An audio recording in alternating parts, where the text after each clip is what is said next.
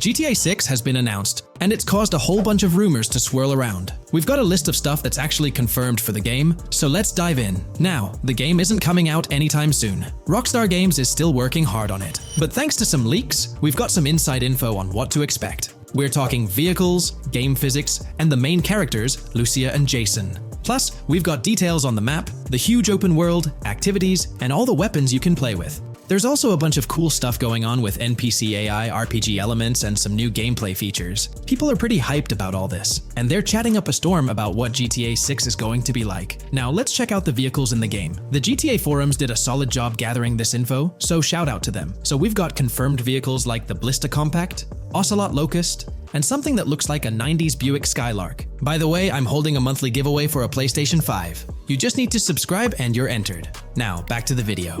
There are a bunch of other cars too, without official names, like a 90s Chevy Caprice, a 2016 present Chevy Malibu, a Chevy Sonic, and a 2018 to 2022 Honda Accord. Rockstar usually gives these cars funny names. Other rides include the Albany Primo, Benefactor Shafter LWB, something that's like a mix of Ford Explorer and Tahoe from the 90s or 2000s, a 2018 present Toyota RAV4, with Lexus NX vibes and a Mercedes grille, the Pegassi Tauros, a 1980s Jeep CJA Scrambler, a 5th Gen F150, a G20 conversion van, a Brute Camper, a Vapid Speedo, HY Mixer, Metro Mover, D-Class Sheriff SUV, Mobatsu Sanchez Livery, Nagasaki Street Blazer, a 1970s Ford Ranchero, a 1971 Buick Estate, an Albany Emperor, D-Class Turbo Sabre, Yoga Classic, the Contender, and Sadler. And don't forget the Slam Van Pickup, Bobcat XL, an updated Regina, Alpha, Gauntlet Classic, Moonbeam Helion, Boxville Go Postal, an unknown Albany car that's based on a 1959-60 Cadillac, a Rebel, some Asian sedan, Ferrari or Feroci, Baller, Novak, Buffalo STX, Alpha and Feudo, a Benson,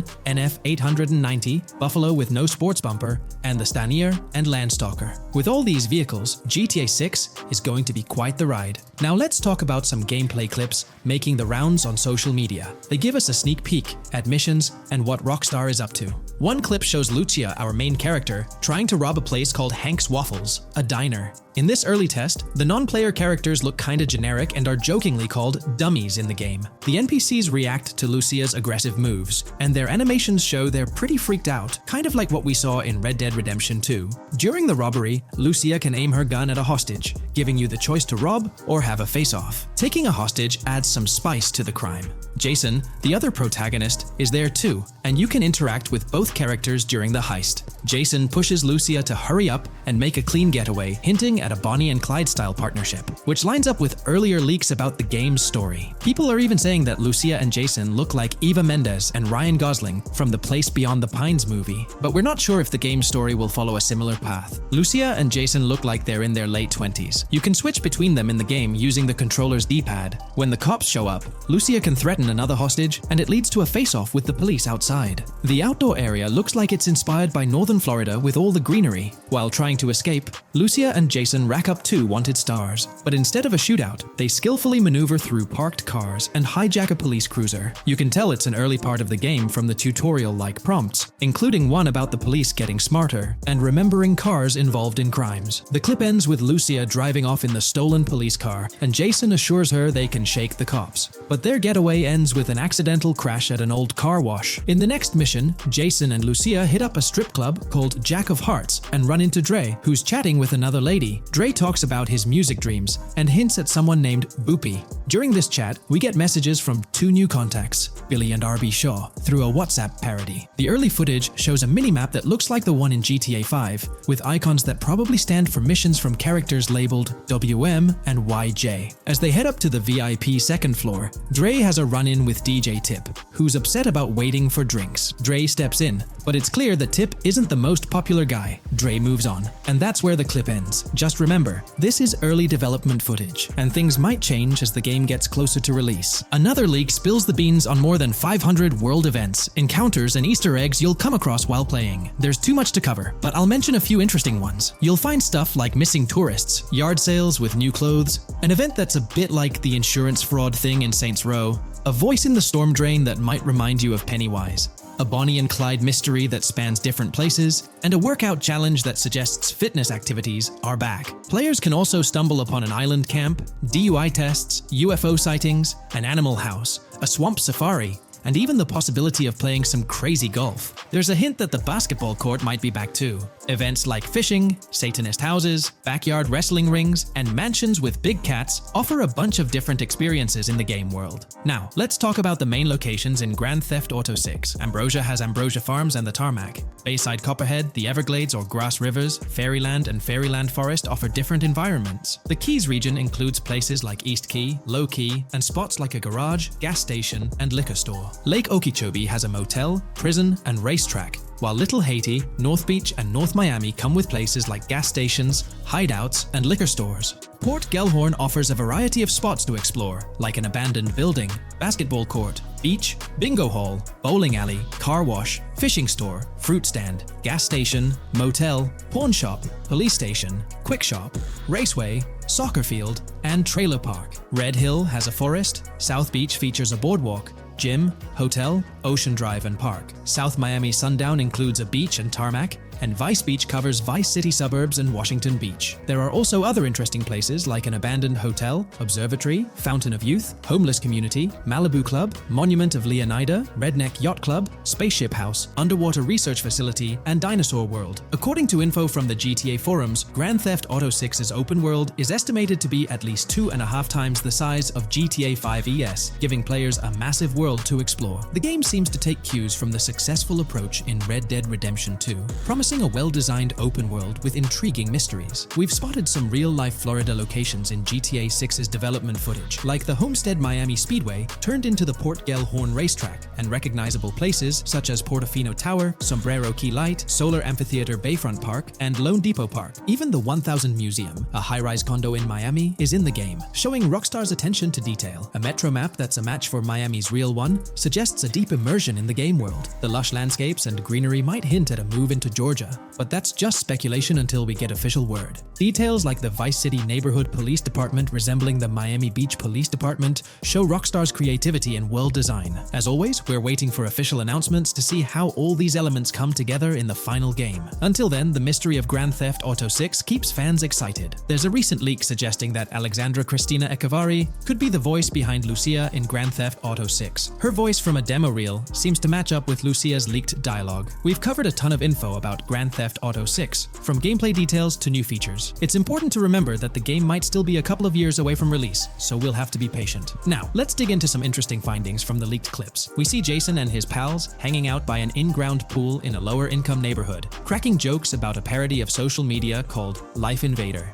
It's all about brain downloading and poking fun at Jay Norris's demise. Classic Grand Theft Auto humor. The leaked clips also give us a peek into early police AI testing, showing NPCs using cover better during gunfights. In one scene, Jason robs a diner worker with an assault rifle, and we see some dialogue options that look like they're from Red Dead Redemption 2, but they might just be placeholders. Jason's new ability to go prone is a fresh addition to the franchise, and a scene in a thrift or antique shop hints at the option for robbery, maybe even a place to sell stolen items, which adds depth to the gameplay. There are animation tests for Lucia and Jason, doing stuff like jogging, stopping, and ducking to avoid gunfire. Rockstar's developers also tested vehicle crashing physics, with a car driving over an overpass. Highway signs mention North Beaches and Lake Leonida on Interstate 97, with the current exit leading to Washington Beach. In another scene, Jason stumbles upon a shipping container full of cash and a motorbike. Various development clips show changes to the inside of a vehicle, suggesting new vehicle designs or customization options for players. Throughout the clips, there are various interactions with NPCs in the open world, like characters taking selfies, which makes the game's world feel more immersive. Another mechanic borrowed from Red Dead Redemption 2 is the ability for characters to pick up and carry bodies, adding depth to the gameplay. We also see other influences from Red Dead Redemption 2 in different aspects of the game. The weapon wheel system is similar to Red Dead Redemption 2 with limited weapons and items you can carry. Lucia has a loot bag that might be used for robberies or stealing stuff from different places. The inventory system lets players hang on to health kits and other items for temporary buffs, and Jason can pick up and drop weapons from his inventory. In one scene, Jason enters a gang member's territory and takes cover behind a truck, and we see unique animations for characters reacting to getting shot. There's a mention of a jetpack that was previously leaked by Tom Henderson, and it's inside the Jack of Hearts Club. The game includes parody logos for social media like Snapchat, Instagram, and Life Invader. Characters have different hairstyles, and there are realistic details, like Lucia's bra showing under her shirt, which adds to the game's realism. A new feature is the ability for players and NPCs to hold their guns sideways, which changes things up in combat. We also see Jason doing some fancy rifle tricks in the air, and another character in a parking lot shoots at him while holding his pistol sideways. The clips mention animations like overdose, which hints at unique actions or events in the game. There are hints of horses and horse riding mechanics, likely inspired by Red Dead Redemption 2. The open world is packed with places to explore, like motels, metro stations, restaurants, pawn shops, and supermarkets. Small details like being able to get a gumball from a quick shop machine add to the overall experience. The game adds RPG elements, like managing food, drinks, sweat, fatigue, and even taming animals, which gives players a deeper gameplay experience. There are references to mountain bike ramps and city bike rentals, promising fun cycling activities. The leaked clips talk about loads of weapons, from regular firearms like pistols, shotguns, and rifles, to unusual ones like golf clubs, baseball bats, and crowbars. Players can also use tools like flashlights, binoculars, and lockpicks. Players can stay in motels and hotels, with the Kington Hotel as one option. There's even a pool party with live music for players to attend. References to the Everglades and wildlife like alligators, snakes, raccoons, and birds hint at diverse and unique environments to explore. A cool addition is the ability to shoot while swimming, which adds a new twist to combat situations. With all these elements, Grand Theft Auto 6 promises to be an immersive and engaging gaming experience. This most recent update, which debuted just a few hours ago, represents the pinnacle of this extensive fan-driven mapping project. Here's a peek at the current state of the GTA 6 map. We've got Vice City and Port Gilhorn in the mix, with tweaks made to both cities, along with some other spots on the map. Keep an eye out for changes like the prison from the opening shot and the Gator Keys. To kick things off, there's a fresh addition to Vice City known as Waning Sands. While details about this neighborhood are mostly speculative at this point, it's believed to be the setting for a pivotal scene from the trailer.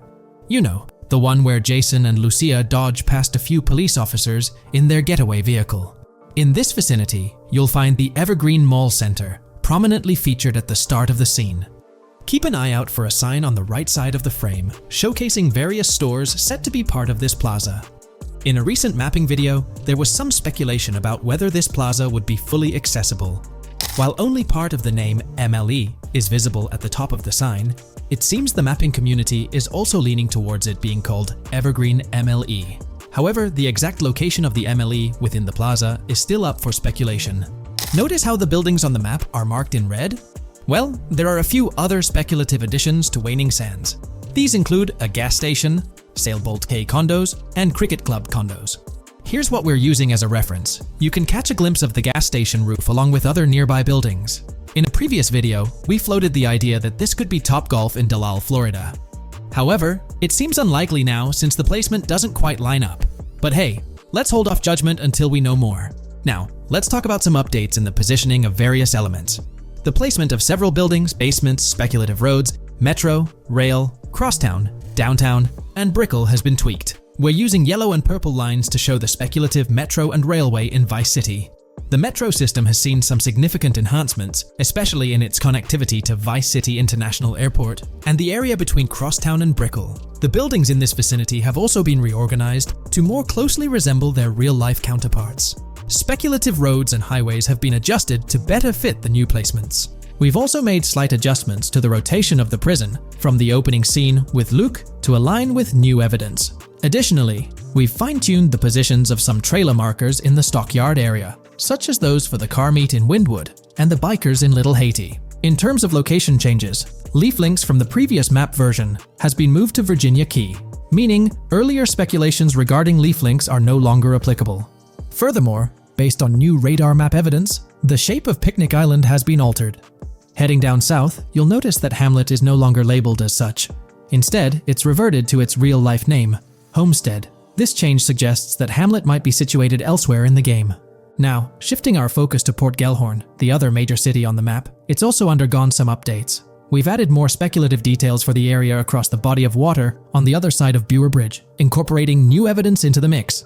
So, to sum up, those are the latest updates to the GTA 6 mapping project. Before we wrap up, let's delve into an interesting discovery from the first official trailer.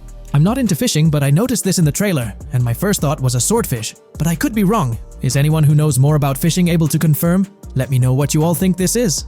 Well, that's quite an intriguing find. Personally, it seems like a house decoration to me, but I'm eager to hear your thoughts in the comments below. In the next part of this video, we'll tackle the question about Georgia. On display in the leaks and backed up by inside journalists, the game will feature a plethora of locations that focus on Miami and the surrounding areas. The two main locations of the game are Vice City, based on Miami, and Port Gellhorn, which lifts direct locations from Panama City. As well as this, it seems Rockstar have brought down and featured locations from Georgia, including a prison and mountain ranges not present in real-world Florida. I'm curious, do you think Georgia will make an appearance in GTA 6? Let's examine the evidence we have so far. There have been some recent findings, so let's kick off by checking out this Reddit post. Georgia evidence. In the leaks, there's a mention of canyon etchings, along with the other ambient events, which I thought couldn't be in or based in Florida. The nearest canyon to Florida is Providence Canyon State Park in Georgia and is only 2.5 hours away from Florida. This also may explain Red Hill Forest and the testing of Scree Hills in the leaks. There's also a couple mountains or large hills seen in the trailer. The first looks more like a large hill in North Florida, probably for hill climbing, but the second one at the end of the trailer looks like a Georgia mountain like the one seen in the leaks. First off, this individual is discussing a clip from the leaks where a developer is seen firing an assault rifle at a vehicle while Lucia is in the background. They've noted several ramps in the clip, suggesting developers use them to test vehicles on different slopes. The clip also shows various types of ramps listed, including MTB ramps, hill climb, mud drag, Scree Hill, mud drag string, and crash tests, as well as MX tracks. The speculation is that Rockstar might have been testing the Scree Hill due to its resemblance to locations in Georgia. Additionally, two shots from the trailer show hills. One at the 59-second mark where someone jumps on a table, causing it to break, revealing multiple cars ascending a steep hill in the background. And another in the final shot, where Lucia kicks down the door to a convenience store, showing another hill or mountain through the window. Let's delve into the comments and see what the community thinks about these hills. Are there similar hills in Florida?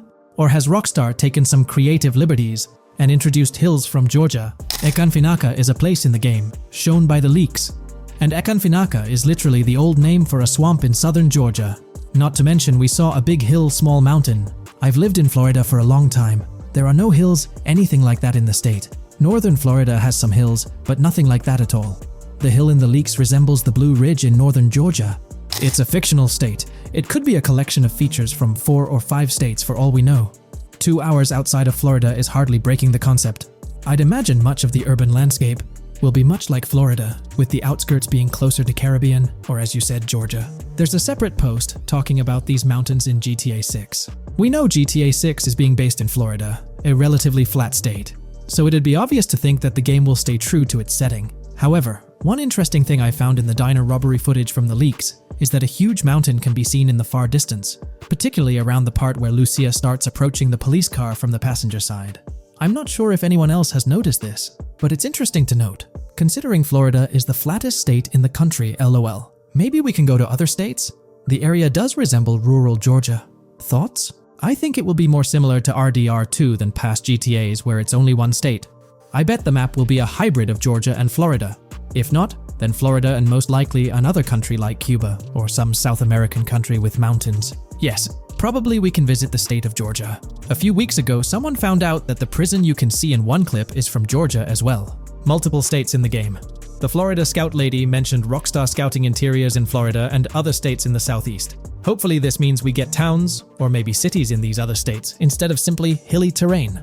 As this individual pointed out, there's a prison visible in one of the leaked clips, and it bears a striking resemblance to Augusta State Medical Prison.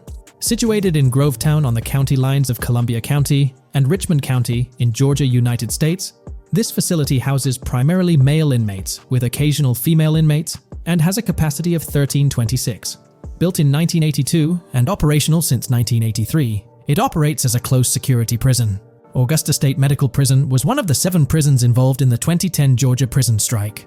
With such solid evidence pointing towards Georgia, or at least a portion of it, being featured in the GTA 6 map, it's worth noting that Rockstar has done similar things before.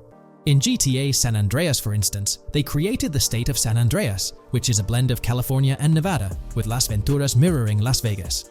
Feel free to share your thoughts on everything discussed in today's video in the comments section below. In today's video, we're about to explore the intricacies of the Vice City mapping project, unraveling the mysteries of the latest map iteration. Join us as we meticulously analyze the details and draw insightful comparisons between the expansive GTA 6 map and its predecessors within the series. Our adventure doesn't stop there. We'll be immersing ourselves in the leaked information from 2022, unveiling a treasure trove of open-world activities. Brace yourselves for a comprehensive list featuring every nook and cranny on the GTA 6 map, showcasing not only new additions, but also the anticipated return of beloved locations from the iconic GTA Vice City, as hinted in the leaks. Let's kick off this exploration by delving into the heart of the GTA 6 mapping project. For those familiar with it, this official endeavor aims to provide a scale-accurate representation of what players can expect in the actual game. The map sprawls across two major cities, Vice City and Fort Gorn, and every detail is meticulously curated from leaks and the official trailer. Now, for those wondering about the seemingly expansive green spaces on the map, it's important to acknowledge the limitations of our knowledge. The apparent emptiness serves as a stark reminder of the scarcity of information currently available. The top portion of the map, appearing cut off, isn't indicative of boundaries or future expansions, but is rather a canvas awaiting details yet to be unveiled. Addressing rumors about the map's size, speculation abounds that GTA 6 will boast 3 major cities. While Vice City and Port Gorn are confirmed, the third city remains shrouded in mystery. There's a buzz that it might be Yorktown, potentially located north of Port Gorn. However, specifics about the placement of these locations marked in red are still elusive. Now, let's delve into the exciting prospect of exploring key locations on the GTA 6 map. These names, extracted from the official trailer and leaks, offer a tantalizing glimpse into the rich and diverse world awaiting players. Get ready to traverse the landscapes of Yorktown Red Hill Fairyland Forest, near Berryland, a whimsical Disneyland parody, Ambrosia Lake, Leonida, Lore North, Beaches Belleville, Ica, Vice City, Hamlet, Grass Rivers, and the enigmatic Gator Keys. As our journey unfolds, stay tuned for more updates, insights, and speculations surrounding the continually expanding universe of GTA 6. The road ahead promises thrilling surprises, and we're here to navigate it together. Now, let's delve deeper into the intriguing details surrounding Port Gellhorn. The bustling streets and structures around Hank's Waffles Diner, a focal point for a heist according to the leaks, spark anticipation for dynamic in-game events. The meticulous rendering of these locales not only captures the essence of the city, but also invites players to immerse themselves in the narrative-driven experiences that Rockstar Games is known for. Examining the speculative changes in Port Gellhorn, the notable relocation of the Port Gellhorn airfield suggests a strategic reimagining of the city's layout. This shift, coupled with the adjustment of the Port Gellhorn Raceway, hints at a carefully planned urban evolution, potentially altering the dynamics of the airport's placement within the city. The industrial sector of Port Gellhorn provides a gritty backdrop, with the iconic United States prison maintaining its imposing presence. The inclusion of the pawn shop, prominently featured in the trailer, underscores the developer's commitment to integrating real-world elements seamlessly into the game environment. Venturing southward, areas like Second Fina and Belleville remain enigmatic, their constant relocation adding an element of unpredictability to their final positioning on the map. Ambrosia La Pearl, steeped in mystery, teases players with its undisclosed location, heightening the sense of intrigue surrounding these diverse neighborhoods. Our exploration now takes us into the heart of Vice City, where a substantial chunk of the urban landscape unfolds before us. While speculation abounds regarding the placement of red buildings and names, the gray structures, sourced from both the trailer and leaks, serve as tangible landmarks, anchoring our understanding of the evolving cityscape. Vice Beach emerges as a vibrant district, adorned with numerous hotels that were meticulously analyzed in previous videos, providing a tangible link between the virtual world and its real-life counterparts. Washington Beach, with its diverse skyline, beckons players with promises of new adventures, enhanced by the improved streets of Stockyard, Little Haiti, Rock Ridge, and Crosstown, as showcased in the trailer footage. Descending further into the enchanting realm of Grass Rivers, we come across the enigmatic district of Hamlet, speculated to mirror the charm of Homestead. Yet, the persistent red designation leaves us tantalizingly in the dark about its precise location. This region reveals fascinating landmarks, including a power plant nestled at Turkey Point and a sewage treatment plant, painting a vivid picture of the industrial landscape. as gleaned from leaked footage. The presence of grass rivers itself, along with the mysterious gator keys and the alluring sundown, adds an extra layer of intrigue to this particular segment of the expansive GTA 6 map. A moment of appreciation is certainly due to the dedicated individuals steering the mapping project, whose commendable efforts grant fans an evolving and detailed peek into the GTA 6 world. Their commitment to accuracy and meticulous attention to detail foreshadow an immersive gaming experience, setting the stage for the excitement surrounding the official release. Now, let's delve into a truly mind-blowing comparison that has set the gaming community abuzz. Our gaze shifts to the juxtaposition of Los Santos from GTA 5, Liberty City from the iconic GTA 4, and the highly anticipated Vice Beach from GTA 6. The comparison not only highlights the need for potential adjustments in Vice Beach's size, but also emphasizes the extraordinary density and detail that players can expect. Acknowledging the observed need for a slight enlargement of Vice Beach, the visual impact remains nothing short of extraordinary. The comparison underscores the incredible density that GTA 6 promises, reminiscent of the lively streets and vibrant atmosphere experienced in the streets of GTA 4's Liberty City. Speculation regarding the buildings in Vice Beach, as showcased in the mapping project, heightens the anticipation, with the close proximity of structures promising an unparalleled level of immersion and detail, evoking nostalgia from the beloved GTA 4 era.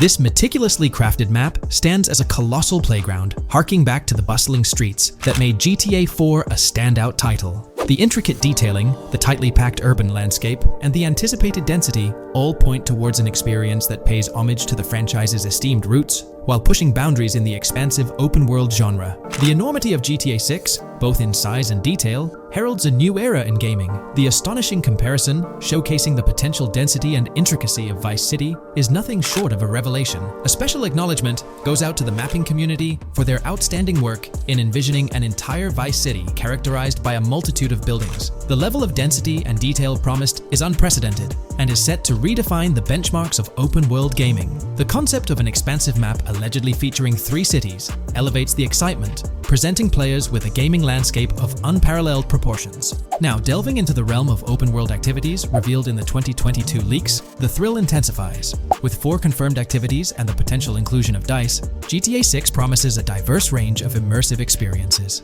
Golf, fishing, and races are confirmed elements that contribute to the dynamic and engaging environment that Rockstar Games is crafting. A particularly intriguing moment unfolds in the trailer, as Jason, visibly nervous, speeds away from a robbery scene, with Luke clutching the ill-gotten cash. In the distance, the iconic Topgolf in Doro makes a cameo, a real-world entertainment destination located in Doro, Florida. The climate-controlled hitting bays, HD TVs, and sports bar elements create an enticing backdrop for players to explore. This real-world integration adds a layer of authenticity, bridging the gap between the virtual and real worlds. Fishing, poised to be a serene yet potentially rewarding pastime, is expected to be available from various locations in the vast ocean. Races, an integral and adrenaline-pumping element of the GTA series, are set to deliver high-octane excitement that fans have come to expect from the franchise. Furthermore, a detailed list from the GTA 6 document unravels every location visible in the leaks on the GTA 6 map. This includes not only new and thrilling destinations, but also the return of iconic locations from the beloved GTA Vice City. The inclusion of familiar locales adds a nostalgic touch, creating a seamless connection between the past and the present within the expansive world of GTA 6. Now let's embark on a comprehensive exploration of some of the familiar locales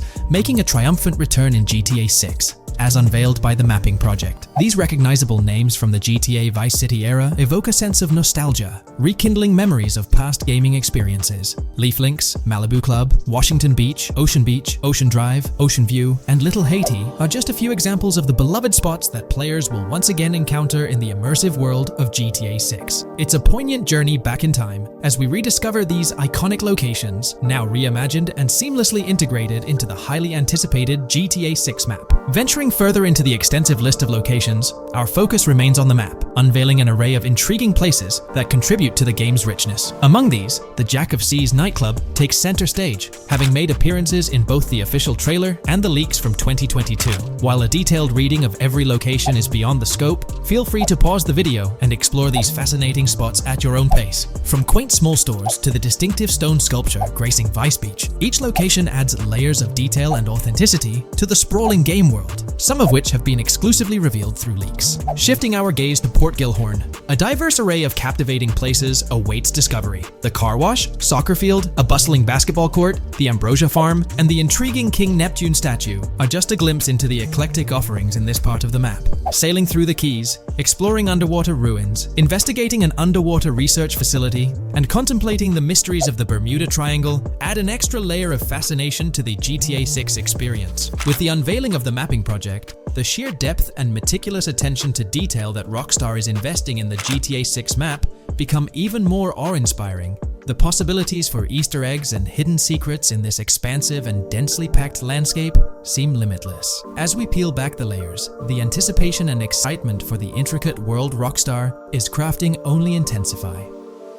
Today, we're delving into the realm of GTA 6 Online, the upcoming multiplayer aspect of Rockstar Games' Grand Theft Auto 6. We'll dissect all the insights gathered from leaks back in 2022, alongside an intriguing anti-cheat patent filed by Rockstar's parent company, Take-Two Interactive. This patent offers a glimpse into how the forthcoming online experience aims to ensure a safer environment compared to the current GTA Online. Furthermore, we'll explore a novel method Rockstar plans to implement in GTA 6 for managing online sessions. This innovation promises to infuse the expansive world of GTA 6 with a livelier atmosphere, enriching the player's immersion in its intricacies. Undoubtedly, GTA Online stands as a titan in the realm of multiplayer gaming. Its enduring popularity has significantly contributed to the ongoing success of GTA 5 over the past 11 years. This success owes much to Rockstar's astute strategy, crafting a robust core game with GTA 5 and then supplementing it with regular content updates for the online segment. By continually introducing new weapons, vehicles, and attire, Rockstar keeps players engaged and motivated to accumulate in-game currency. As we eagerly anticipate the official unveiling of GTA 6, players are hopeful that it will address prevalent issues plaguing the current iteration. Chief among these concerns is the rampant presence of modders and cheaters, whose actions not only disrupt gameplay, but also pose security risks by unlawfully accessing personal data. To tackle this issue, Rockstar has devised a fresh approach set to debut in GTA 6. This method aims to bolster the game's security measures. The patent responsible for this enhancement is titled Method and Apparatus for Preventing Cheating in a Video Game Environment by Providing Obfuscated Game Variables. Filed by Take-Two Interactive, Rockstar's parent company, in 2019, this patent outlines a system and method aimed at curbing cheating within video game environments. By disguising game variables in memory, the patent seeks to thwart attempts by players to monitor and manipulate values such as health, ammunition, and in-game currency for unfair advantages. Traditionally, developers combat such exploits by encrypting, coding, or obfuscating the location of these values, alongside implementing integrity checks to detect unauthorized modifications. However, these methods have drawbacks, as they often impact game performance and inadvertently expose variable locations to savvy attackers. Rockstar's innovation lies in masking the whereabouts of these variables, offering a more robust defense against cheating in GTA 6's online. I won't delve into the technical intricacies, but essentially, Rockstar employs a clever and seemingly straightforward technique to conceal these values. This makes it considerably tougher for attackers to pinpoint their locations. While the concept of masking values may seem straightforward, its effectiveness in bolstering stability and enhancing security for the future online segment is paramount. Moving forward, let's turn our attention to the next patent, titled System and Method for Session Management in a Multiplayer Network Gaming Environment. Filed by T2 Interactive in 2021, this patent addresses disclosed are systems and methods for session management. The disclosed system allows for seamless merging and splitting of network sessions in a multiplayer network gaming environment. Seamless session management allows dynamic movement of players in a virtual world during gameplay without unnecessary loading and/or stalling. As the players in the virtual world move around, the management of active game sessions can be improved to affect a more realistic perceived population. In this patent, Rockstar highlights the crucial role of online components in the success of many games, citing GTA Online as an example. They emphasize the challenges of managing network technology and resources to create a vibrant virtual world. Traditional MMO games often face limitations in session management, with some opting for single sessions that may restrict the depth of content due to increasing player counts. Others utilize multiple sessions, which can hinder feasibility, especially in peer-to-peer exchanges like in GTA Online. To address these issues, Rockstar has developed a pioneering system for seamless session management. This innovative approach enables fluid splitting and merging of network sessions, allowing for a more immersive virtual world free from hardware and software constraints. Allowing players from different sessions, but in the same virtual area of the map, for example, to be merged into a single session. This allows players from previously different sessions to come across one another, thereby making the virtual world seem more populated. As an additional advantage, seamless session merging handles many network failures silently. In prior art systems, a player who loses network connectivity can be kicked out of a session and may not be able to rejoin because they are in a session by themselves. However, the Session Management System 100 allows for a disconnected player to exist in a session by themselves for a predetermined period before they are reconnected to the remaining players in the session or can be joined with another session. The method begins with monitoring a triggering event. In some embodiments, the triggering event defines when to merge two sessions or split a single session. For example, when the object, virtual players, are in the same session, move physically apart from another, the object by a predetermined virtual distance, this triggers the session management system to split the session into two different sessions. Likewise, if objects from two different sessions are within a predetermined virtual distance from one another, the session management system and merge the sessions to allow interaction between objects of the respective sessions. Other instances of monitored triggering events encompass various player and object actions, including changes in position or visibility, player entries and exits from the virtual world, and game-related activities like mission completions or tutorial beginnings. Rockstar's solution ensures seamless management of these events, preventing inconsistencies such as duplicated objects during session transitions. This approach accounts for factors like virtual geography, team management, networking resources, and social relationships to maintain continuity across sessions. For example, once a session is split, there can be two sessions, each with their own distinct copy of an object. Avoiding this split can avoid players that intentionally duplicate valuable objects to exploit virtual game economics. If these two sessions were to later merge, there can then be two identical objects in the same session. In this manner, the session management system advantageously avoids object duplication when two players are merged following a split. I trust that I've conveyed this information clearly. The implementation of this new system in GTA 6 promises to enhance the game's atmosphere, ensuring a more bustling world while maintaining a high level of detail throughout. Now, let's delve into what we've learned about GTA Online from the leaks of 2022. Multiplayer. In the bottom left in one of the clips, one can see there are two players in a 30-player lobby. This is because there are two slots for spectators, similar to GTA Online and Red Dead Online. There is also a reference to the script host. After that, there is a code which is either the session host or game master. Based on the information gathered, it seems probable that peer-to-peer connections and 30-player lobbies will make a comeback in GTA 6 Online. However, there's a twist in how sessions will operate, allowing for seamless transitions between them.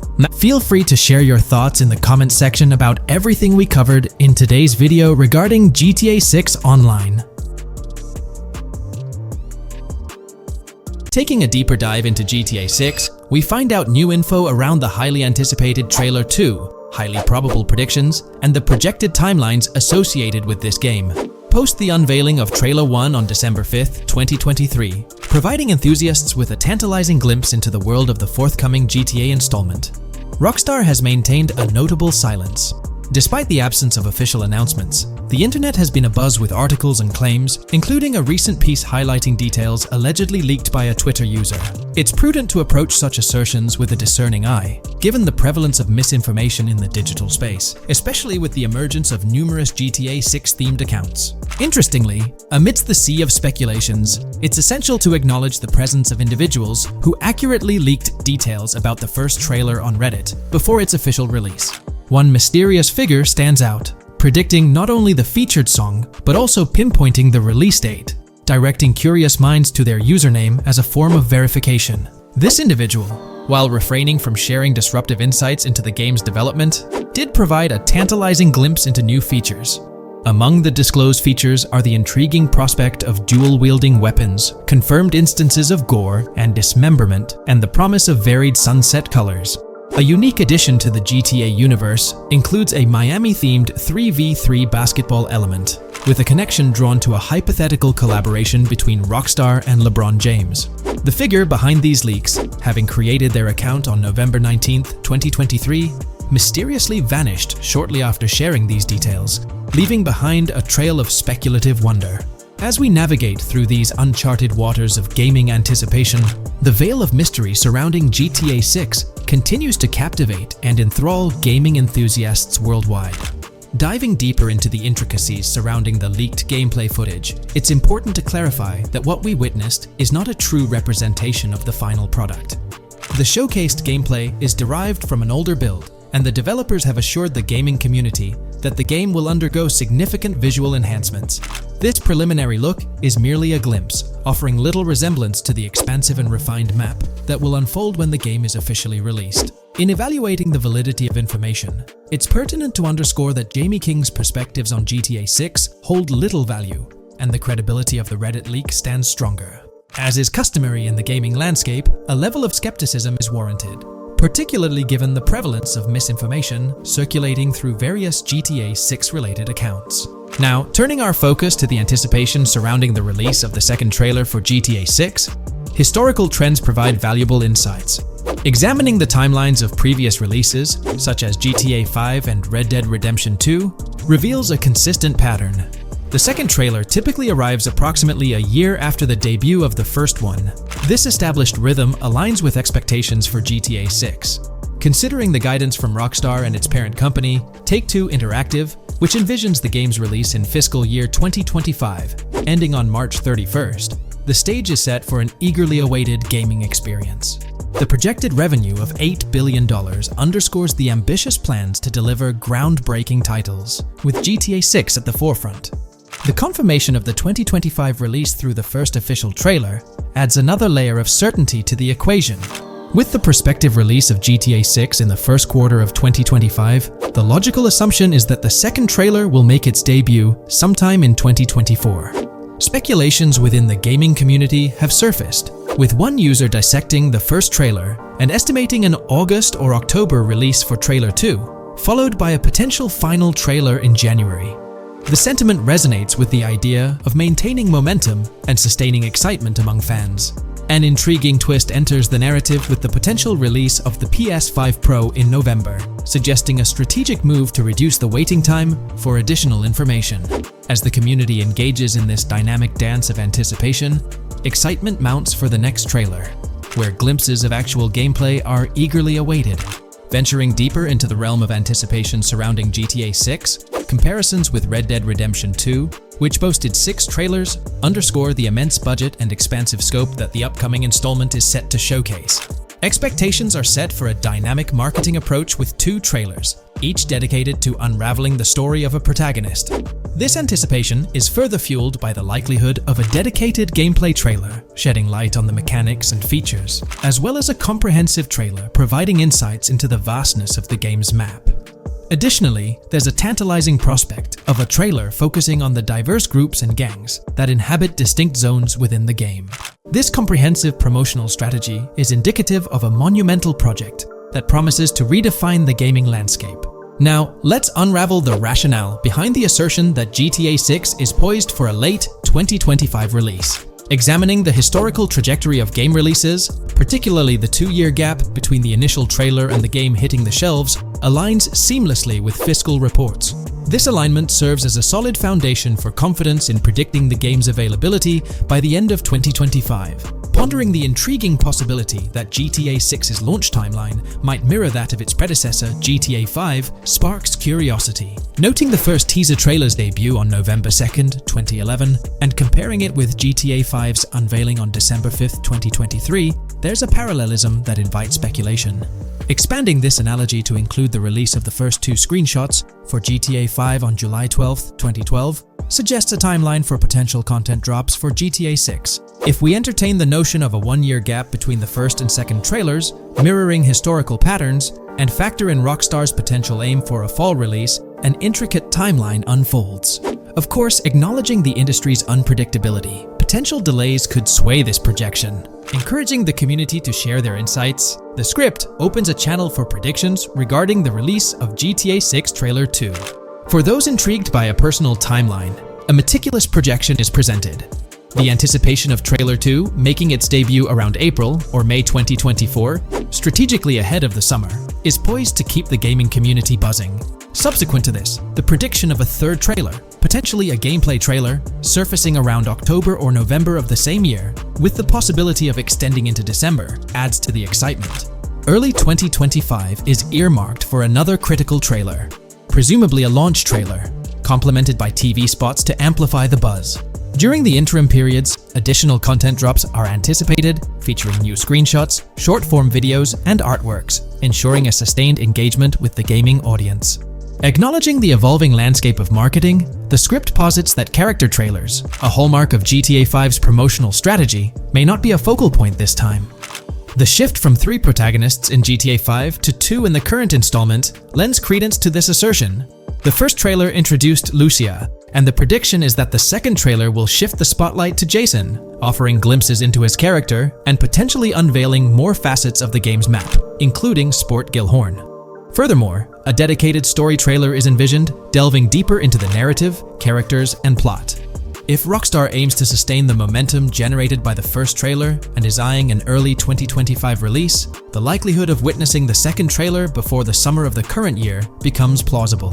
This expansive and speculative exploration of GTA 6's potential trajectory invites the gaming community to share their perspectives, fostering an engaging discourse in the comments section.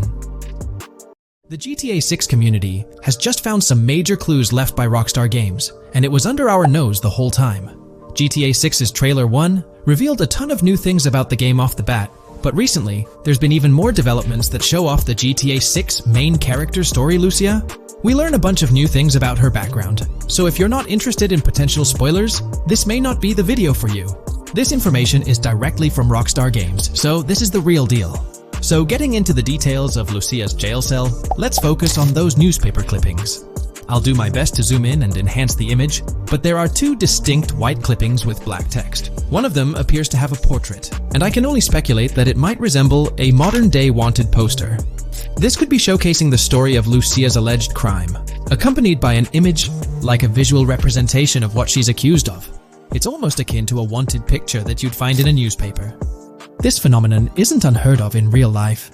When people do something noteworthy or newsworthy, it's not uncommon for them to keep a record of it, like an article, and put it up on their wall as a sort of memento. It's like a snapshot of a moment in their life, even if it involves legal trouble. So Lucia might be preserving this particular newspaper clipping as a piece of her history, whether it's for sentimental reasons or perhaps as a reminder of the circumstances that led to her incarceration. Now let's broaden the scope a bit and draw comparisons to previous GTA protagonists. Take Michael DeSanta, for instance. His mansion has family photos on the walls.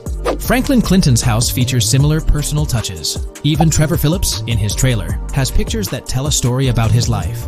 It's not just confined to the HD era. Even in the 3D era games, characters had their own way of leaving traces of their lives in their living spaces. This inclination to personalized living spaces is fascinating.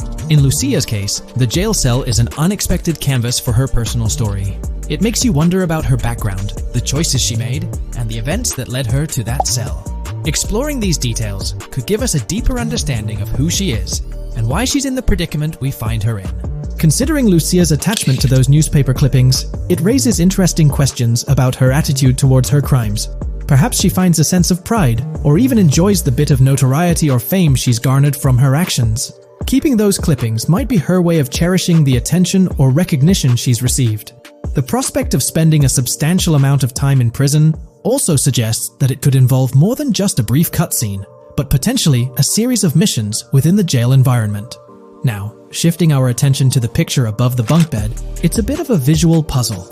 While it's challenging to discern details, on the left side, there's a guy with a drink in hand, donning a white t-shirt. Next to him is a woman with voluminous hair, and in the foreground, there's another figure. This composition raises the question of whether these individuals could be Lucia's family.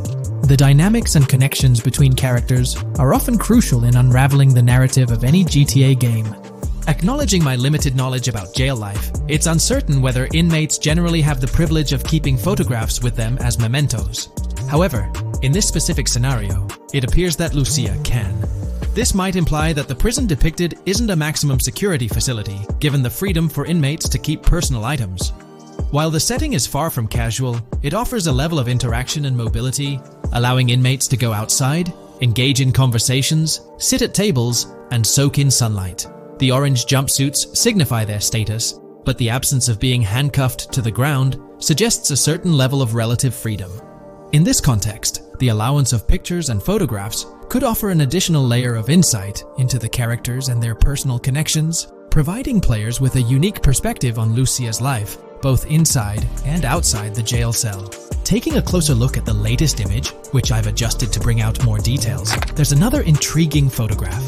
A guy in an orange shirt catches the eye, positioned alongside two women on the right.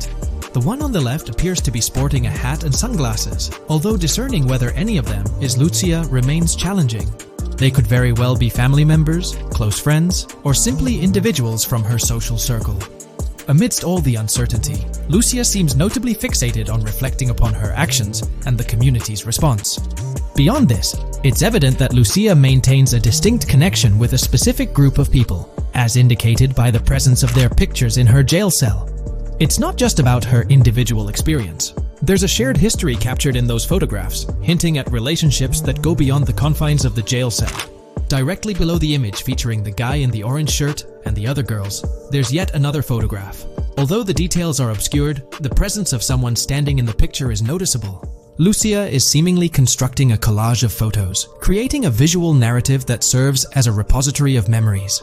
These images might play a crucial role in not only grounding her within the context of her relationships, but also providing a semblance of continuity and connection to the outside world. It's worth mentioning that the footage I'm working with is the highest quality version sourced from YouTube, as Rockstar hasn't officially released it on their Newswire page. Despite being in 4K, the YouTube upload might introduce some compromises in image quality, so there could be nuances in the pictures that we might miss. Once Rockstar throws the official trailer our way, we're likely to get a treasure trove of additional details. But for now, let's roll up our sleeves and dissect the snapshots from Lucia's jail cell. Apart from Jason, there's another player in Lucia's story. Stephanie, the Leonid Department of Corrections representative. Picture a different scene though. Lucia's cell is a far cry from Stephanie's office. In this particular shot, Stephanie's unmistakably holding down the fort in a black dress, center stage on the right. Flip to the left frame, and there she is again, donning a red dress on the right side. Behind her, there's a framed message teasing with "if you miss," but the rest remains a mystery due to some pesky screen glare. Now let's make a full turn and voila, another Stephanie pic in the bottom right corner. This time, the backdrop suggests a domestic scene, perhaps with a partner. She's got on some bluish shades, slightly different from what we catch a glimpse of later. The background paints a more vivid picture, a collection of books, pamphlets, a conspicuous high-visibility vest, and yet another potential newspaper clipping. Whether it's a routine thing or an anomaly, the jury's still out. So, what's the inside scoop on Lucia's backstory gleaned from her jail cell environment? Well, the state of the jail suggests it's seen better days. Peeling bits off the windows hint at a place with some history. That initial shot with the barbed wire strongly implies it's not a newly minted spot. It's got the wear and tear of time etched into its surroundings. As we immerse ourselves in the intricacies of Lucia's life within the jail cell, the narrative unfolds as a captivating tapestry, each element contributing to the rich story. The subtleties, from the cryptic newspaper clippings shedding light on her alleged crimes to the carefully chosen photographs depicting relationships with family and friends, create a vivid and compelling portrait of Lucia's existence, both within and beyond the jail confines. The personal touches within her confined space evoke a rawness that harks back to the legacy of previous GTA protagonists.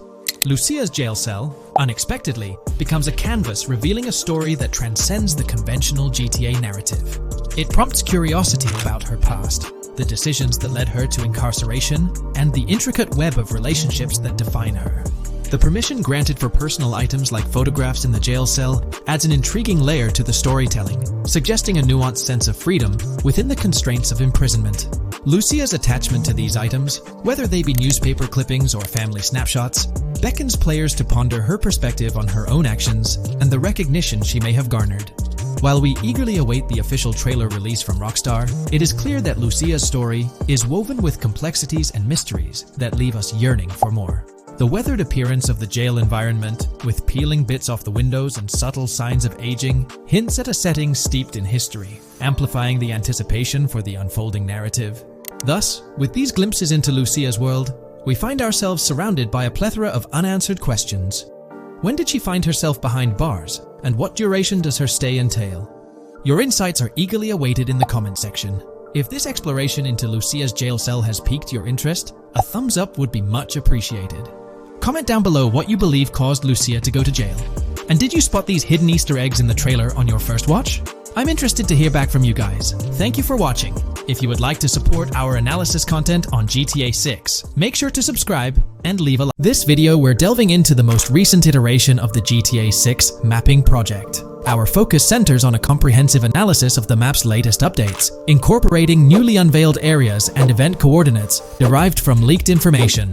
Additionally, we will explore fresh insights from the initial official trailer, including the revelation of an accessible plaza. A noteworthy aspect we'll be dissecting is the potential expansiveness of the map, hinted at by newfound highway evidence in the trailer. Furthermore, we'll examine a conceptual representation illustrating the potential magnitude of the GTA 6 map. The trailer also provides a glimpse of Starfish Island, a detail we'll thoroughly cover in today's session. Let's initiate our examination by diving into the GTA 6 mapping project. For those not aware, this stands as the most extensive and refined community-driven mapping endeavor, aiming to deduce the GTA 6 map with the utmost accuracy. This endeavor leverages evidence from leaks and the primary official trailer. In our previous map analysis, we scrutinized significant alterations in the Boardgorn and Grass Rivers areas, expanding the map to an impressive 18 by 8 kilometers. However, today's exploration will predominantly focus on alterations in the Vice City region. Rumors suggest that the GTA 6 map will encompass 3 major cities, with Vice City and Portgorn being the identified urban centers so far. Vice City, drawing inspiration from Miami, and Portgorn, a fusion of Gulf cities in Florida. The speculated third city could possibly be modeled after Orlando or Tampa. Earlier rumors hinted at Yorktown being the third city, approximately aligning with Tampa's location. However, intriguingly, structures observed in leaked material from Portgorn were reminiscent of Panama City. Rockstar appears to amalgamate elements from distinct cities to craft a unique virtual landscape. Turning our attention specifically to Vice City, notable modifications are discernible in the Stockyard and Crosstown area. While these alterations may not be immediately apparent, a thorough comparison with the prior map iteration reveals notable changes in street layouts for improved connectivity. Building positions, including the relocation of the Jack of Hearts nightclub, featured in leaks and the trailer, signify significant shifts. Adjacent structures visible in the trailer's music video shoot scene have undergone subtle rearrangements. A noteworthy addition to the GTA 6 mapping project encompasses events gleaned from leaks, introducing a dynamic layer to our understanding of the evolving landscape. At present, we've pinpointed 4 events on the map, marked by light blue dots. These events include the missing persons poster at the liquor store, the big cat cage roof at Everyday Art Elephant, and the Everyday Art Sidewalk Creep, all clustered around the Crosstown SL Stockyard area. Meanwhile, there have been notable changes in the Vice River area, with some buildings rearranged and brought closer to the river. The overall shape of this area has also been altered, and a new marina building near the airport has been introduced, based on recent evidence. Another significant alteration concerns the incorporation of Ica and Belleville into Vice City. While their status remains speculative, with their names displayed in red, Ica is purportedly inspired by Alapata, a neighborhood in Miami-Dade, while Belleville draws parallels with Brownsville. Formerly perceived as small towns on the outskirts of Vice City, they're now considered part of the Vicedale neighborhoods, following fresh evidence. This reclassification potentially places scenes like the police officer pursuing the overweight individual in the Belleville neighborhood. Furthermore, a notable discovery linked to Tommy Vercetti's mansion has surfaced. Star Island's inclusion in the game has been confirmed, evidenced by its appearance behind the Rockstar game's title, and in a scene featuring a bikini-clad woman. This revelation solidifies its status as a game location, with strong ties to the original Starfish Island from GTA Vice City, where Vercetti's estate was situated. The prospect of encountering the mansion in-game, whether as an accessible structure or an abandoned relic, remains uncertain but tantalizing. The mention of Star Island remains speculative, as indicated by its red font, leaving the possibility open for it to be renamed Starfish Island or something else. These developments encapsulate the latest updates to the GTA 6 mapping project. Additionally, let's delve into a Reddit post that has garnered attention. I'm still very intrigued by the prospect. This is a full accessible plaza. The full access plaza featured in the trailer has piqued my curiosity. This snapshot is captured during a scene where Jason and Lucia evade the police momentarily. Positioned on the right side of the frame is a sign, presumably denoting a mall within the game. Notably, several brand names, including Kowalski, Kalis, Scala, and Alpha, are visible on this sign. Furthermore, a portion of the mall's name briefly appears, starting with Ever. Could it be Evergreen Plaza or another variation? The answer remains elusive, and we'll have to await further developments to unravel this mystery. I can pretty much bet on it that this shit will indeed be fully accessible. Most of the signs on that structure look to be clothing and accessory shops, which would easily mean it's accessible to us. I'm really hoping the mall makes a return in this one and will serve kind of as a player hub when online drops. Oh, that would be good. Maybe a spot where you can't attack. Could meet people to join up for races, heists, etc. That would be pretty neat. Now let's shift our focus to some additional findings that might provide evidence for the existence of the third major city in GTA 6. Furthermore, we'll explore why the actual map size of GTA 6 could potentially surpass the estimations derived from the mapping project. Possible map length. Since we don't know what's in the northern part of the map, and we're not sure if it ends where the current mapping project suggests, I thought the map could look something like this. I get that a map like this might be 4 times bigger than GTA 5, so it could be a lot, but we can't be sure about Rockstar's plans. I also think so, because on the east coast of the current map, we have Vice City's predicted beach areas going almost to the very top. Kind of feels like the map shouldn't just end there. And if Port Gellhorn is based on Fort Myers, then maybe Tampa and Orlando could be there too. But with the current borders, there's not enough space even for a small town. Also, shaped like this, the map would resemble actual Florida more. What do you think? Now, here's something to ponder. If the map indeed resembles this depiction, it would be quite astonishing. It's intriguing how the leaks have remained silent about the northern portion of the map. I'm curious to hear your thoughts in the comments. How far north do you speculate the map extends? Do you reckon it's just slightly beyond what's revealed in the mapping project? Or could there be a substantial unseen territory? Shifting gears, let's delve into a significant discovery. An observation on the size of the map using highway exits as a guide. I believe that 2 blink and you'll miss them shots from the trailer, combined with something I saw in the leaks, have given us a serious hint as to just how big the map for GTA V said might turn out to be. Specifically, north-south. The first is the shot of the man grabbing his crotch while stopped on the side of the highway. Specifically, the highway exit signs in the background. They suggest that this shot is being taken from just north of exit 14 on the highway, if turning left has you going east and turning right has you going west. What's more, the GTA V mapping project believes that the highway that this shot is taken from is Interstate 97. Adding to this, there's this shot from earlier in the trailer of the woman in the gold dress hanging out the top of a convertible traveling down I-404, heading towards a junction with 197. At the very start of that clip, you can catch the exit number on the sign she's driving under. You can't see all of it, but to me, it looks more like exit 18 than exit 1B. This one is more speculative though. Now, I'm about to get into the leaks, so I can't post any pictures. There's a clip in the leaks of a red ute heading northbound on 197 towards the exit 13 AB junction that takes 1 to Washington Beach and Ekanfinaka before crashing. The mapping project has been using the leaks to create their maps, and they've placed that stretch of 197 north of Mr. Crotch Grab from the trailer, running through the Stockyard neighborhood. This to me indicates that the highway exits are going to follow a realistic number pattern, with the number increasing or decreasing for every mile traveled. The question is, where does this put exit 12? Exit 11? All the exits going up to 1? I've taken the latest version of the mapping project's map and pointed out where exits 14 and 13 are located. Then, extrapolating from there and using the map's grid as a handy guide, I drew where all the exits further down the numbering scheme might be located. I ran out of room to put exit numbers at #9. If 197 is going to keep following the same numbering scheme all the way north until it hits exit 1, then it's likely that the map is going to be far bigger than we currently think it is, and what's been shown and plotted out so far. In fact, I think the only reason nothing's been plotted up there so far is because so much so far has focused on Vice City and its environs. 404.2 could wind up running just as far north, allowing for a few extra miles and exit numbers to accommodate it crossing the Everglades grass rivers before turning north, as I-75 in real life does. Bottom line, the map for this game is going to be enormous. There's been some chatter among you all about another potential scenario, the possibility of I-97 serving as a loop highway encircling the map's perimeter, similar to GTA 5. While this is a valid consideration, I've largely dismissed it due to a straightforward reason.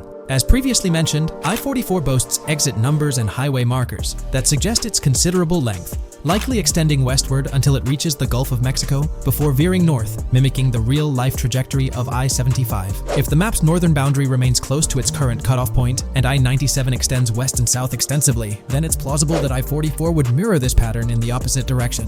While the notion of two loop highways isn't entirely implausible, it could potentially introduce redundancy. Additionally, in GTA 5, the loop highway wasn't simply labeled under one name. The segment along the coast was dubbed the Great Ocean Highway, while the inland stretch traversing the desert was referred to as the Sonora Freeway. Moreover, within Los Santos, various freeways possess distinct names and numbers, even when merging seamlessly, such as the Del Perro, La Puerta, and La Mesa freeways. My hypothesis currently is that there is a loop highway, but that one, 97 and I-404, are two halves of it. They both start in Vice City and intersect in Crosstown. 97 runs up the Atlantic coast. 404 runs west through the Grass Rivers, and then turns north to run up the Gulf Coast, and they both meet at a point further north. Whether that point is a city, a smaller town, or something else, that is still unknown. Feel free to drop your thoughts in the comments regarding everything covered in today's video, particularly this astonishing discovery. There's substantial evidence hinting at a larger map size, but I'm eager to hear your input, so don't hesitate to leave a comment below. When we talk about the positive aspects of this partnership, it's essential to highlight the potential benefits that can emerge from Rockstar's newfound support for the modding community. One of the significant upsides is the acknowledgement of the brilliant and skilled developers behind the modding scene. For years, these developers have worked tirelessly to create unique and engaging experiences within the GTA universe. With Rockstar stepping into a collaborative space with CFX, there's an opportunity for a more symbiotic relationship. The infusion of official support could mean more resources, tools, and encouragement for modders to continue pushing the boundaries of what's possible within the GTA ecosystem. This collaboration might lead to innovative gameplay features, improved server stability, and an overall better experience for both players and content creators. Moreover, the recognition from a gaming giant like Rockstar could open doors for these modders in the industry. It may pave the way for potential collaborations, official partnerships, or even job opportunities within the gaming development sphere. This, in turn, could elevate the modding community to a more prominent and respected position within the gaming landscape. However, it's crucial to approach these potential benefits with cautious optimism. While the partnership appears promising on the surface, the reality lies in how Rockstar manages the delicate balance between maintaining control over its intellectual property and allowing creative freedom for the modding community. The outcome will heavily depend on Rockstar's willingness to foster collaboration, rather than imposing strict regulations. As GTA 6 draws closer, the impact of this collaboration will become more apparent. Whether it becomes a model for future partnerships between game developers and modders, or encounters challenges that hinder its success remains to be seen. The dynamics between Rockstar and the modding community could shape the future landscape of custom servers, roleplay experiences, and the overall modding scene in the gaming world. Stay tuned as we continue to explore and analyze the evolving relationship between Rockstar and the modding community. On the positive side, there's a glimmer of hope that Rockstar's acknowledgement of mods enhancing the player experience could pave the way for more modding support in GTA 6. This shift in perspective might lead to a more collaborative environment, where modders can contribute to the game's richness without fear of stringent restrictions. With Rockstar officially and financially supporting 5M, the CFX team gains more resources to elevate the GTA 6 server. This could mean a server even more impressive than the ones they currently run. The fact that 5M is now a Rockstar Games product suggests a vested interest in its success, promising additional funding and manpower to ensure its flourishing. An intriguing prospect emerges concerning the accessibility of custom servers. Currently limited to PC players, there's speculation that GTA 6 might integrate dedicated servers within the game itself, eliminating the need for external programs like 5M. If this unfolds, it opens the door for console players to join the custom server experience, broadening the player base and community. Moreover, Rockstar seems to be attuned to fan desires. Despite a larger audience watching RP compared to those actively playing it, Rockstar appears committed to making improvements. Their intent to let custom servers thrive suggests a more fan-centric approach, acknowledging and catering to the desires of the gaming community. However, there are potential pitfalls to consider. The most glaring concern is Rockstar's inclination to monetize these servers. While the specifics remain uncertain, it's almost certain that some form of monetization, be it through custom server shark cards or a pay-to-play system, will be implemented. This could introduce a paywall, affecting the accessibility and enjoyment of custom servers for certain players. As we navigate through this evolving landscape of Rockstar's partnership with 5M, the delicate balance between fostering creativity and implementing monetization strategies will determine the ultimate impact on the gaming community. Stay tuned as we continue to unravel the complexities of this collaboration and its implications for GTA 6 and the modding community. Let's unpack this a bit more. The whole monetization story got its moment in the spotlight during an earnings report where Take-Two CEO Strauss Zelnick spilled the beans. He essentially said, "If folks are messing around with our intellectual property, why not make a buck or two?" It's a straightforward business move, really. Taking a page from the unprecedented success of GTA Online, it seems like Rockstar caught a glimpse of how these free servers could turn into a money-making machine. Now, the potential downside of this situation lies in the realm of competition.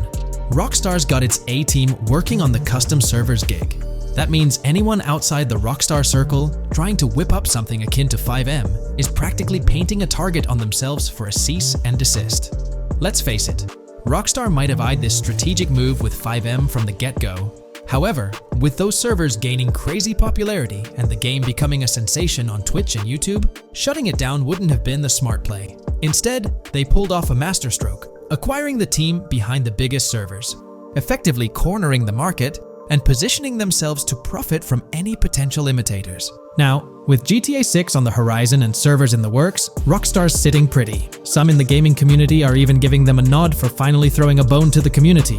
But, and there's always a but, at the end of the day, Rockstar's the one making the rules. We'll all have to toe the line because, quite frankly, there won't be any other alternatives in the neighborhood. So, buckle up for Rockstar's GTA roleplay. It's going to be a wild ride. The landscape has already witnessed the repercussions, with servers and mods being handed the shutdown ticket for not playing by Rockstar's latest rulebook. The new mandates include a strict no to real-life vehicles, mission mods, and porting old Rockstar maps or assets rules that weren't in the playbook just a couple of years back. Now, while the financial backing from a mega corporation might seem like a savvy move on the surface, there's a lingering skepticism about whether it'll blossom into the fairy tale ending we've all been envisioning.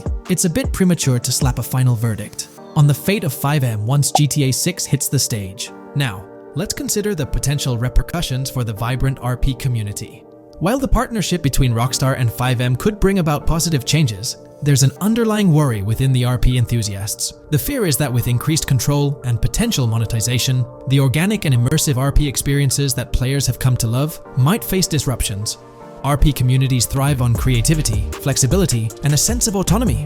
If Rockstar's influence leads to more rigid guidelines, it could alter the dynamic of these communities, potentially affecting the unique narratives and interactions that make RP servers so engaging. As we contemplate the potential impact, it's essential to look beyond the immediate horizon of GTA 6.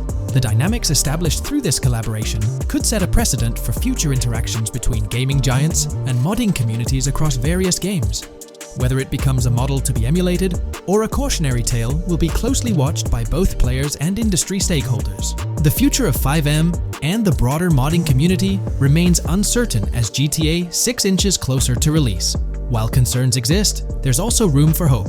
The collaboration might lead to a harmonious blend of official support and community-driven creativity, enhancing the gaming experience for everyone involved. As players, content creators, and modders navigate this uncharted territory, the one constant is the love for the game and the shared hope for a positive evolution in the gaming landscape. Taking a stroll down memory lane, Rockstar's track record with monetization doesn't exactly calm the nerves. Add to that the current scenario where they're laying down the law for the CFX team, dictating what's permissible and what's not. This conjures up a cloud of uncertainty regarding the future of both 5M servers and the broader modding community. Personally, I'm a big fan of RP servers and that immersive content. It's my cup of tea. The idea that the same company that set the stage with GTA 5 might potentially tarnish 5M, turning it into a monetized maze with no alternatives, that's a bit of a buzzkill. Yet, here we are, in the waiting room until GTA 6 steps into the limelight. Looks like YouTube is gearing up to investigate the leaked GTA 6 trailer. We're going to dive into all of that and more in this video. For those who might not remember or didn't catch it, Rockstar had a special plan for unveiling the first official GTA 6 trailer. It started with an announcement from Sam Houser, the president of Rockstar Games. On November 8th, he posted on the Rockstar Games newswire, "A message from Rockstar Games. Next month marks the 25th anniversary of Rockstar Games. Thanks to the incredible support of our players worldwide, we've had the chance to create games we're truly passionate about. Without you, none of this would be possible, and we are so grateful for you joining us on this journey. In 1998, Rockstar Games was founded on the idea that video games could become as essential to culture as any other form of entertainment. We hope that we have made games you love, and that we're part of that evolution.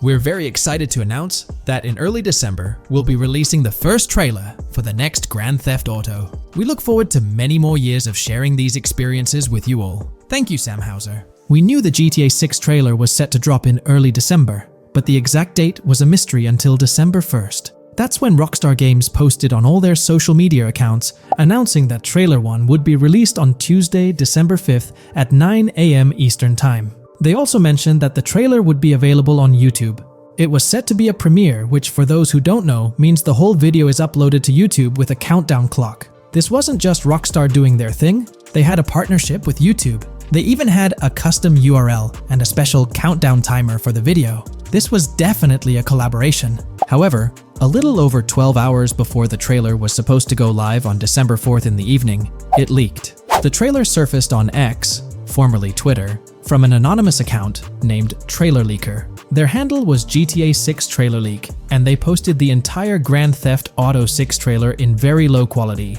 with a Buy Bitcoin watermark and the caption BTC with a $sign. Rockstar Games quickly found out about it and got X to suspend the account. The account was actually threatening to release a high-quality version of the trailer without the watermark if it reached a certain number of views or hit specific milestones. When that happened, Rockstar Games had to go into damage control mode. They put out an announcement saying, "Our trailer has leaked, so please watch the real thing on YouTube." So, Rockstar ended up releasing the trailer early, basically canceling the premiere countdown that was supposed to happen on YouTube. It was a mess. Neither Rockstar Games nor YouTube wanted this to happen. This raised the question, how did this leak occur? Was it a Rockstar Games employee or someone at YouTube? The only people with access to the trailer would be those responsible for Rockstar's YouTube account, and it's unlikely they would leak it. However, YouTube also has access to the trailer. The people behind the scenes at YouTube, high up enough to have access, could see and download the trailer. Naturally, fingers started pointing at YouTube. Now it looks like YouTube has officially responded. According to Tom Henderson over at Insider Gaming, from what I can gather, YouTube has investigated employees breaching their contractual agreements on 2 different occasions in the past 18 months due to employees accessing content on the back end. Following today, which unfortunately had some leaks surrounding Sony's state of play, we can presumably expect a 3rd investigation fairly soon. Clearly, one of the occasions mentioned in the past 18 months is the GTA 6 trailer leak. Honestly, this theory that someone from YouTube leaked it has been around since day one. With all the hype around GTA 6, it's not surprising someone couldn't keep it under wraps and leaked it, causing a huge stir. There have been so many leaks in the past few years, right before major events or trailer drops, making it more obvious that YouTube might be the source. This seems to be what happened with GTA 6, because the people with access are supposed to sign contracts or NDAs, preventing them from sharing this kind of information. So, what will Rockstar Games do next for GTA 6? Almost everything about this game has been leaked, from initial details like Project Americas, which turned out to be true after Rockstar's own investigation, to the fact that it's set in Vice City with a female and male protagonist duo. There were the major leaks in September 2022, the leaks right before the trailer was supposed to drop, and then the trailer itself leaking 12 to 15 hours early. It's unclear what Rockstar will do for the next trailer, character reveals, or gameplay footage. Will they risk uploading it to YouTube again after this disaster? Or will they stick to their newswire, despite insiders and data miners being able to access and share that information? Rockstar is definitely in a tricky situation. At least it's good news that YouTube is trying to crack down on this. They might be doing this because they could face massive lawsuits. The GTA 6 reveal was supposed to be one of the biggest events in video game history, and it was ruined because someone behind the scenes at YouTube likely leaked it. So, the big question is whether Rockstar Games will go back to YouTube. One way they could avoid a similar issue is by not announcing when they're going to upload the next trailer. If I had to guess, YouTube probably won't get another exclusive deal or a premiere. If Rockstar were smart, they'd upload the trailer shortly before the announced drop date and keep it private until then. That seems like the safest route. What do you guys think? How do you think Rockstar will handle future video uploads? Will they stick with YouTube? Move to their Newswire page, their own Rockstar Games site? or use another method entirely? Let me know your thoughts in the comments below. I'd love to hear your ideas. Hey, big news for all you GTA fans out there. GTA 6 is shaking things up with some major changes in the series. We've got a ton of fascinating info about the game that you absolutely need to hear. Just a heads up, the details we've got are from leaked footage online, but unfortunately we can't provide any links or show it. Nevertheless, there's a bunch of exciting stuff to discuss, like new animals, AI enhancements, RPG elements, and more. Let's jump right in. Fact 1. Excitingly, the Malibu Club and Ocean View Hotel make a return in GTA 6. Events like Lost at Sea Island Camp and Lost Plane suggest potential island scenarios akin to Guarma from a previous installment. Fact 2. While exploring, players encounter a myriad of wildlife: alligators, bears, boars, dogs, snakes, raccoons, birds, frogs, bald cats, and rodents. Symbols marking plants and toxic waste are also scattered throughout the game. Fact 3. In the game, keep an eye out for the Scarface crime scene, possibly an Easter egg paying homage to Tony Montana. There's also a murder mystery named Missing Tourists. Additionally, spots designated for campers hint at the possibility of owning a camper van in the future. Fact 4. GTA 6 offers an array of side activities, from backyard wrestling and racing to UFO events and beach bonfires. Even seemingly small actions, like picking up cans from the ground, are significant. Jason and Lucia, the main characters, possess special abilities akin to those seen in GTA 5. By the way, I'm holding a monthly giveaway for a PlayStation 5. You just need to subscribe and you're entered. Now, back to the video. Fact 5. Jason and Lucia's safe house serves as a motel, a central hub for their activities. The game's world features various street gangs, each with its distinct vibe. Characters exhibit different personalities, including romantic, chaotic,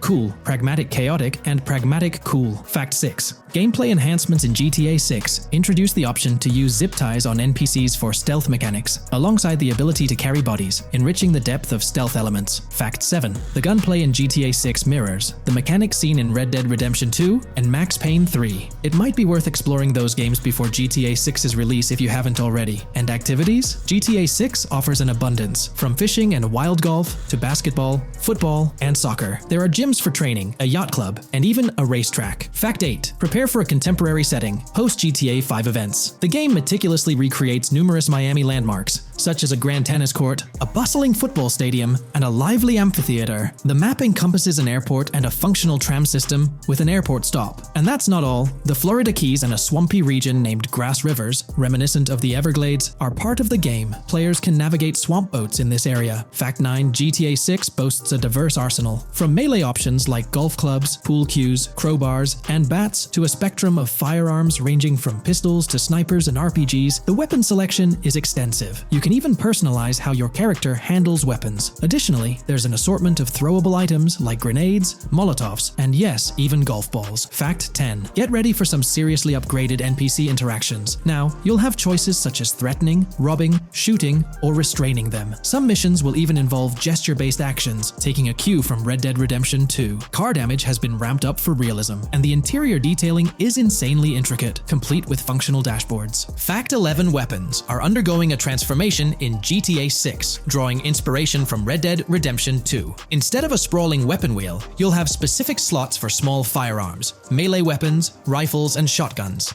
No more unlimited weapons, but you can drop and pick them up along the way. Fact 12. During development, there was a glimpse of Arthur Morgan's hat, although its inclusion in the final game remains uncertain. Players now have the option to surrender to the police during a heist, introducing a thrilling twist. Police response time has been revamped to feel more authentic, featuring a timer that varies based on the severity of the crime. Murder gets a quicker response than robbery. GTA 6 caps the maximum wanted level at 5 stars, and a 6-star level seems highly unlikely in the current gameplay. Fact 13. Let's focus on the characters. GTA 6 introduces us to two main protagonists, Jason, portrayed by Brian Zampella, and Lucia, played by Alexandra C. Echevarri, marking the franchise's first playable female character. You can seamlessly switch between them, and they also happen to be a couple, drawing inspiration from the legendary duo Bonnie and Clyde. Fact 14. Clothing in the game behaves in a remarkably realistic manner. You can accessorize with items like sunglasses, watches, wristbands, and hats, each with various wear styles. The attention to detail is impressive, with sweat, dirt, and wrinkles adding to the overall realism.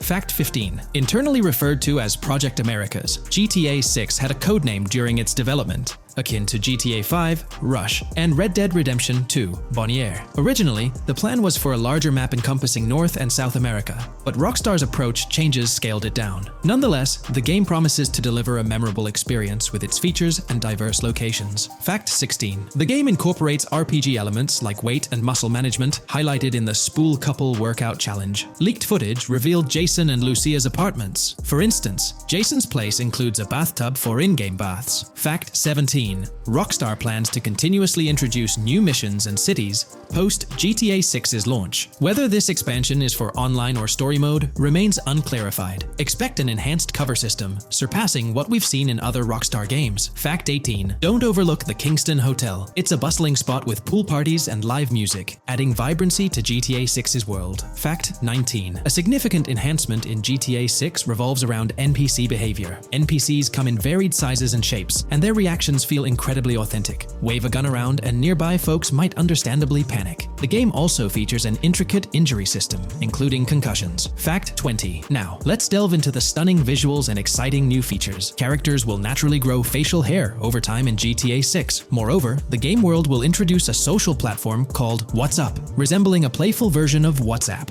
Excitingly for fans, spoof versions of social media platforms like Life Invader, Facebook, Bleeder, Twitter, and Snapmatic, Instagram are making a comeback. Fact 21. Let's focus on our main characters, Jason and Lucia, each with their own inventory and a shared one. Your inventory can hold a variety of items like wine, soda, and fruit. Additionally, there's a duffel bag system facilitating easy transportation of supplies and weapons. Fact 22. Rockstar approaches storytelling in GTA 6 with greater caution, avoiding offensive jokes and being considerate about groups that might feel targeted. The narrative unfolds through chapters, akin to Red Dead Redemption 2's structure. Fact 23. Robberies take center stage in GTA 6, spanning from significant heists to smaller scores. There are easy scores like targeting bingo body shops, burnout skirts at Cafe Caraway, clothing stores, food trucks, massage parlors, and more. Moreover, the inclusion of robbing shipping containers elevates the thrill to a whole new level. Fact 24. Gameplay takes a significant leap. For the first time in GTA, players can crouch and go prone, introducing tactical elements. RPG elements also come into play, hinting at hunger mechanics and animal interactions, expanding the game's depth. Fact 25. GTA 6's map officially surpasses the size of GTA 5. This time the spotlight is on Vice City, an area inspired by Miami and its surroundings, offering players a vast and diverse landscape.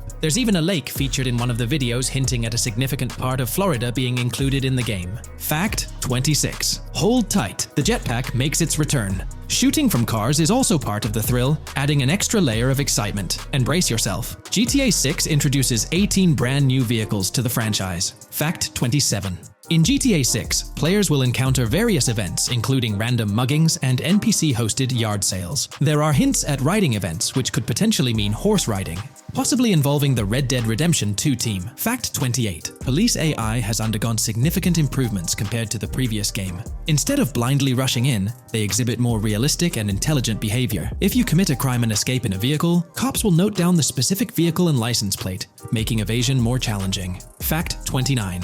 Let's delve into the notable emphasis on indoor locations in GTA 6. There's a plethora of diverse interiors to explore. Motels, hotels, restaurants, pawn shops, supermarkets, fast food joints, gun stores, shooting ranges, and the Vice City metro station. Moreover, they've added functional elevators to enhance the immersive experience. Interestingly, there's a risk of players getting banned from stores, adding an intriguing dimension to the gameplay. Fact 30. New Arsenal Alert. The spear gun makes its debut, allowing players to shoot underwater spears at their targets. Moreover, there's an array of gear at your disposal, such as binoculars, cut-off tools, flashlights, immobilizer bypasses, slim jims, USB drives, tasers, zip ties, and auto dialers.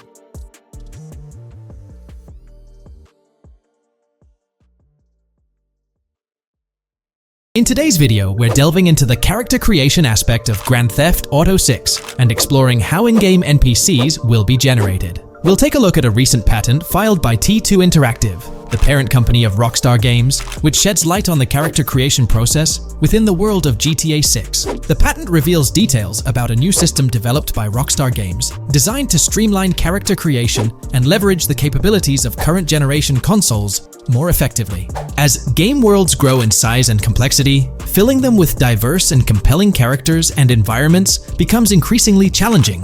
artists are tasked with creating every individual in-game object, from characters to buildings and interiors. As these worlds expand, the computational and design efforts required also increase. However, Rockstar Games has once again demonstrated innovation by developing a system that optimizes the rendering of 3D objects, ensuring efficiency without compromising on detail. This system addresses the challenges posed by the ever-expanding scope of game worlds. The patent we're examining in this video is titled System and Method for Game Object and Environment Generation. This video takes a deep dive into the generation of building interiors and characters within the expansive world being crafted by Rockstar Games. The patent starts off by providing an overview of how objects function within 3D spaces, as explained by Rockstar. Objects used in 3D graphics, often called assets, are a combination of geometry data, for example, the 3D model, and data for textures associated with the geometry data. An asset may be formed of one object, or it may be a composite object made from a combination of objects. The objects that form a composite object may in different contexts be used as independent assets unrelated to the composite object, or they may always be used as a subset of a larger object. They've provided an intro to how 3D objects function in games, aiming to help us grasp the workings of their latest invention. Persons of skill in the art will recognize that many different sorts of assets, such as vehicles, can be made from collections of subcomponents. For example, one aspect of the game might require a room, say a dining room. That entire dining room could be considered one game asset, but it will likely be created from several other assets, such as a table, chairs, dishes, glasses, wallpaper, flooring, etc. The glasses and chairs are independent of the larger dining room asset. As another example, a virtual person in the game, such a background character in a scene, would also be an asset. A person asset might be made up of a number of interchangeable objects, such as legs, a torso, arms, a head, etc. Because the person is made up of interchangeable objects, a variety of different persona sets can be made by mixing and matching different constituent parts. But a body part like a torso might always be used as a subpart of a larger body object. Prior art systems generally include libraries of game assets. The systems and methods of the present disclosure add a metadata layer to these game asset systems and provide modified development and game architectures to take advantage of the new metadata layer. This metadata layer includes tags that are added to the object in order to provide useful descriptors. In a preferred embodiment, these descriptors are completely free-form and without context. This allows developers to specify information about objects as needed without having to be locked into a rich pre-configured schema. Rockstar's new system introduces an additional metadata layer and utilizes tags for enhanced functionality. In the next section, they provide examples illustrating how this tagging system will operate. For instance, characters and virtual beings within the game world will be assigned tags like skinny, chubby, average, attractive, ugly, young, old, and so on. They explain that this tagging system won't just apply to the 3D models or textures alone, but to the entire object package, which includes the model and its associated textures. Essentially, every aspect of a particular character will be tagged. For example, skin textures for elderly characters will be tagged as old, while arms and torsos for heavier characters will be tagged as chubby. They also list other tag examples provided by Rockstar, such as sporty, hipster, emo, preppy, nerdy, luxury, basic, new, worn out, business, and formal. Moreover, each component can have its own tag, and there can even be collections of assets with tags. Furthermore, they explain that all these assets can be stored on servers for easy developer access via an application programming interface (API). Additionally, these assets can be stored in various formats like XML, limited text, binary encoding, relational databases, and others, depending on the developer's proficiency. The systems and methods of the present disclosure further advantageously use the metadata via a rule set layer that uses the metadata to increase the speed and efficiency of game rendering, world or scene creation, game script execution, and rendering fidelity. In particular, the rule set allows designers to add context to the tags and to control their use by setting rules for the asset usage and the asset's interaction with the game and other objects. These rules are unrestricted and can be used to provide a wide variety of different capabilities and restrictions for objects. Let's take a look at how these tags will be put into action. For instance, if a jacket object is created, a tag like additional top garment can be assigned to it.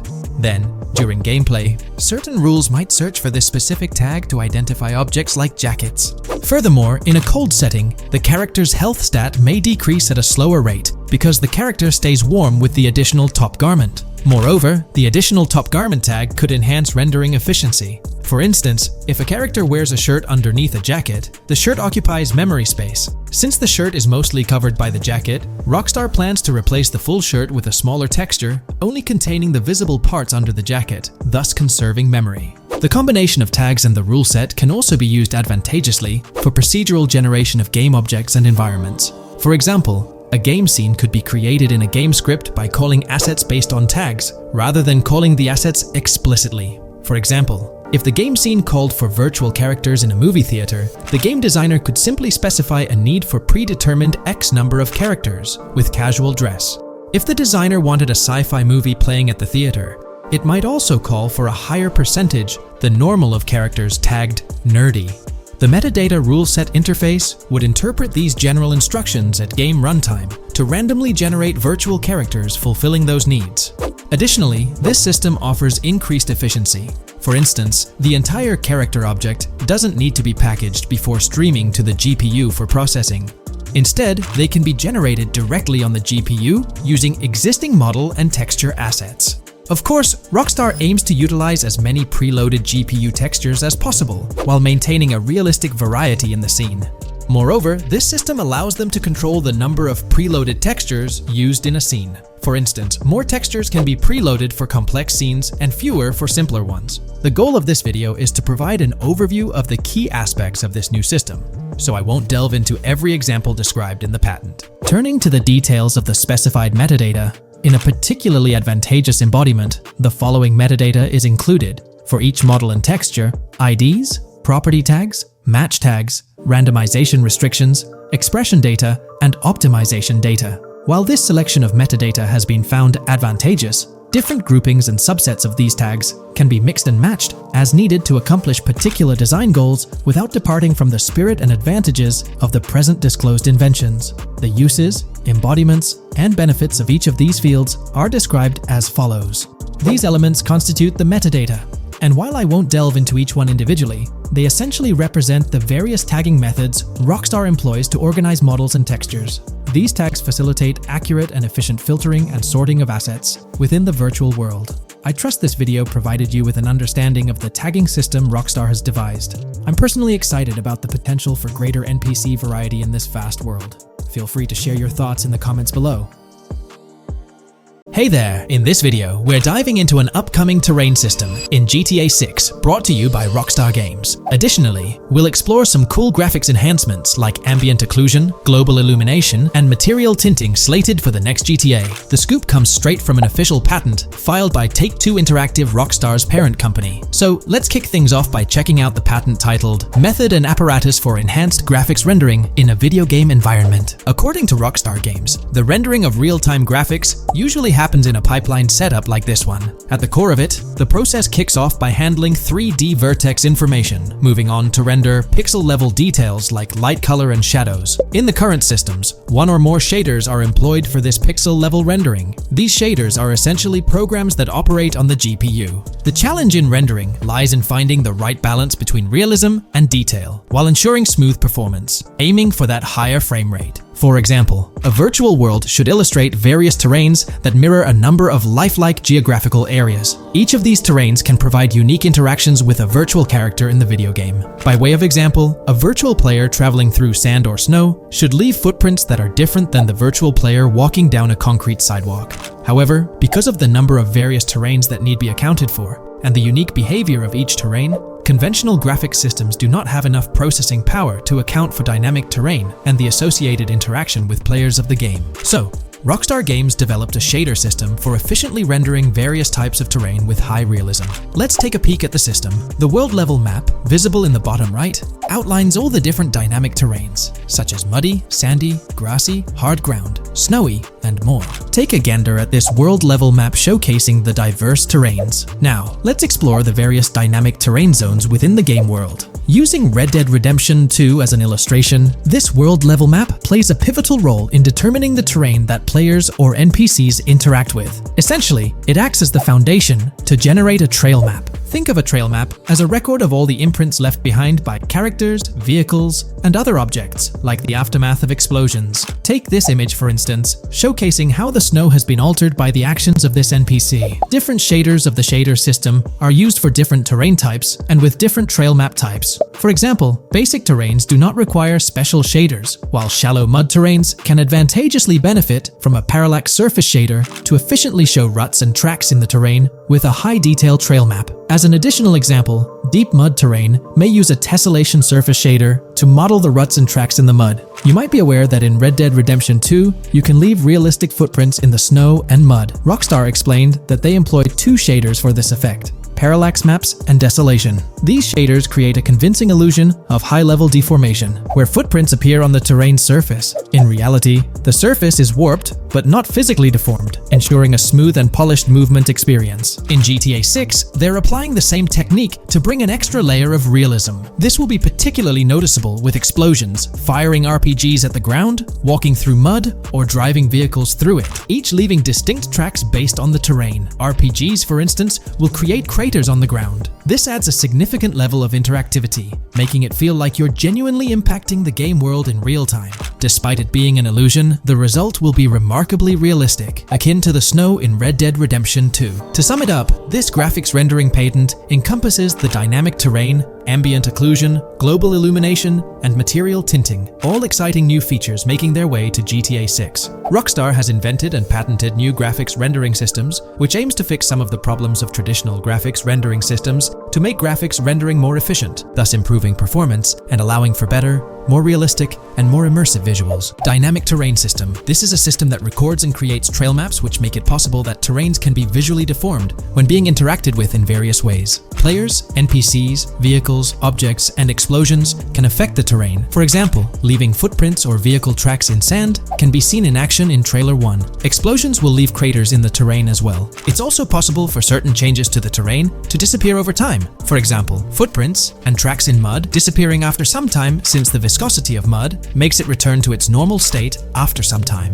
There are different types of terrains, for example, muddy, sandy, hard ground, grassy, or snowy terrain. Each type of terrain will react differently. A sandy terrain will be more easily deformed than a grassy terrain, for example. In the initial part of our video, we delved into the rendering pipeline, which also incorporates a lighting stage. While conventional systems often utilize cube maps for pre-rendering lighting, it's worth noting that this is mainly for static elements. When it comes to dynamic characters, pre-computed lighting falls short in accommodating changes from objects within the scene. Although ambient occlusion can be pre-baked, it lacks the capability to update dynamically. Realism takes a hit due to this. Conventional systems often incorporate static lights to mimic reflected light, like sunlight bouncing off the ground and under a table. However, this static approach fails to update with changes in the light source. To address these challenges, Rockstar has patented new systems. Ambient occlusion. This is a graphics technique that can be utilized in multiple forms to determine how light and shading are displayed on an object. It can lead to darkened areas, enhanced contrast, and improved surfaces due to this technology. This patent's ambient occlusion system offers some special advantages. Determined by either preset or randomized assets based on developer discretion, the lighting can greatly provide a new vision to world building to make certain areas stand out, akin to a real-life setting. Global illumination. Global illumination is a graphics rendering technique that models how light is bounced off of surfaces onto other surfaces in direct light, rather than being limited to just the light that hits a surface directly from a light source, direct light. Rockstar's system detailed in this patent uses a bounce map that is projected in a top-down fashion to determine reflected light off of the ground. This bounce map is then converted into a texture that provides an approximation for the expected bounce back of light. This simulates the effect that would be achieved rendering the multiple passes of lighting to account for the natural bounce reflections. The bounce map can then be integrated into the lighting pipeline. During this, a technique is used to determine the area that needs this extra pass for each frame. This way, only the visible and required area is rendered with this technique, thus making it very efficient and less performance intensive. Overall, this provides many of the benefits of ray tracing without the computational expense. Ray-traced global illumination will probably still be in the game. For example, Lucia prison clip in Trailer 1. This special system is just a way to render large-scale global illumination efficiently. Now, let's touch on the final problem that Rockstar has addressed through this patent with conventional systems. Finally, as another example, to develop a rich and engaging game world, it is advantageous to populate the world with variations of similar objects. In other words, you do not want every simulated person, cow, gun, car, cart, ship, or animal generated in the game to look the same. Because the 3D model for many of these objects would be identical, variation was traditionally accomplished by creating different texture files to paint a different look on the object. For example, two variants of a cow model could be created, one with a texture to create a brown cow, and the other with a texture to create a black cow. These prior art systems created the desired variety at the cost of artist time, computer memory, and resources to maintain a multitude of different hand-authored variants for each in-game object. To combat this, Rockstar is introducing material tinting. RDR2 had a system that could tint the color of clothes to create far more variations on NPCs. This new patent is an evolution of that system and allows for creating of several in-game object variants from a single model. It can not only modify an object's colors, but other material properties, such as metalness and lighting parameters, or add additional layers to it, such as mud, snow, or dust as well. Envision the extent of customization that awaits in this game. Summing up the official patent for graphics rendering, it's evident that Rockstar has elevated numerous systems from Red Dead Redemption 2. Share your thoughts on everything covered in today's video in the comments below. If you haven't been following the latest news on GTA 6 over the past year, you might be surprised by how much information has emerged. Here's a comprehensive update on everything we currently know about GTA 6. We have details about a wide array of items and tools featured in GTA 6. These include the auto dialer, binoculars, immobilizer bypass, cutoff tool, painkillers, pool cue, trauma kits, golf driver, food and drink, golf putter, USB drive, golf iron, crowbar, golf wedge, torch, jammer, duffel bag for looting, cigarettes, and a loot backpack. Let's discuss the game engine. Developers have made significant enhancements to the Euphoria physics engine, improving ragdoll physics and overall game mechanics compared to GTA 5. Now let's discuss the multiplayer aspect.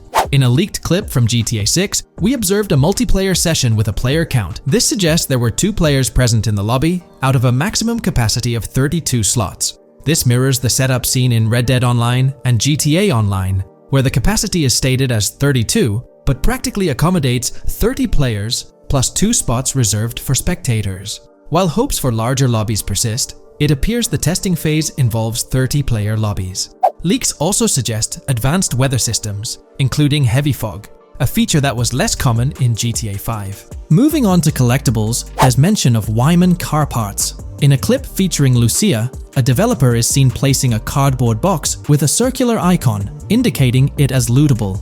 Debug text on this box identifies it as collectibles car parts, and Wyman car parts boxed generic used, suggesting players can collect car parts, possibly tied to a character named Wyman who shares a passion for classic cars with Jason. Regarding collectible hats, there's footage of Jason in an apartment where a developer interacts with a hat labeled as an ambient collectible hat. According to debug text, this hints at the inclusion of clothing items as ambient collectibles within the game. Additionally, a comprehensive list of all brands featured in the game is provided. While some brands may be integral to the story, many are included for realism and immersion. The list is displayed on screen for viewers to pause and inspect at their leisure. Similar to Red Dead Redemption 2, the weapon wheel in GTA 6 will be divided into 3 sections: weapons, equipment, and gear. Notably, players can dual-wield different weapons and access a quick item inventory displayed in the bottom left corner of the screen. While leaked recreations of the weapon wheels provide a glimpse, it's expected that the final version may evolve during the game's development. In a video snippet, an NPC is observed shooting at Jason, triggering a health tip to appear on the left side of the screen when Jason's health decreases. Additionally, the game will feature lighting and skybox systems, similar to those in Red Dead Redemption 2. Promising improvements such as volumetric clouds and better lighting effects. Speaking of criminal activities, noteworthy events include the Hank's Waffles heist, where Jason and Lucia pull off a daring robbery. Other clips suggest Jason possesses an ability to perceive through walls. Additionally, there are events focused on searching vehicle trunks, which may yield valuable items or nothing at all. Lastly, delivery and pickup warehouse events are mentioned for Port Gellhorn, though specific details are still unclear. When it comes to accessible buildings, GTA 6 offers a wide range, including the Malibu Club, a pawn shop, Jack of Hearts Club, supermarkets, bars, restaurants, apartments, and laundromats, all enriching the immersive experience. Players will also have the ability to command the other character during a robbery. In leaked footage, a prompt advises players to either check in with Jason or hold for more options, indicating the potential to issue commands to your partner during a heist. This feature aims to streamline gameplay, enabling effective control of both characters simultaneously. Unlocking doors and gates is also demonstrated, as shown in a video featuring Jason in the San for San area. Debug text indicates locked door panels, suggesting the necessity to unlock specific entry points. In addition, a new police system called Time Until Cops Dispatch has been implemented. Now, when you commit a crime, the police won't immediately arrive. Instead, you'll have a brief window to evade capture before law enforcement begins to converge on your location. Security cameras play a role in surveillance, but their function differs from GTA Online. Instead of instant detection, there's a detection meter similar to games like Payday 2 or 3. As the meter fills up, you must break line of sight within a certain time frame to avoid detection. Players also have the ability to restrain NPCs using zip ties, as seen in leaked footage. This feature enhances the realism of robberies, offering greater control over the situation. Additionally, players can loot vehicles, as briefly shown in the Hank's Waffles video. A button prompt to examine SUV suggests the ability to inspect random vehicles and potentially steal valuables from them. A while back, a significant leak revealed a plethora of potential world encounters, random events that occur as you navigate the game world. I've displayed these on your screen, and while I won't go through each one, you'll notice they're quite fascinating. From parking disputes to donut burnouts, protests, and even someone getting a concussion, these events add depth and realism to the world of Vice City. It's exciting to imagine strolling through such a dynamic environment where something is always happening. Take a moment to review them if you like. They're quite impressive. Moving forward, the community has endeavored to construct a map of GTA 6 based on coordinates and locations gleaned from leaks. This preliminary map outlines Vice City situated at the bottom right. The top section of the map remains somewhat enigmatic for now. Nonetheless, this initial map looks incredibly promising, and the excitement for exploring its intricacies is palpable. For the setting, we know about 3 different gangs in Vice City: San for San, a Haitian gang, the Guardia Brothers, and the far-right militia. These details create an exciting anticipation for what to expect in GTA 6. Now, let's delve into the variety of confirmed wildlife in the game. Players can expect encounters with snakes, seagulls, skunks, raccoons, alligators, wading birds, squirrels, southern leopard frogs, crayfish, lizards, skunk apes, pigeons, opossums, and even whales. While these are the animals confirmed so far, we anticipate discovering more upon the game's release. These are the species we're aware of at present. Fences in GTA 6 are not just physical barriers to jump over or drive through. They are individuals involved in illegal transactions within the game.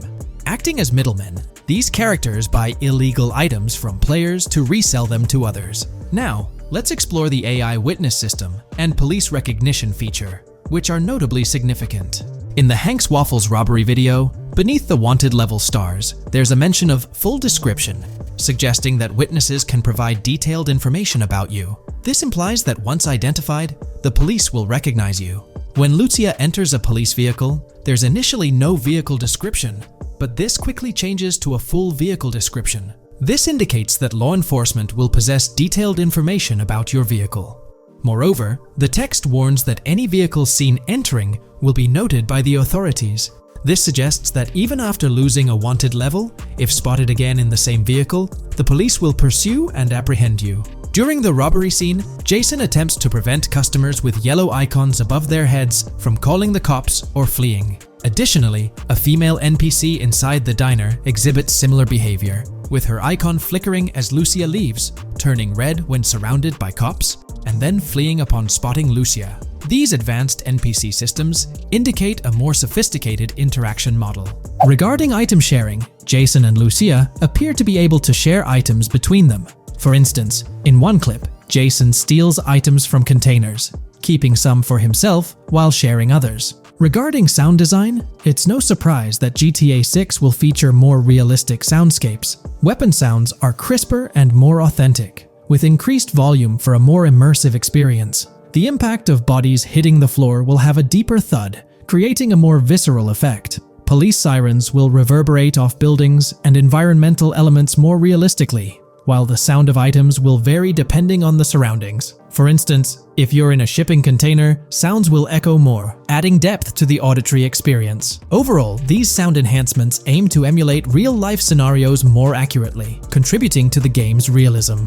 Moving on, we have an extensive list of every confirmed vehicle slated to appear in GTA 6, sourced from both the game files and leaks. I covered these in detail in a previous video, so I won't repeat them here. However, I've provided them on your screen for your reference. If you're interested in exploring the full list yourself, you can find them on page 30 of the document. The game features improved vehicle damage and handling, as seen in clips where crashes result in realistic effects, like splitting front fenders and bending car hoods.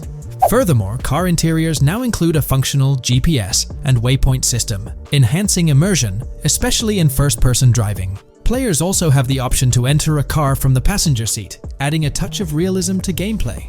These details highlight GTA 6's commitment to intricate design elements, evident in its meticulous attention to detail throughout the game.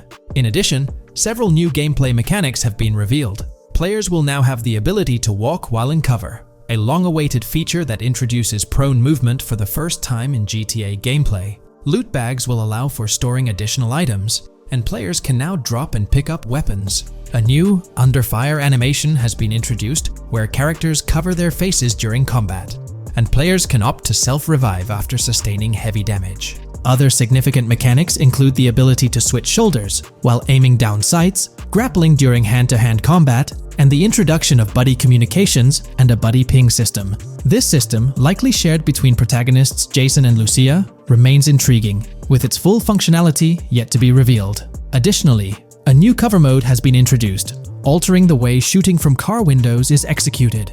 Characters will now fully lean out of windows, enabling full 360-degree shooting. Furthermore, a new ability system has been introduced, potentially exclusive to Jason, allowing for a form of wall perception. Whether Lucia will possess this ability remains uncertain. Players can also interact with a greater variety of objects and NPCs, engaging in actions such as carrying bodies, committing robberies, issuing threats, and conversing during criminal activities. Moreover, the ability to pick up additional items, such as beer bottles and cans, enhances the overall gameplay experience. Let's explore some of the exciting new gameplay systems. Firstly, there's the introduction of money laundering, hinted at during the Hank's Waffles robbery. An icon found near the car wash property featured a washing machine with a dollar sign, suggesting potential opportunities for money laundering.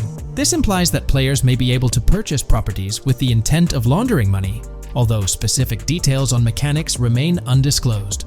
Nevertheless, it appears players will once again have the option to acquire certain types of businesses for illicit activities. Additionally, there's a confirmed lineup of weapons, which includes a rocket launcher, assault rifle, baseball bat, polymer pistol, knife, bolt-action sniper rifle, Molotov cocktail, spear gun, which is intriguing, smoke grenade, compact SMG, flashbang, micro SMG, sniper rifle, heavy machine gun, auto rifle, and pump-action shotgun.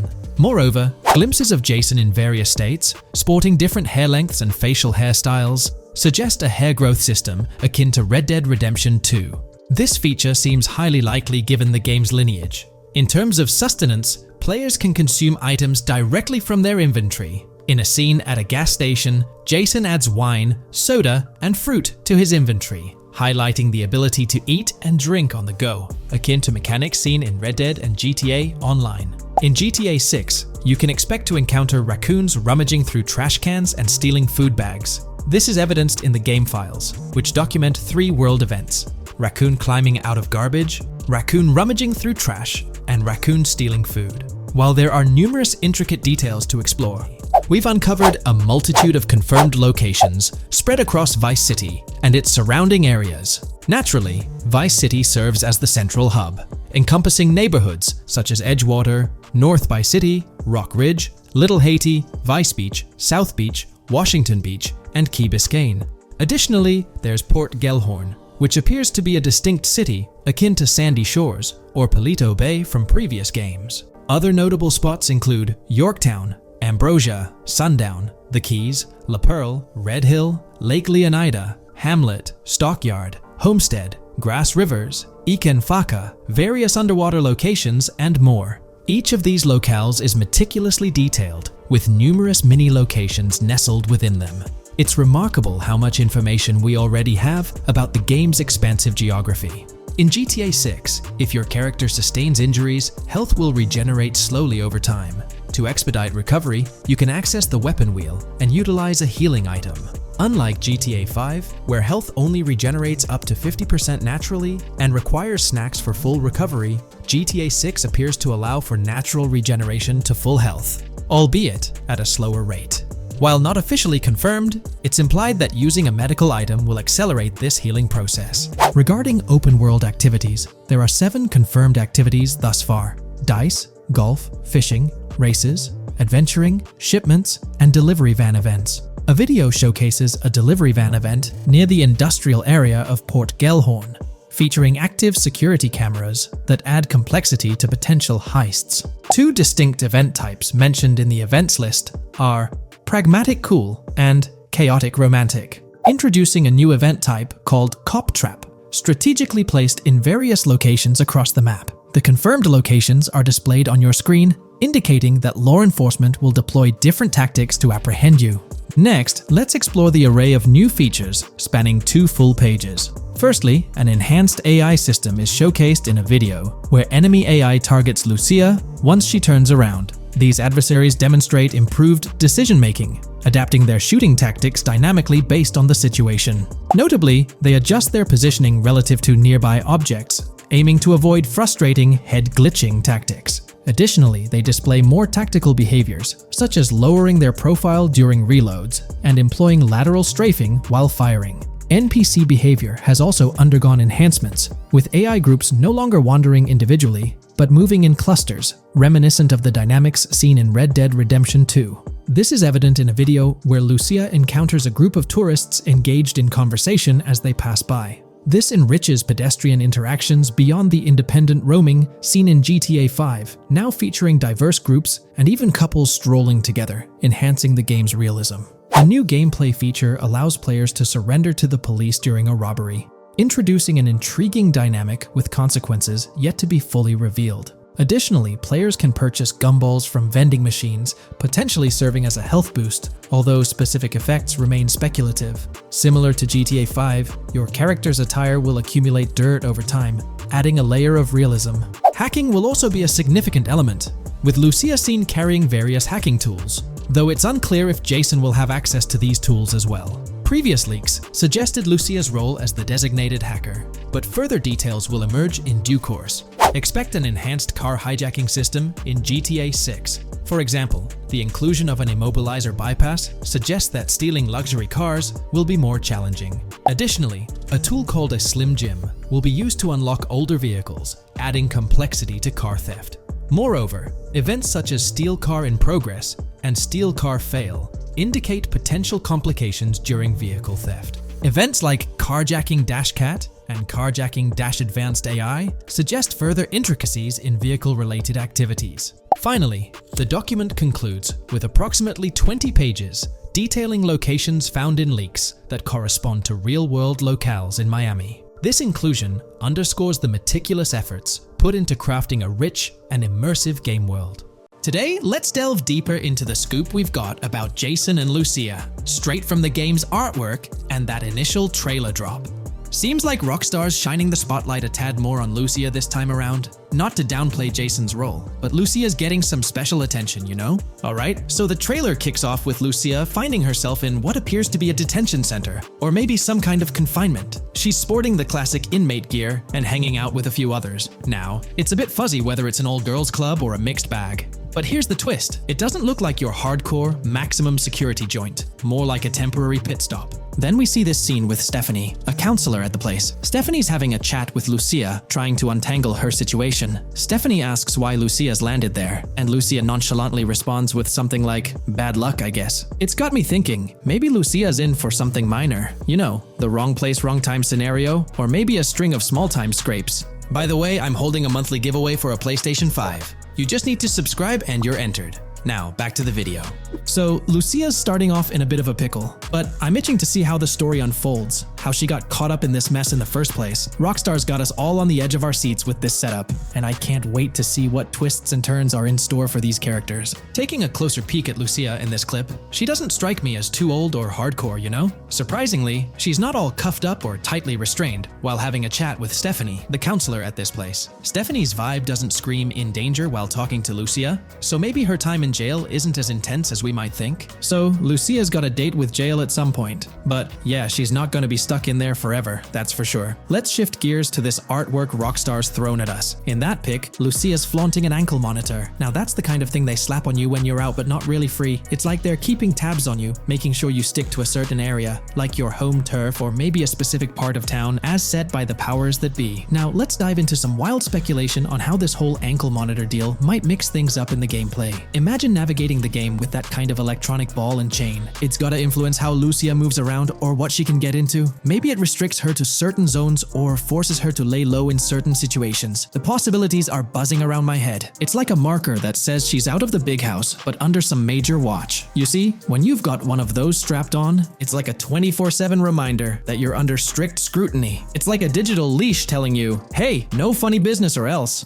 Now think about how this could shake up the game's map dynamics. Rockstar might play a throwback card to the old GTA vibes, where you're restricted to certain parts of the map at the start. As you progress through the story, you gradually unlock more turf to roam. Picture Lucia, stuck in a zone until she can shake off that monitor, whether she manages to ditch it by some gutsy escape, or someone legally gives her the green light. Fast forward a bit, and we spot Jason and Lucia in a pretty dicey scene. Jason's in the driver's seat, Lucia's riding shotgun, and they're peeling away from what looks like a scene post-crime. A couple of cop cars are hot on their tail, lights flashing, and sirens blaring. Jason's got his hands tight on the wheel, sneakily glancing at the cops as they whiz past. Then, when they're out of sight, he shoots Lucia a glance that screams serious concern. It's crystal clear these two are linked somehow, tied together by that ankle monitor and whatever legal trouble they're entangled in. How's that for a curveball in the storyline? There's this air of suspense and questions lingering. What did they do? And how does it all connect back to Lucia's time in the slammer? The plot thickens, and I'm itching to see where this tangled web leads us. Let's zoom in on Lucia for a moment. You know, it's not giving off that classic jailbreak vibe. When you make a daring escape from the big house, you don't come out with an ankle monitor like you've been given a hall pass. Nah, it's more like you become public enemy number one, constantly dodging the long arm of the law. It's got echoes of that on-the-run feel from Red Dead Redemption 2, where you're always watching your back. Wonder if Rockstar's planning to revisit that kind of storyline here? But here's a thought that's been gnawing at me. What if Jason's got this noble quest to keep Lucia out of hot water? Could be, but there's this lingering sense that they've got some pressing reasons behind these actions. It's like they're in this situation either by design or due to some pressing needs. Speaking of which, let's take a peek at the next scene in the sequence. You've got Lucia holding a bundle of cash that could make anyone's eyes widen, stacks of 20s and crisp hundreds. And what's she doing? Nonchalantly turning away from law enforcement? It's like we're getting a glimpse into the aftermath of a successful heist. And then there's this sight, both of them, dressed up with bandanas and masks, keeping their identities under wraps as they bolt out of what seems to be a rundown corner store situated in the middle of nowhere. There's this air of confidence about them, but choosing a low-profile place like this hints at something. They're not doing this for kicks. No, it's like they're in dire need of funds. Now let's talk about Jason's wheels. It's not some flashy top-of-the-line ride like you'd expect from Michael DeSanta's swanky tailgater in GTA 5. Nope, Jason's driving an older model, something more modest. It gives off this vibe that they might not be swimming in cash. The whole picture seems to paint a story of urgency. Lucia's holding a stash of cash, they're hitting a low-key spot, and Jason's not cruising around in luxury. It's like they're pushed into a corner, armor, perhaps strapped for cash and pushed into some tough choices. There's definitely more to this tale than meets the eye. Let's dive into Jason and Lucia's ride. They're cruising around, making these slick turns and slides. It doesn't seem like they're trying to dodge cops. You can even hear Lucia kinda squeal. She's gripping the car's side in a way that screams thrill ride. Looks like they've got a pretty upbeat and tight relationship.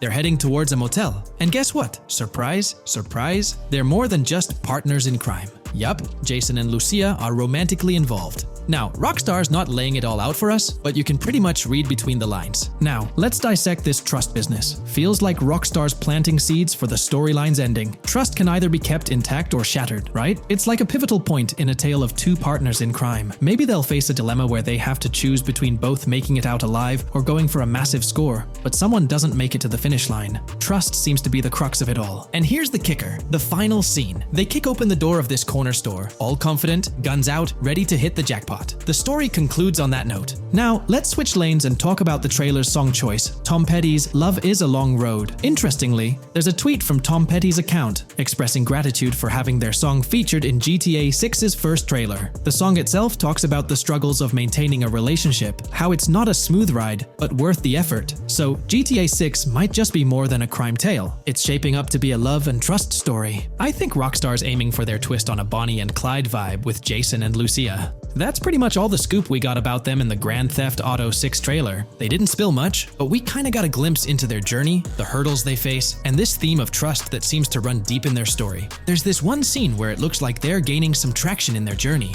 Jason's driving, Lucia's standing up in the passenger seat, and some paparazzi or somebody's snapping their pics. Seems like they've leveled up from their clothes to the car they're driving. So, at some point in the story, they might hit some highs. But knowing how these stories go, it could all come crashing down by the end. So, that's pretty much the lowdown on Jason and Lucia, our main characters in GTA 6. Can't wait to dig into their stories more. What do you folks reckon the GTA 6 plot's gonna be like? Which character are you stoked to play? Drop your thoughts in the comments below. And hey, if you like this video, a thumbs up would be cool. Hit that subscribe button if you're new here and want to stay updated on all things GTA 6. Don't forget to ring that notification bell too. The release of the GTA 6 trailer in 2023 has sent shockwaves of excitement across the gaming community.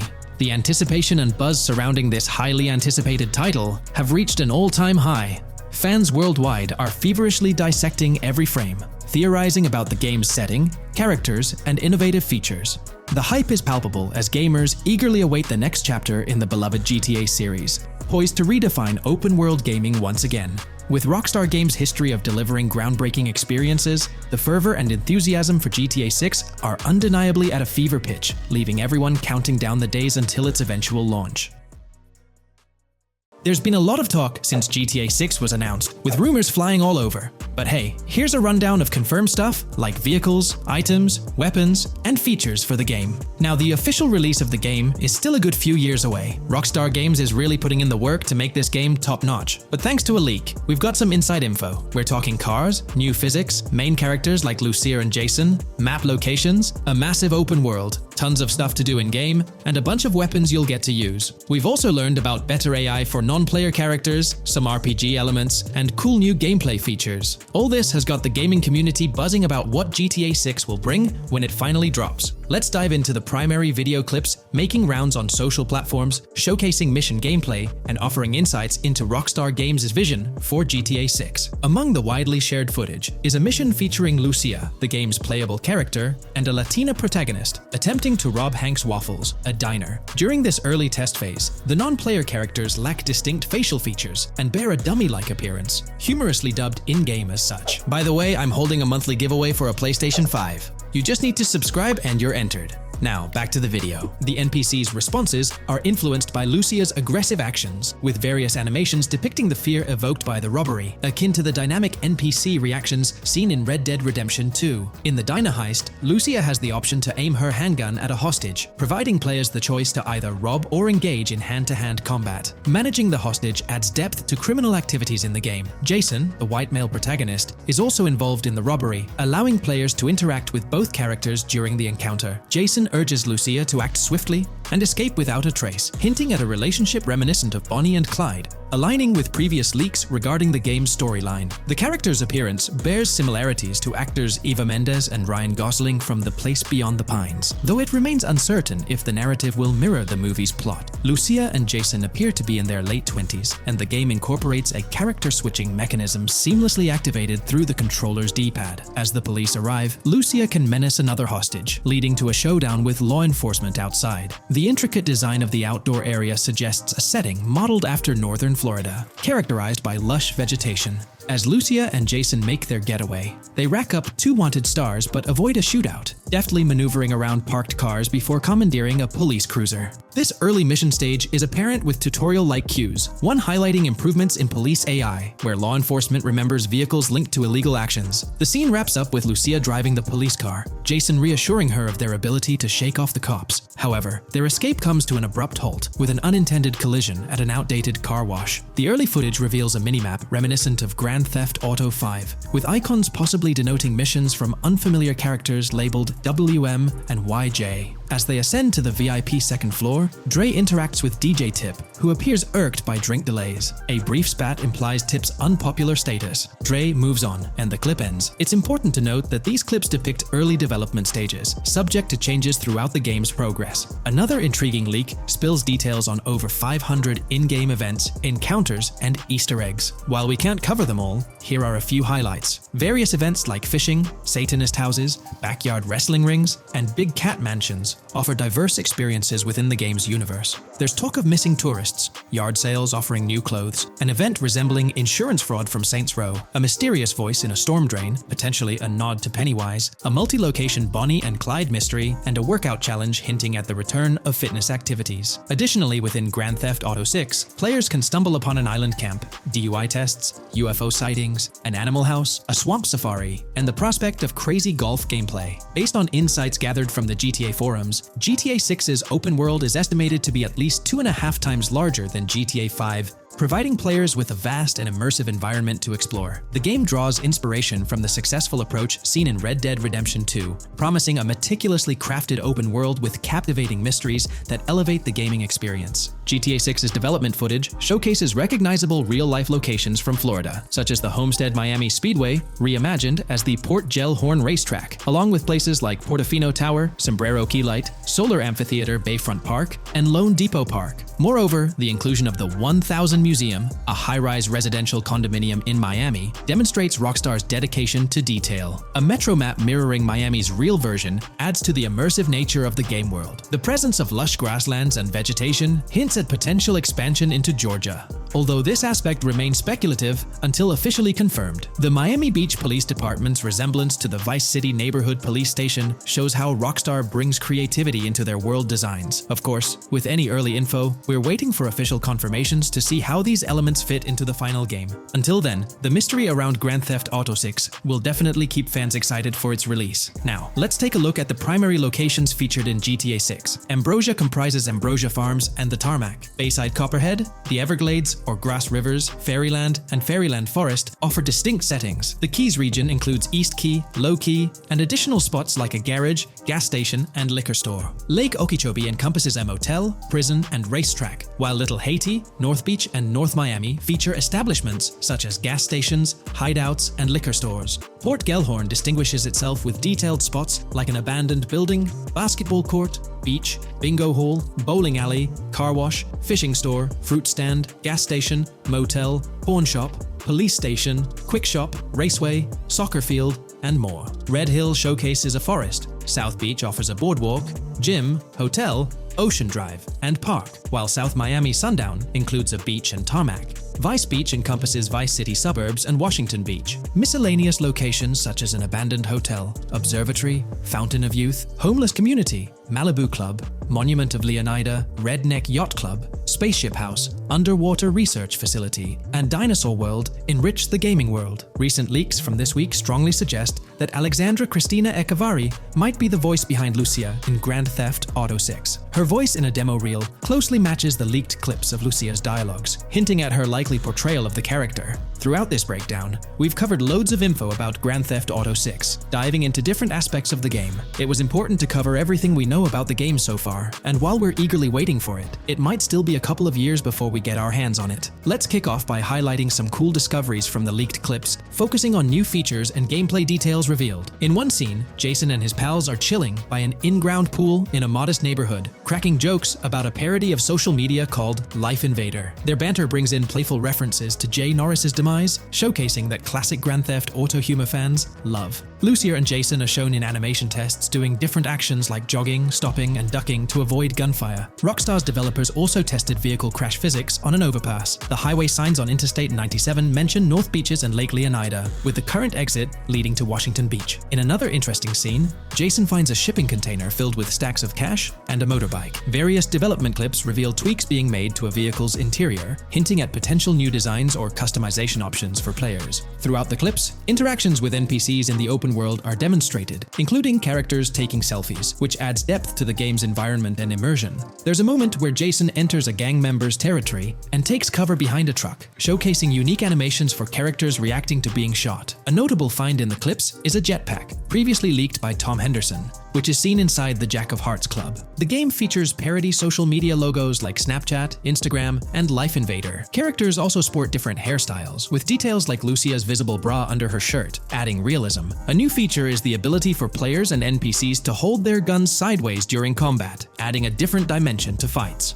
Additionally, Jason is seen twirling his rifle in the air, while another character in a parking lot shoots at him with their pistol held sideways. The leaked clips also reveal early police AI testing, with NPCs showing better cover usage in shootouts. There's a scene where Jason holds up a diner worker with an assault rifle, and while there are dialogue options similar to Red Dead Redemption 2, they seem placeholder for now. Also, Jason's new ability to go prone is a fresh addition to the series. There's a scene in a thrift or antique shop that allows for robbery, potentially serving as a spot to sell stolen items, adding depth to the gameplay. Another feature borrowed from Red Dead Redemption 2 is the ability to pick up and carry bodies, which adds complexity to gameplay. Red Dead Redemption 2's influence can be seen in several other aspects of this game too. The game brings in several RPG elements, like managing food, drinks, sweat, fatigue, and even taming animals, giving players a deeper gameplay experience. References to mountain bike ramps and city bike rentals promise enjoyable cycling activities. The leaked clips mention a bunch of weapons, from firearms like pistols, shotguns, and rifles, to unusual ones like golf clubs,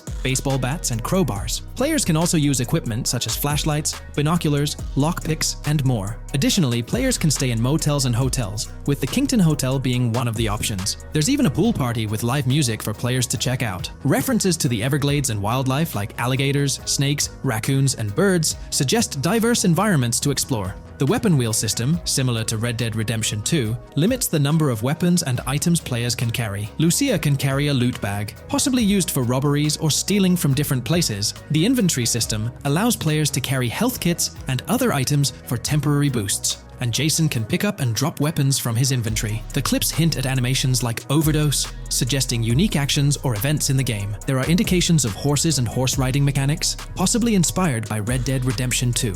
The open world is full of accessible places, including motels, metro stations, restaurants, pawn shops, and supermarkets. Little details like grabbing a gumball from a quick shop machine add to the overall vibe. A cool feature is the ability to shoot while swimming, adding a new layer to combat situations. All these diverse and interesting elements together promise an immersive and fun gaming experience in Grand Theft Auto 6. Let's dive into the cars of GTA 6. Shout out to the GTA forums for putting together this info. You can find links below to join the discussions. There's a bunch of confirmed vehicles. We're talking the Blista Compact, Ocelot Locust, and a car that looks like an early 90s Buick Skylark. Then there are some new cars without official names, like a 90s Chevy Caprice, a Chevy Malibu from 2016 onwards, a Chevy Sonic, and a Honda Accord from 2018 to 2022. And you know how Rockstar rolls, they'll give these cars their own funny names like they always do. There's more on the list too. Albany Primo, Benefactor Shafter LWB, a mix of Ford Explorer and Tahoe from the 90s or 2000s, a Toyota RAV4 from 2018 onwards with a mix of Lexus NX style, and a Mercedes Grill,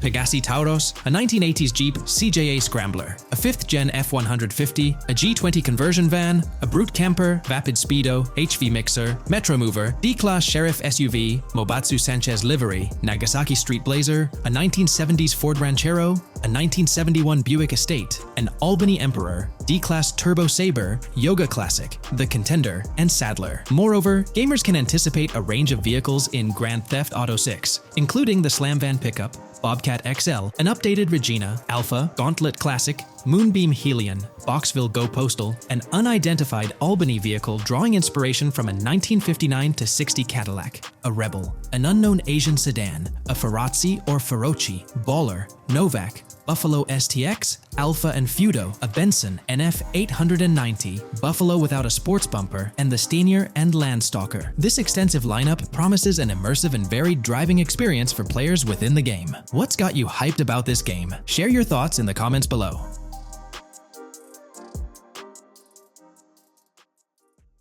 Today's video dives into the NPC AI patent, focusing on virtual navigation in Grand Theft Auto 6. This patent sheds light on the intricacies of in-game traffic, promising a heightened level of realism compared to previous iterations. We'll explore the notable enhancements Rockstar has implemented, creating a more sophisticated system that elevates the gaming experience. By examining various sources, we aim to provide a comprehensive overview of this navigation system, offering insights into what Rockstar has in store for NPC navigation in GTA 6. Let's delve into the details of this intriguing patent. System and method for virtual navigation in a gaming environment. Let's break down this patent for a moment. Essentially, it gives us insight into how non-playable characters operate within the game environment. They explain that NPCs' actions are controlled through artificial intelligence, allowing for real-time decision-making based on preset algorithms. In many systems, this is achieved through nodes and links, where each node contains important data that influences NPC movement.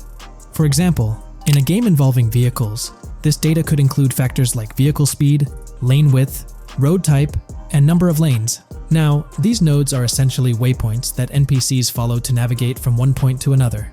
In simpler sections of the road, these nodes might be connected linearly, guiding NPCs straightforwardly. But in more complex areas, like junctions, the nodes become more intricate. Take a basic intersection, for instance.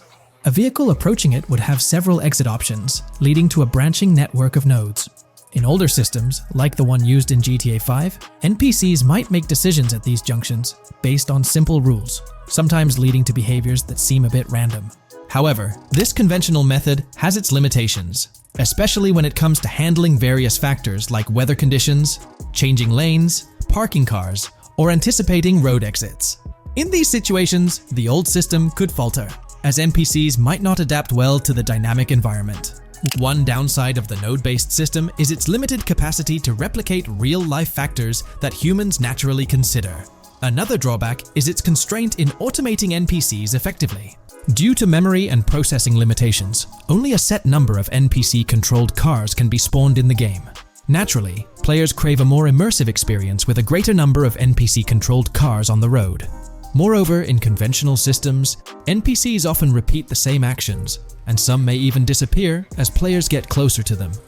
Additionally, in GTA 5, the system relies on local traffic avoidance for NPCs to steer clear of collisions. This means that NPCs continuously scan their immediate surroundings each frame for any obstacles like vehicles, pedestrians, or objects. Using a front-facing polygon, they gather data about the road layout and calculate the optimal steering angle to dodge obstacles or stay on the road. It's worth noting that this process occurs independently for each frame, without any reference to previous frames. This results in slower detection, as the system may not recognize a road blockage promptly. Instead, it interprets the obstruction as something to be avoided, without distinguishing it as a complete road blockage. Recognizing these limitations, Rockstar has engineered an NPC system that addresses these shortcomings of conventional systems. This advanced system efficiently manages NPC nodes and node graphs, yielding optimal outcomes while circumventing hardware and software constraints. NPCs in this system demonstrate heightened spatial awareness and adaptability, capable of altering routes based on real-time data from the environment. Moreover, this innovative system synergizes with the tagging mechanism discussed in earlier discussions.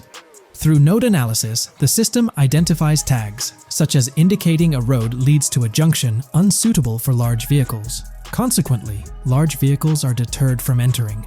Furthermore, NPCs within this system consider various attributes of vehicle types, models, including speed restrictions, acceleration and braking capabilities, top speeds, cornering abilities, and vehicle size. NPCs will consider a plethora of data from their surroundings, leading to heightened situational awareness. Video games are populated by NPCs who are able to make real-time decisions based on their environment.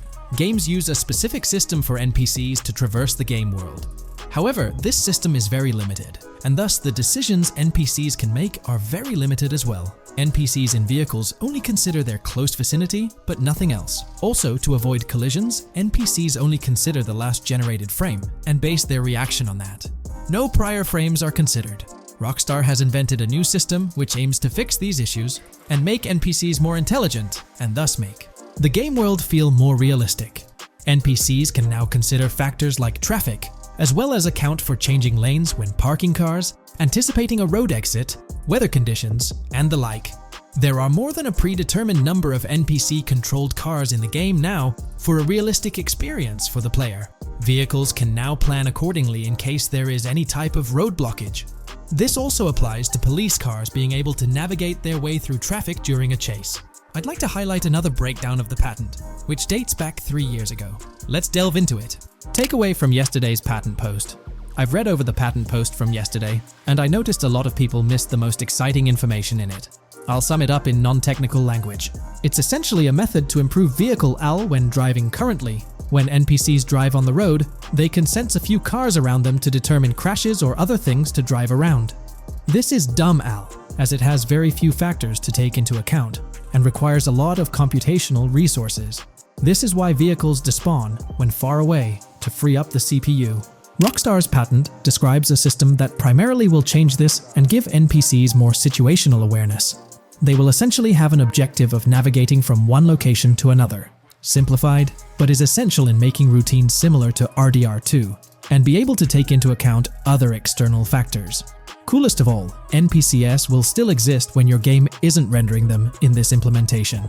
Specific examples mentioned by Rockstar state they will be able to use weather conditions, traffic, and crashes to determine where to go. Some areas might be dangerous in the rain, they might avoid it. If an area has too much traffic, they will avoid it. Possibly destructible environmental areas could be reacted to. Similar to bridges in Just Cause, this point is speculation, however. Cars will also be able to take into account number of lanes and speed in their decisions. NPCs will be also able to take into account high-speed chases and be able to navigate if they themselves are speeding. There will also be other reactions that are mentioned specifically, such as changing lanes before a highway exit appears, and as Rockstar puts it, driving slower on residential-type roads, or having to perform certain maneuvers to avoid oncoming traffic on single-lane streets. The large part they also mention is this implementation uses a lot less processing power. The NPC schedules can be relayed by a central server. They could possibly use the console itself as well, and it doesn't require the same constant surrounding analysis. As previous Rockstar mentions, this will allow them to have denser traffic with the same resources. A large aim also seems to be realism. Rockstar's patent mentions realistic reactions to various factors as being the main intent. For example, NPCs will each have different driving ability levels based on the driver and the car.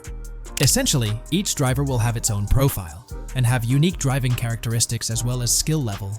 Some might speed, others might not. Each vehicle will also affect the driving of these drivers. We're eagerly anticipating the debut of this new system in action in GTA 6. Share your thoughts in the comments section below.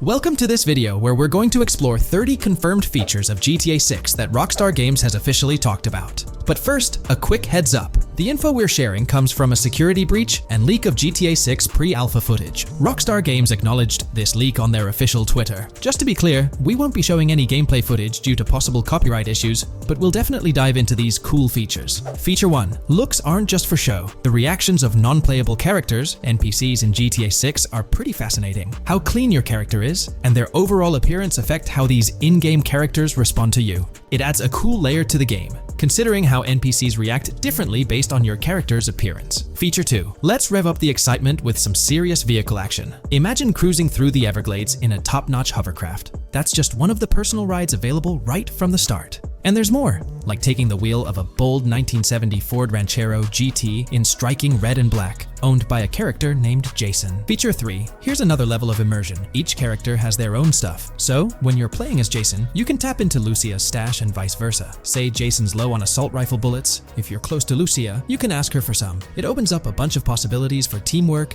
and sharing resources in the game. Feature 4. For all you die-hard GTA fans, there's a new clothing store in town called Arches. It's got a fresh collection to amp up your character's style. Feature 5. Let's talk graphics. In GTA 6, the clothes are seriously detailed. Wrinkles, dirt marks, and even sweat. Paying so much attention to clothing details makes the characters look super real, adding a ton of authenticity and making the game more immersive. Feature 6. While exploring the vast game world of GTA 6, you'll see a seamless mix of modern vehicles in urban areas and older ones in rural spots like the Everglades. It gives that cool GTA vibe, whether you're cruising in a flashy city car or taking a nostalgic drive in the countryside. GTA 6 has a bunch of wheels to fit whatever mood you're in. Feature 7. During certain heists, there's a timer showing when the cops will show up. Some think it's a developer thing, but it could mean players need to plan their heists well, syncing with the police response for a perfect score. That'd definitely add an exciting twist. Feature 8. I'm buzzing about this one. GTA 6 will feature a massive aquarium. Yes, you heard that right. Players get to explore an aquarium within the game, adding a cool new element to the gameplay. Feature 9. There's a limit on inventory space. Players can't stockpile an endless number of items. A smart move would involve rummaging through crates and storage spots at the docks to earn cash and gather valuable stuff, spicing up the gameplay. Feature 10. Here's something cool. In GTA 6, you're not stuck with your character's right side view like in GTA 5. Following Red Dead Redemption's lead, players can freely switch their character's preferred shoulder for a better view. It also changes which hand your character uses for weapons, making gameplay more immersive. Feature 11. GTA 6 adds a touch of reality with a dynamic day-night cycle. Shops don't stay open 24/7 anymore. Some close at night and reopen during the day, making the whole experience more immersive. At night, the city changes vibe, less traffic, and a different feel altogether. Feature 12. Adding to the mix are special abilities, somewhat like what we saw in Red Dead Redemption 2. From leaked gameplay, it looks like Jason has a unique skill. He can spot valuable stuff in the surroundings. They light up like hidden treasures, adding a whole new twist to the game. Feature 13. Let's dive into some of the confirmed stuff in GTA 6. It's quite a mix. There are spear guns, bolt-action sniper rifles, and a bunch of golf clubs, wedges, irons, drivers. Also, players can use a crowbar to open containers and grab valuable stuff. There's more: smoke grenades, flashbangs, golf balls, and tracker jammers to dodge the cops. Snatching fancy cars might need special tools like the immobilizer bypass. Loads of choices to make gameplay super immersive and fun. Feature 14. Moving on to the awesome in-game places we've seen. There's a bunch: tennis courts, a huge stadium, and even a museum, all with interactive insides. It's bringing back the exploration vibe we loved in GTA 4, and that's got us hyped for GTA 6. Feature 15. In a cool scene during a diner robbery, a non-playable character, NPC, was visibly relieved when the cops showed up, saying, "Finally, thank heavens." This shows how smart the AI is in GTA 6, and it's a sign of Rockstar's attention to detail. Feature 16. Get ready for a huge and diverse map to roam around. GTA 6 covers the whole shebang of Vice City and its surroundings, offering tons to explore. You've got the bustling city, scenic beachfronts, Everglades-like grass rivers, the charm of Florida Keys, and the quaint Port Gellhorn. Port Gellhorn even gets its own police department, showing different areas with their own rules, kind of like what we saw in Red Dead Redemption 2. So, where's your first stop in GTA 6? Drop your thoughts in the comments. Feature 17. Time for a tour of interiors in GTA 6. There's a bunch of places waiting to be discovered. One cool spot making a comeback is Escobar International Airport, giving us those Vice City vibes. Exploring the airport could unlock a load of side missions, opening up endless possibilities for adventures. Feature 18. Tourism's a big deal in GTA 6, making the game world feel alive. You'll stumble upon a clever take on a famous theme park, kinda like Disney World. It's a thrilling spot to dive into, and get this, there's even the International Space Station. Rockstar's really going all out to make GTA 6 an awesome experience. Feature 19. The characters you'll meet in GTA 6 have had some major upgrades. They come in all shapes and sizes, some towering and impressive, others more on the average or smaller side. This variety really brings the in-game city to life, making it feel more realistic. Rockstar's definitely set a high standard in gaming with this, and I can't wait to dive into this amazing world they've created. Feature 20 new gameplay features are here, and one that stands out is using assault rifles while inside a vehicle. It's going to shake up how players handle combat. Feature 21 money in GTA 6 works differently. You don't just magically get more cash in your bank account after robbing a store. Instead, you physically grab the cash from the store counter using a button. It makes the whole experience more real and interactive. Feature 22. Now this is wild. The vehicle customization options in GTA 6 are something else. When you get into a vehicle, hit the left D-pad for the vehicle options menu. You can tweak the seat, fix the steering wheel, and even jazz up the interior. There's talk that this might be limited to developers, but I'm hoping it's for everyone in the final game. Feature 23. There's a ton more to do in GTA 6. The game amps up interaction by letting you handle money, USB drives, weapons, food, and different clothes, giving you more control over the world. Feature 24. Hats off to hat customization. In GTA 6, you can style your hat in different ways, showing off your fashion taste. It might seem small, but it makes your character really stand out. Feature 25. Here's a neat twist. When you're on the run and hijack a ride, your criminal description changes a bit, leaving out specific car details. This tricks witnesses and stops them from telling the cops about your getaway car. Smart move to stay hidden and adds a tactical side to the game. Feature 26. The big news? GTA 6 is officially scheduled to hit stores. Feature 27. Something fun and quirky. You can actually interact with gumball machines in the game and snag some gumballs. It's a small thing, but it adds a nice touch of reality to the game. Feature 28. Talking about the cops and what's happening in the game world. During gameplay, I saw the police doing traffic stops, DUI tests, and even searching vehicles. Also, the in-game map shows random NPC AI car accidents, and the cops rush in to handle these, making the virtual world feel genuinely chaotic. Feature 29. Time to talk weapons. GTA 6 brings a massive range of guns, from pistols to heavy artillery. With so many options, the action stays intense, making sure you're armed for any situation. Feature 30. GTA 6 is bringing in an inventory system, like what we saw in Red Dead Redemption 2. Looks like Lucia's got a sports bag hinting at that. Bonus features. Feature 31. Let's take a darker turn, handling bodies in the game. It adds a creepy level of realism. Players can deal with and move bodies, adding a whole different vibe to GTA 6. It'll be interesting to see how this affects the gameplay. Feature 32. NPCs in GTA 6 are shaping up to be super interesting. Rockstar's bringing in the immersive vibes we loved in Red Dead Redemption 2, and the potential here is huge. The improvements they've made could take the game to a whole new level. I'm super hyped to see what Rockstar's got up their sleeve. Feature 33. GTA 6 starts off with a bang, small-time heists, and the chance to rob small businesses, giving you a thrilling start. Feature 34. You'll get your hands on a bunch of tools to up your crime game in GTA 6. Lockpicks, hacking gadgets, and more are there to help you handle whatever challenges come your way. Having the right tools in your pocket makes the gameplay more lively and exciting. In today's GTA 6 video, we're discussing how much money Rockstar Games has made from the first trailer released back in December. We'll also cover Rockstar's plans for the next trailer and their potential strategies for cross-promoting GTA 6. There's a lot to talk about, so let's get into Rockstar's promotion tactics for GTA 6 and when we might see a second trailer. First off, the timing of the next GTA 6 trailer is closely tied to GTA Online's upcoming update. Whether it's just a coincidence or a smart marketing move, this is a strategy Rockstar has used before. For example, they released GTA Online's Winter-December DLC a week after the first GTA 6 trailer. This timing helped make it the most viewed GTA Online trailer ever, even beating out the reveal trailer for Red Dead Redemption 2. If Rockstar decides to use the same approach, we might get some new Grand Theft Auto 6 details next week. This could be a second trailer, some screenshots, or additional information about the game. The timing would line up perfectly with the next big GTA Online update, set to drop on Tuesday, June 25th. This is confirmed because the GTA Plus event period ends the day before. By releasing new GTA 6 content a week before the update, Rockstar could generate more interest in the upcoming DLC. If for some reason we don't get a new trailer or details from Rockstar, I think they might drop more hints in this summer's GTA Online update, just like they did last summer. You might remember a specific t-shirt from that update, which actually hinted at the exact trailer date and time. It had symbols from the Zancudo basement with a cryptic message that translated to, "One day we'll reveal all." It does make you wonder if Rockstar will include some teases or cross-promotion in this update. Now that GTA 6 is officially announced, they might do something similar to a few years ago with GTA Online and Red Dead Redemption 2, where treasure hunts let you unlock weapons in GTA Online and receive them in Red Dead Redemption 2 when it launched. Speaking of GTA 6 trailers, here's an interesting fact. Rockstar Games has made a ton of money from the trailer on YouTube. We've talked about this in the last couple of videos, how it leaked because someone accessed a YouTube admin panel, but you can actually use public data and analytics to see how much money Rockstar has made from that trailer.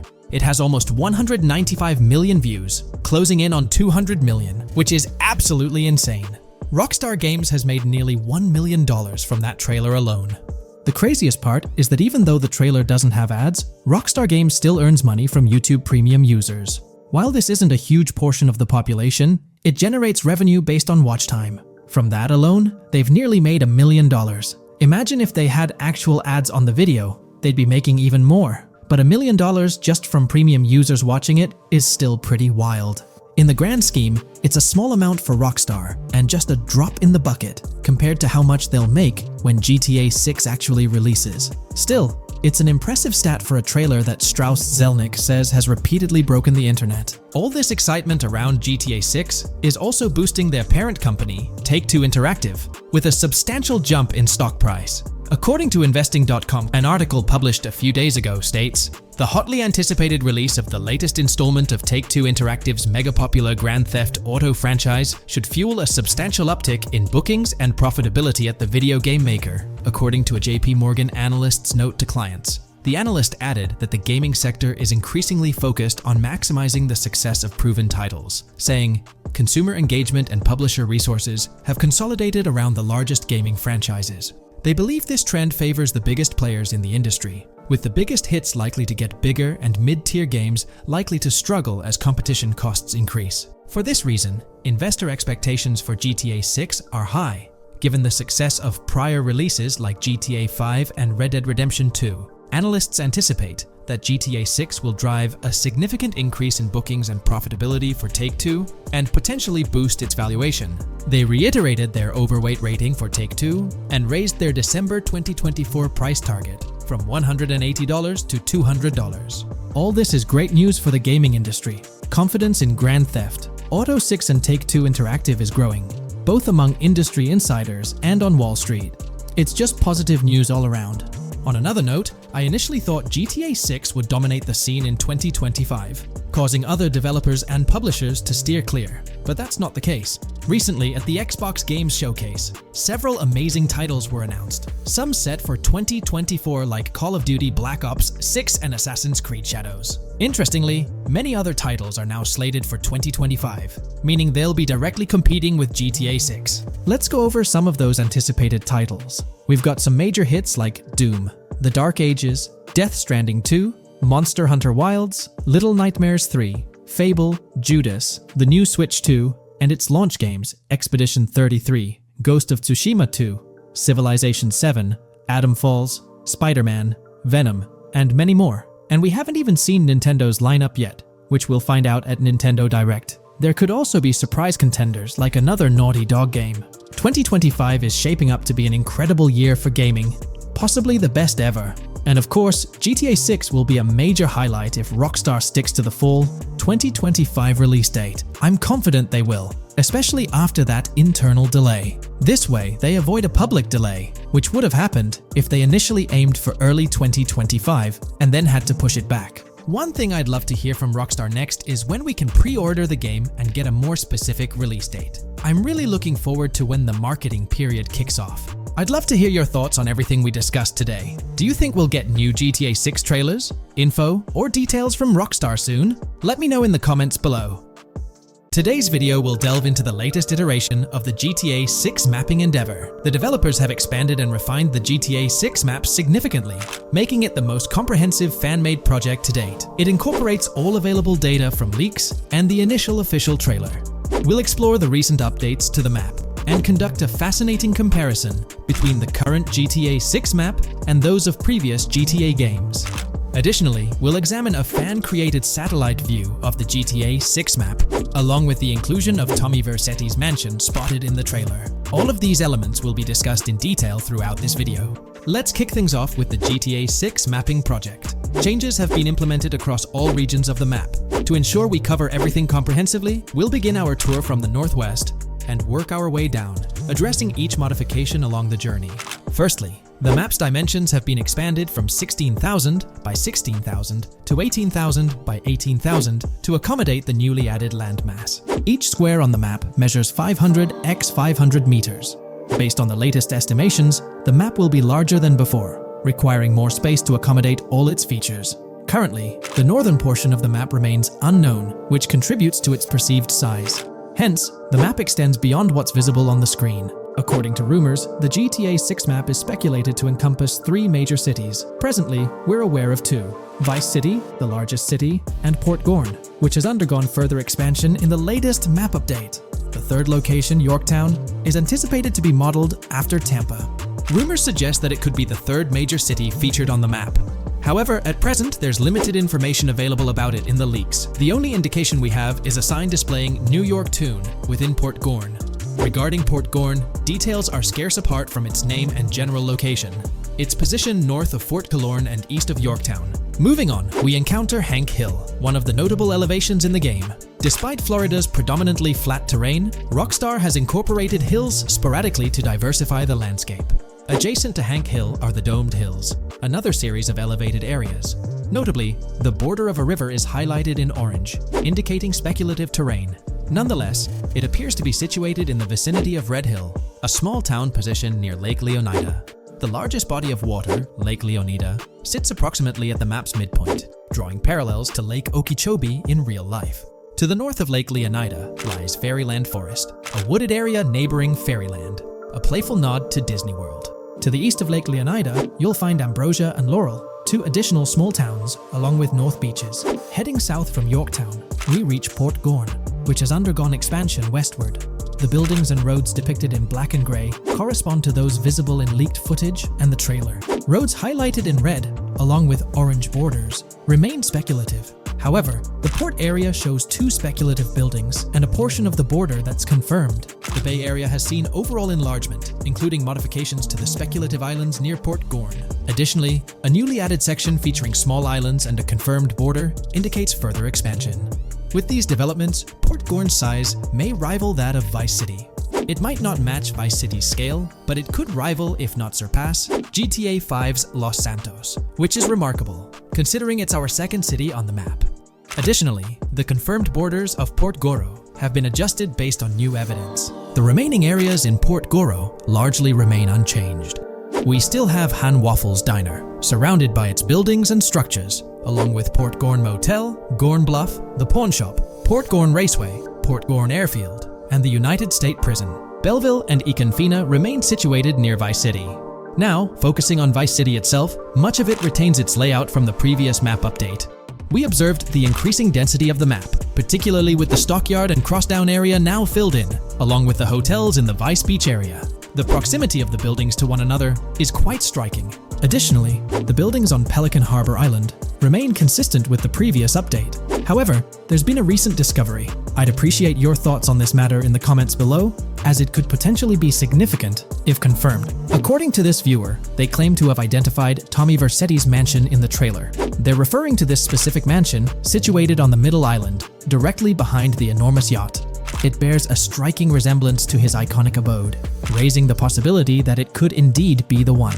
However, it's challenging to make a definitive judgment, since it's nighttime in the footage. It could simply resemble it, but it's difficult to confirm. Nevertheless, it would be fantastic if it indeed makes a return in the game. The recent update brought significant changes to Vice City, particularly with the Vice City port. This is where the scene featuring the bolt shot from the trailer takes place. Now, we have a clearer understanding of its entire border, with some buildings identified. There are two speculative buildings, along with some confirmed ones. The bridges have been updated, and there have been adjustments to the speculated Raya Way. Furthermore, the FLP Solar Amphitheater has been relocated northward based on new evidence. The Vice City International Airport metro station has also undergone updates, aligning with new information from leaks. Notably, the airport now appears more complete, with an additional hangar. These encompass all the changes made to Vice City. Now let's shift our focus to the Grass Rivers, as they've also received updates. The speculative landmass along the west coast has been adjusted to accommodate the map expansion. Notably, the Lake SLW waterway now connects to the Grass Rivers, providing insight into the potential appearance of this swampy region on the map. A scene from the trailer showcased the Airbolt, a vehicle likely used for traversing these areas. Hamlet remains in its original position, serving as a parody of Homestead. It's interesting to note the location of the Shaka Shed, situated in the middle of the Grass Rivers, reminiscent of the shacks seen in Lemoyne in Red Dead Redemption 2. This suggests that this area may draw inspiration from its counterpart. Furthermore, I anticipate hunting to be quite intense in this region, given the presence of alligators, snakes, and lizards. The diverse wildlife, particularly at night, is bound to create a thrilling atmosphere. Additionally, changes have been made to the Gator Keys and the surrounding islands, as observed in the trailer. More specifically, There have been additions to speculative locations, such as Birdkey, based on new evidence. Additionally, some speculative areas across the map have been updated. That wraps up the analysis of the latest version of the GTA 6 mapping project. It'll be intriguing to see how closely it aligns with the actual map. Moreover, let's delve into a fascinating comparison between this latest version and all the other maps in the GTA series. Take a look at this comparison. On the left side, you'll find the latest version of the GTA 6 mapping project. Above it, there's the map of North Yankton from GTA 5. To the right of the North Yankton map, you'll see the island of Copico from GTA Online. Next to Copico, there's the GTA 5 map. Below that, we have the GTA 4 map. Below the GTA 4 map are the maps of Liberty City and GTA 3. And finally, at the bottom, there's the map of GTA San Andreas. One of the first things I noticed is how compact the GTA 4 map appears compared to others. Despite its small size, it boasted greater density than the GTA V map. Streets were closely packed, and every inch of space was utilized efficiently. Anyone who's played GTA 4 can attest to the unparalleled density of its city, brimming with intricate details. I anticipate a similar level of density and attention to detail in the GTA 6 map. Considering the vastness of the GTA 4 map, despite its modest size, I expect the density in GTA 6 to match, if not surpass, that level. Even though GTA 6 is already approximately twice the size of the GTA 5 map, the addition of intricate details will make it feel even more expansive. Now, let's examine a comparison between the old GTA Vice City map and the latest version of the GTA 6 mapping project. The old Vice City map has been superimposed onto the new one, allowing for a visual comparison of the two. What caught my attention was the size of the GTA Vice City map, which is quite substantial. However, in GTA 6, improvements are expected across the board. There will be more buildings, positioned closer together, enhancing the overall design and creating a denser environment. I also wanted to discuss a map that's been generating a lot of buzz within the community. Someone utilized images from Google Maps to supplement the mapping project. This method offers a clearer perspective on how the game's environment might appear in terms of scale and layout. While this representation may exaggerate the city's size with an abundance of buildings, it provides insights into the length and layout of highways, which have been overlaid with speculative areas. Additionally, looking at Yorktown, despite the lack of details, its size hints at the potential scale of both Yorktown and Port Gorn. Furthermore, the top portion of the map may resemble the depiction, although details remain uncertain. Considering the vast array of features such as multiple airports, cities, small towns, mountains, hills, and swamps, it's evident that GTA 6's map is poised to be the most impressive in the series. There's little doubt that it will set a new standard. In today's video, I'll be discussing the recent developments in the GTA 6 mapping project. We'll delve into the latest additions, including new locations featured in Trailer 1, adjustments to existing locations, refinements in certain areas, and exciting discoveries from the latest trailer, such as the yacht interior, surfboards, Princess Robot Bubblegum, and more. Let's start by examining the mapping project itself. It's been some time since our last update on this front, and there have been notable changes to the map since then. This iteration represents the most recent version of the GTA 6 mapping project, spearheaded by Dupee's 0R. Below, you'll find a roster of individuals who have contributed to this endeavor, and it's worth noting that this list has been recently updated. This project stands as the largest and most comprehensive effort within the fan community, with the goal of predicting the map of GTA 6 as accurately as possible prior to its official unveiling. Dupee's 0R mentioned that there's still an extensive list of elements to incorporate and modify, but for now, this update suffices. Anticipate further alterations to the map in subsequent updates. This iteration represents the latest version of the GTA 6 mapping project. Notable adjustments have been made to the legend and the manner in which various elements are annotated on the map. All markers now include viewing cones to indicate their general viewing direction. However, it's important to note that the angle of these cones is merely symbolic. Additionally, speculative location markers have been updated with red outlines to differentiate them from non-location markers. Furthermore, coordinate markers now display their corresponding clip names for easier identification. Changes have also been made to the naming conventions in the key section. For instance, you'll notice that the markers now include the names of the clips they are derived from. Let's delve into the alterations specific to Vice City. The angles of Rock Ridge and Stockyard have been tweaked to align with calculations/evidence and to better match the coordinates. By observing the outlines, you can see that both the Rock Ridge and Stockyard areas have been subtly adjusted, ensuring a more cohesive layout. There's a noticeable improvement in alignment. A notable update to the map is this section here.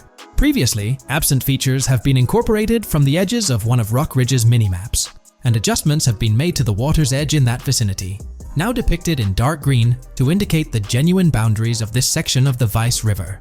Additionally, several buildings in the Rock Ridge area have been identified, including the Rock Ridge Community Research Center, Miami Police Department, Venture Apartments, Orange and Pink, 7071 Warren Thacker Manor, inspired by Martin Fine Villa, Palace Cafe and Diary, all sourced from leaks. Furthermore, there are 2 speculative markers outlined in red, representing locations from the trailer. One in Rock Ridge is speculated to be the Hammer Hamlet Ladies location, while the other marks the high roller scene from the trailer. You can find the timestamps for both scenes on the map. Updates have been made to the route of the I-404, incorporating new evidence. This includes adjustments in Vice Beach and the positioning of the road near Rock Ridge. Notably, there have been alterations to the highway section near the airport. Additionally, speculative terrain and building positions in Washington Beach have been revised to align more closely with the evidence. Changes have been made to the shapes and locations of the Ritz-Carlton Bal Harbour, Akoya condos, and Jade Ocean condos. Furthermore, alongside the speculative road and landmass in the Bayfront Heights area, the Y Vice City and Gate/Continental hotels have been included in the Vice Beach vicinity. Additionally, several minor adjustments and fixes have been implemented. Regarding the Vice Beach area, there have been additions of new buildings supported by recent evidence. These include 200 Ocean Drive, 260 Ocean Drive, 1043 Washington Avenue, Beach Park Hotel, and Council Towers North. Moreover, over at Brickell Key Island, 2 new buildings, Brickell Key 1 and Brickell Key 2, have been introduced. Additionally, corrections have been made to the names of the Tequesta Point locations, accurately reflecting their respective positions. Now, let's shift our focus away from Vice City. Firstly, an error regarding St. Joseph has been rectified. Previously labeled in purple, it should have been marked in red to signify that this name hasn't been confirmed in the leaks, but is either speculative or based on real-life data.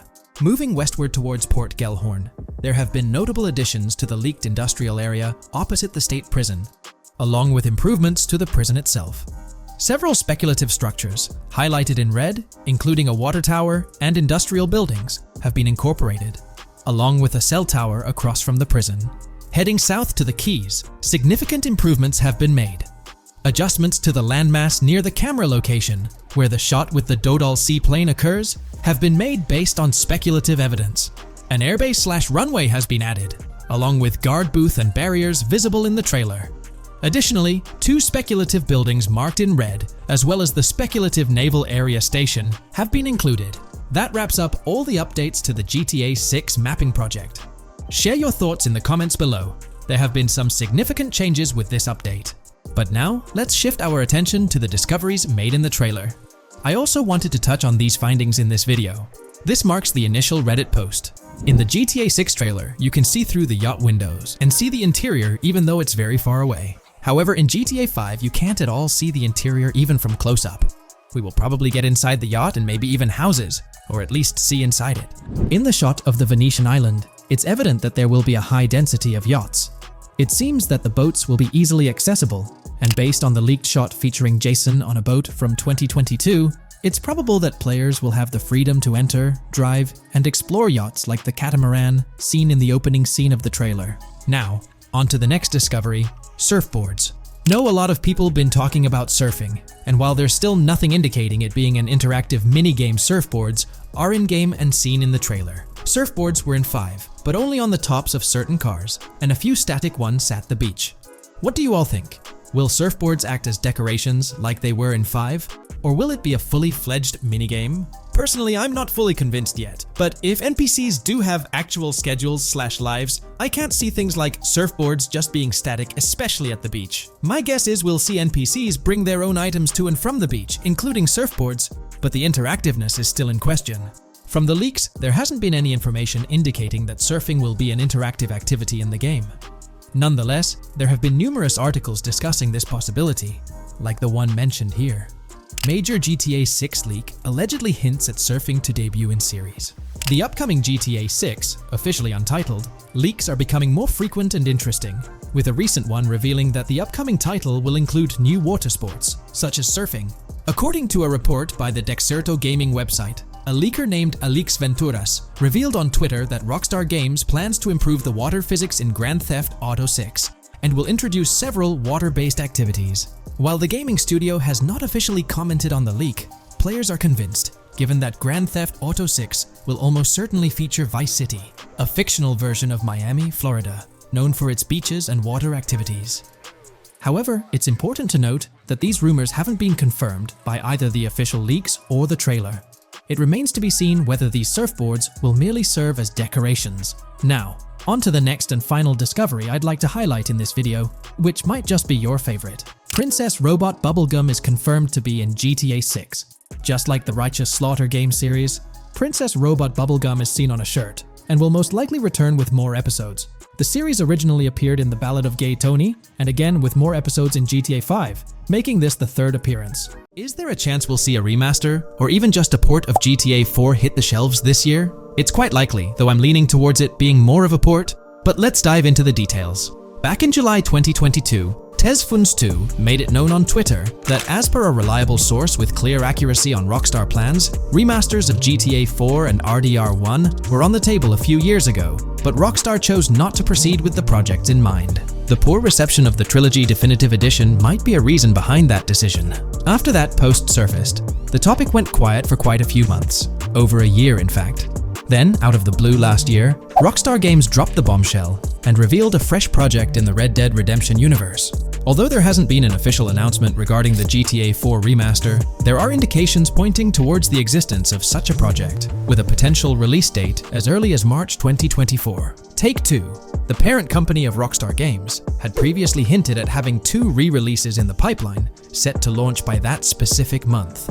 The original Red Dead Redemption was among the 2 games mentioned, leaving room for speculation that the other could potentially be GTA 4, while it's also plausible that this could be an entirely different project unrelated to the Grand Theft Auto franchise. It's worth considering. This isn't the first time there have been murmurs about a GTA 4 re-release or remaster. Returning to the Red Dead Redemption 1 port, unfortunately, it wasn't the news fans were hoping for. Instead of a full remake or remaster, the developer revealed a port with no new content. Typically, when people hear about a remaster or remake, they expect incredible graphic improvements, higher resolution, better quality textures, and advanced graphical effects like ray tracing. Contrary to these expectations, many argue that this game needs significant improvements, particularly concerning inconsistencies in the story. In 2018, Red Dead Redemption 2 was released as a prequel, introducing story elements that created inconsistencies with the first Red Dead Redemption, where major characters like Arthur Morgan were never mentioned. When Rockstar opted for a port instead of improving the game, which was already 13 years old, disappointment arose. The desire for a remaster or remake persisted, fueled by rumors since 2021. These speculations continued until the summer of 2023. The uncertainty around whether a remake was genuinely being considered remains, with some recent rumors possibly being misunderstandings about the port project. It's been speculated that the cancellation of a Red Dead Redemption remake or remaster might be attributed to the poor reception of GTA, the Trilogy, the Definitive Edition. Alternatively, the developer could have redirected resources towards the development of GTA 6. Regarding GTA 6, in December, we were finally treated to the much-anticipated trailer for the upcoming installment. However, it came with a significant letdown: the announcement of a 2025 release date. As we approach the end of 2024, this seems like the ideal time to introduce a new game under the GTA banner to keep the franchise vibrant. Hence, a port of GTA 4 appears fitting for this year. Most players familiar with GTA 4 acknowledge the aging of the game.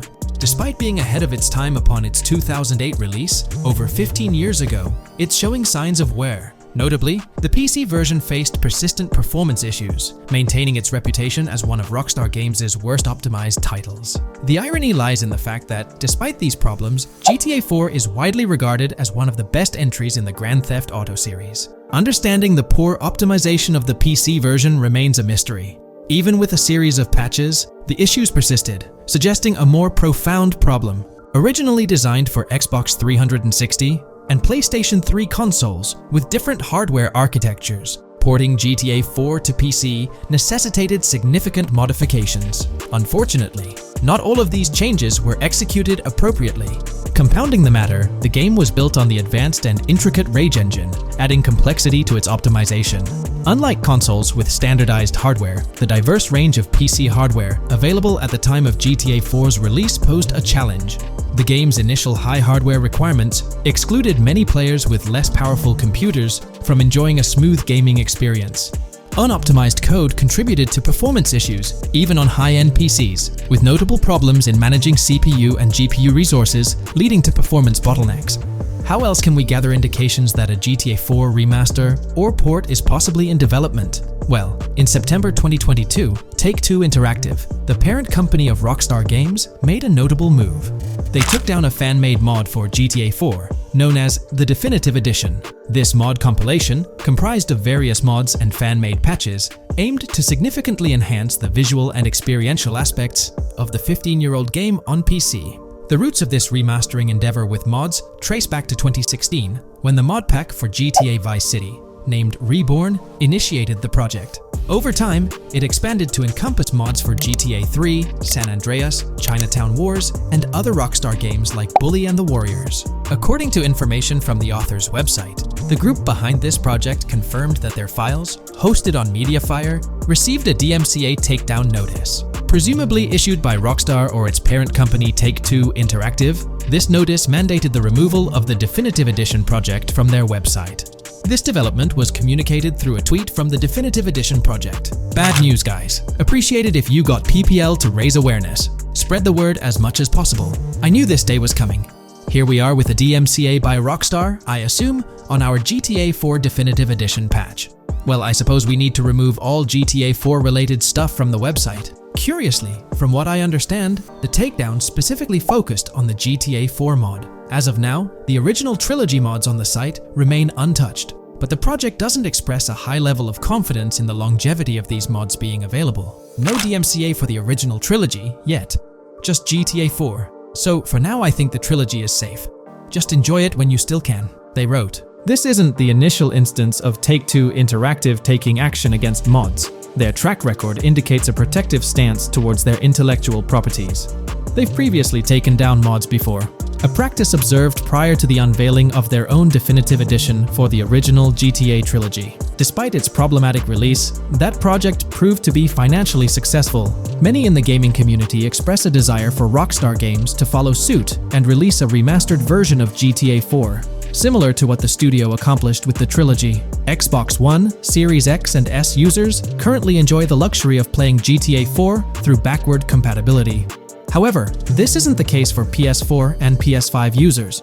Should Rockstar opt not only for re-release support, but also for substantial changes to the game, there are certain aspects of GTA 4 that could benefit from improvement. First and foremost, graphics are an apparent focal point, a common aspect of remasters to enhance the visual experience. It's worth noting that beyond the expected graphical upgrades, GTA 4 might require more nuanced improvements. One aspect that garnered criticism was the peculiar yellow filter present in the original game, making everything appear dull. This yellow tint, a characteristic of the late 2000s and 2010s, was often disparaged when employed in video games. For an open-world game like GTA 4, many argue that this filter made little sense.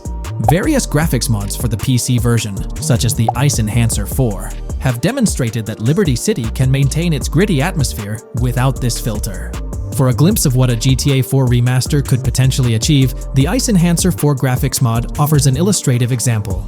Developed over several years by the skilled modder Haysam Keelani, this fan-made graphics overhaul aimed to elevate the game's visual experience well beyond its original state. On the flip side, individuals who have a fondness for the original yellow filter in the game may not find favor with this mod. If Rockstar opts to stay faithful to the original and preserve the color scheme, it would still be beneficial to update the environmental textures. Over time, these textures have aged considerably, featuring a noticeably low resolution that now appears outdated. Moving on, one of the most memorable aspects of GTA 4 is the recurring scenario where Roman calls Nico to go bowling.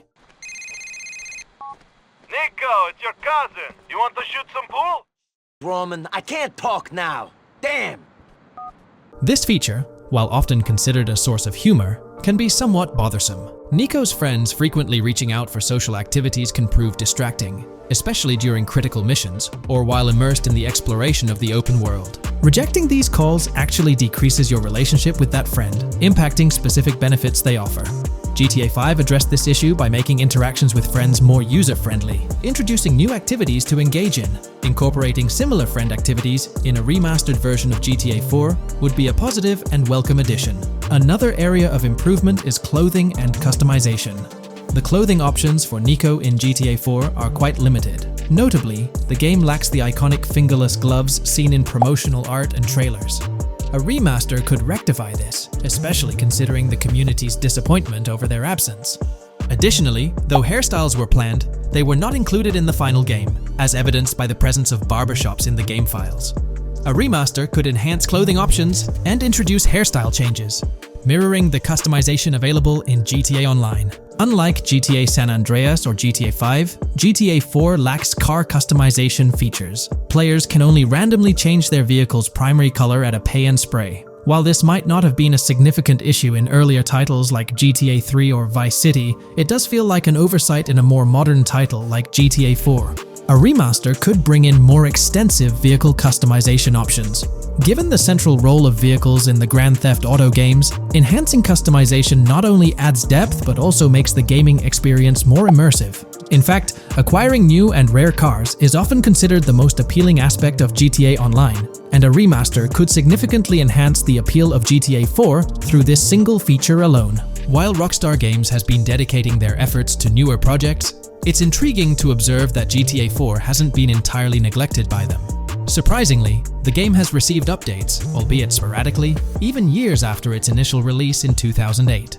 A notable recent update, released in 2023, caught many fans off guard. This update primarily focused on security, aiming to safeguard the game's source code from potential leaks. It's interesting to reflect on the context surrounding this security update. Since Rockstar Games removed the multiplayer aspects of the GTA 4 Complete Edition on Steam and their launcher in March 2020, the need for such security measures raises questions. Without active official multiplayer components, this move appears to be a proactive response to a prior security breach. In that incident, a hacker infiltrated Rockstar's security system, leaking pre-alpha version footage of the highly anticipated GTA 6. While Rockstar's immediate focus is on bringing GTA 6 to fruition, the possibility of a GTA 4 remaster isn't entirely dismissed. There's a genuine belief that something related to GTA 4 is in the works this year. If not, the prospect remains open for the future, potentially after the release of GTA 6. The year 2028 marks the 20th anniversary of GTA 4, presenting a considerable time frame. Although it involves patience, the wait could be worthwhile if Rockstar decides to give GTA 4 the remaster treatment it deserves. It's crucial to acknowledge the dynamic nature of the gaming industry, with Rockstar consistently pushing boundaries with each release. By the time a potential GTA 4 remaster materializes, we might witness a game that not only enhances the original but also leverages the latest advancements in gaming technology. Hey there, great news for GTA fans. GTA 6 is making some big changes to the series. We've got a load of interesting info about the game that you should definitely hear about. Just a heads up, the details we've got are from leaked online footage, but sorry, no links or showing it. Still, loads of cool stuff to share, like new animals, AI changes, RPG elements, and more. Let's dive in. Fact 1: interactions with NPCs are getting way cooler. You'll have choices like threatening, robbing, shooting, or restraining them. Some missions will even have gesture-based actions, like Red Dead Redemption 2. Car damage is more realistic, and the insides are crazy detailed, with working dashboards. Fact 2: let's talk weapons. GTA 6 is changing things up, taking a page from Red Dead Redemption 2. Instead of a big weapon wheel, you'll have slots for small firearms, melee weapons, rifles, and shotguns. No unlimited weapons, but you can drop and pick them up as you go. Fact 3: in the developmental phase, there was a sighting of Arthur Morgan's hat, though it's uncertain if this will make it to the final game. Players now have the option to surrender to the police during a robbery, which adds a thrilling twist. Police response time has been updated to feel more real, displaying a timer that varies based on the crime's severity. A murder, for instance, prompts a faster response than a robbery. The maximum wanted level is capped at 5 stars in GTA 6, and the possibility of a 6-star level seems improbable in the current gameplay being developed. By the way, I'm holding a monthly giveaway for a PlayStation 5. You just need to subscribe and you're entered. Now, back to the video. Fact 4. Police AI has significantly improved from the last game. Instead of rushing in blindly, they now exhibit more realistic and intelligent behavior. If you commit a crime and flee in a vehicle, cops will note the specific vehicle and license plate, making evading them more challenging. Fact 5. Let's talk about the strong emphasis on indoor locations in GTA 6. There's a bunch of different interiors to explore, like nightclubs, motels, hotels, restaurants, pawn shops, supermarkets, fast food joints, gun stores, shooting ranges, and the Vice City metro station. Plus, they've added working elevators for a more immersive feel. Interestingly, there's a risk of players getting banned from stores, which adds a twist. Fact 6. Moving on to the characters. GTA 6 introduces two protagonists, Jason, played by Brian Zampella, and Lucia, portrayed by Alexandra C. Echevarri, who happens to be the franchise's first playable female character. You can switch between them instantly. They're also a couple, drawing inspiration from Bonnie and Clyde. Fact 7. Clothing in the game behaves realistically. You can wear accessories like sunglasses, watches, wristbands, and hats in different ways. The detail is pretty cool, with sweat,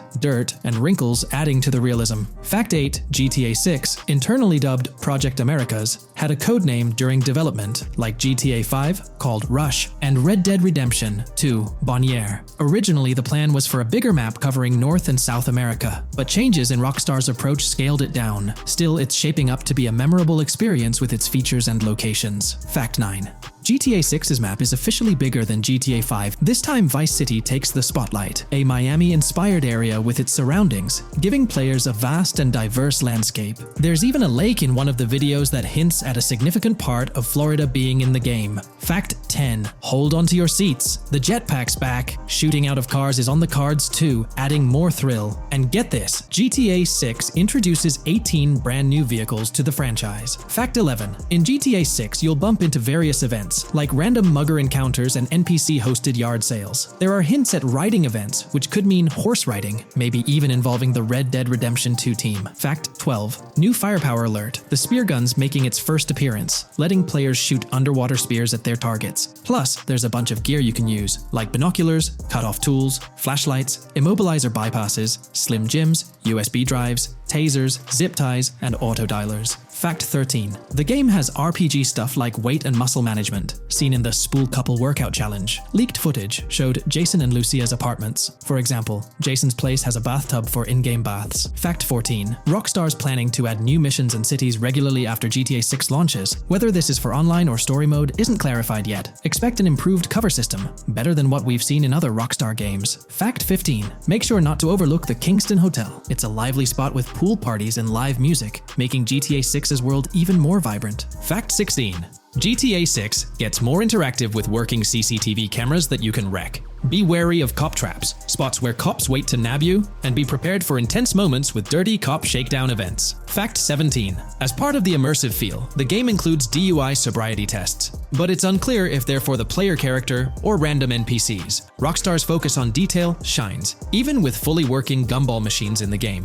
Fact 18. The gunplay in GTA 6 resembles what we've seen in Red Dead Redemption 2 and Max Payne 3. It might be worth giving those games a shot before GTA 6 comes out, if you haven't already. And activities? GTA 6 is loaded with options, from fishing and crazy golf to basketball, football, and soccer. There are gyms to work out in, a yacht club, and even a racetrack. Fact 19. Get ready for a modern-day setting. Post-GTA 5 events, the game is meticulously detailed, recreating many Miami landmarks like a grand tennis court, a bustling football stadium, and a vibrant amphitheater. The map includes an airport and a functional tram system with an airport stop. And that's not all. The Florida Keys and a swampy region, the grass rivers reminiscent of the Everglades, are part of the game. Players can ride swamp boats in this area. Fact 20 weapons are diverse in GTA 6. You've got melee options like golf clubs, pool cues, crowbars, and bats, along with a range of firearms from pistols to snipers and RPGs. You can even customize how your character holds weapons. Plus, there's a bunch of throwable stuff like grenades, molotovs, and even golf balls. Fact 21. One major upgrade in GTA 6 is NPC behavior. NPCs will come in different sizes and shapes, and their reactions will feel super real. If you wave a gun around, folks nearby might freak out. The game's also getting an intense injury system, including concussions. Fact 22. Next up, the amazing visuals and new features. Your character will grow facial hair naturally over time. Plus, the GTA 6 world will have a social platform called What's Up, kinda like a fun version of WhatsApp. And good news for fans, spoof versions of social media like Life Invader, Facebook, Bleeder, Twitter, and Snapmatic, Instagram, are making a comeback. Fact 23. Now let's talk about our main characters, Jason and Lucia, each with their own and a shared inventory. Your inventory can carry various items like wine, soda, and fruit. Also, there's a duffel bag system for easy transportation of supplies and weapons. Fact 24. Rockstar's being more cautious in storytelling, steering clear of offensive jokes, and being considerate about groups that might feel targeted. The story goes through chapters, like Red Dead Redemption 2's approach. Fact 25. GTA 6 is loaded with side activities, from backyard wrestling and racing to UFO events and beach bonfires. Small stuff matters too, like picking up cans from the ground. Jason and Lucia, the main characters, have special abilities similar to those in GTA 5. Fact 26. Jason and Lucia's safe house is a motel, a hub for their activities. The game's world has various street gangs, each with its own vibe. Characters have different personalities like romantic, cool, pragmatic, chaotic, and pragmatic cool. Fact 27. Gameplay tweaks in GTA 6 include the ability to zip tie NPCs for stealth elements, and the option to carry bodies, adding depth to stealth mechanics. Fact 28. Robberies are a big deal in GTA 6, ranging from big heists to smaller scores. You've got easy scores like hitting bingo body shops, burnout skirts at Cafe Caraway, clothing stores, food trucks, massage parlors, and more. And now, there's even the chance to rob shipping containers, which adds a whole new level of excitement. Fact 29. Gameplay is stepping up. For the first time in GTA, you can crouch and go prone, bringing in some tactical vibes. RPG elements are also in, with hints about hunger leveling and animal interactions, adding depth to the game. Fact 30. Excitingly, the Malibu Club and Ocean View Hotel are back in GTA 6. There are hints at events like Lost at Sea Island Camp and Lost Plane, suggesting possible island scenarios like Guarma from an earlier game. Fact 31. While exploring, you'll meet loads of wildlife, alligators, bears, boars, dogs, snakes, raccoons, birds, frogs, bald cats, and rodents. You'll also spot symbols for plants and toxic waste around the game. Fact 32. In the game, watch out for the Scarface crime scene, maybe a nod to Tony Montana as an Easter egg. There's also a murder mystery called Missing Tourists. Plus, spots for campers are scattered around, hinting at the chance of owning a camper van later. Remember, these details are from development footage, so they might change before the final release. Still, they give us a great peek into what Rockstar's cooking up for GTA 6.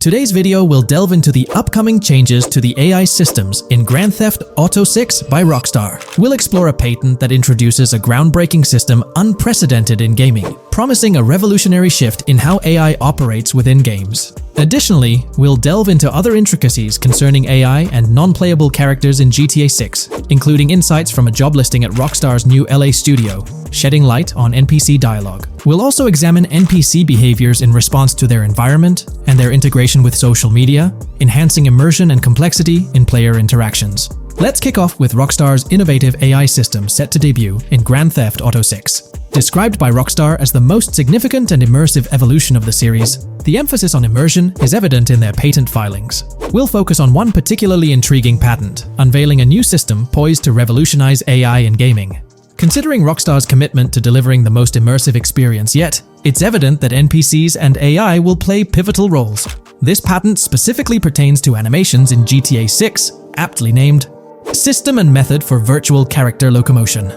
Back in 2020, Rockstar Games unveiled an innovative system that will debut in GTA 6. Now, the details might sound a bit complex, but essentially, this patent outlines a fresh approach to animating characters and imbuing them with dynamic intelligence. These characters will now possess a kind of virtual brain, allowing them to react to their environment, other NPCs, weather, and even their mood, influencing their animations on the fly.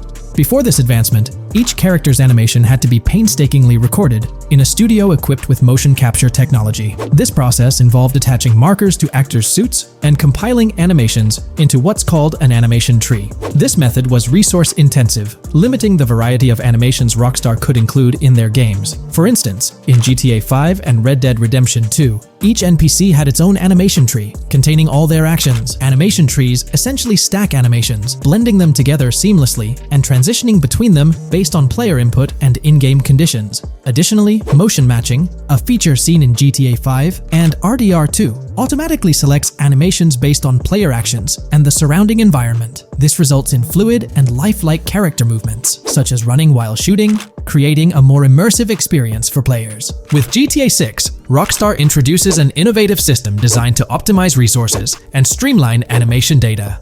This approach allows for more content within the game while offering a broader array of animations. It shares similarities with motion matching but diverges in its utilization of a new framework.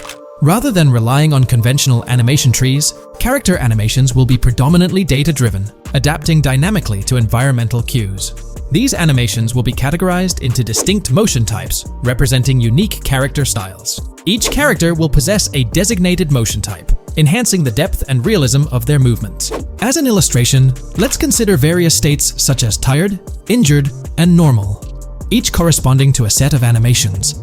Additionally, every character will possess their own blackboard, a virtual representation of their current state and surroundings. This blackboard stores crucial data including the character's condition, location, weather, temperature, and more. Utilizing this information, the game's code dynamically selects appropriate animations or styles for the character, enhancing their responsiveness to the virtual world. For instance, in the Ocean Drive scene from the trailer, we observe a character seated on the sidewalk.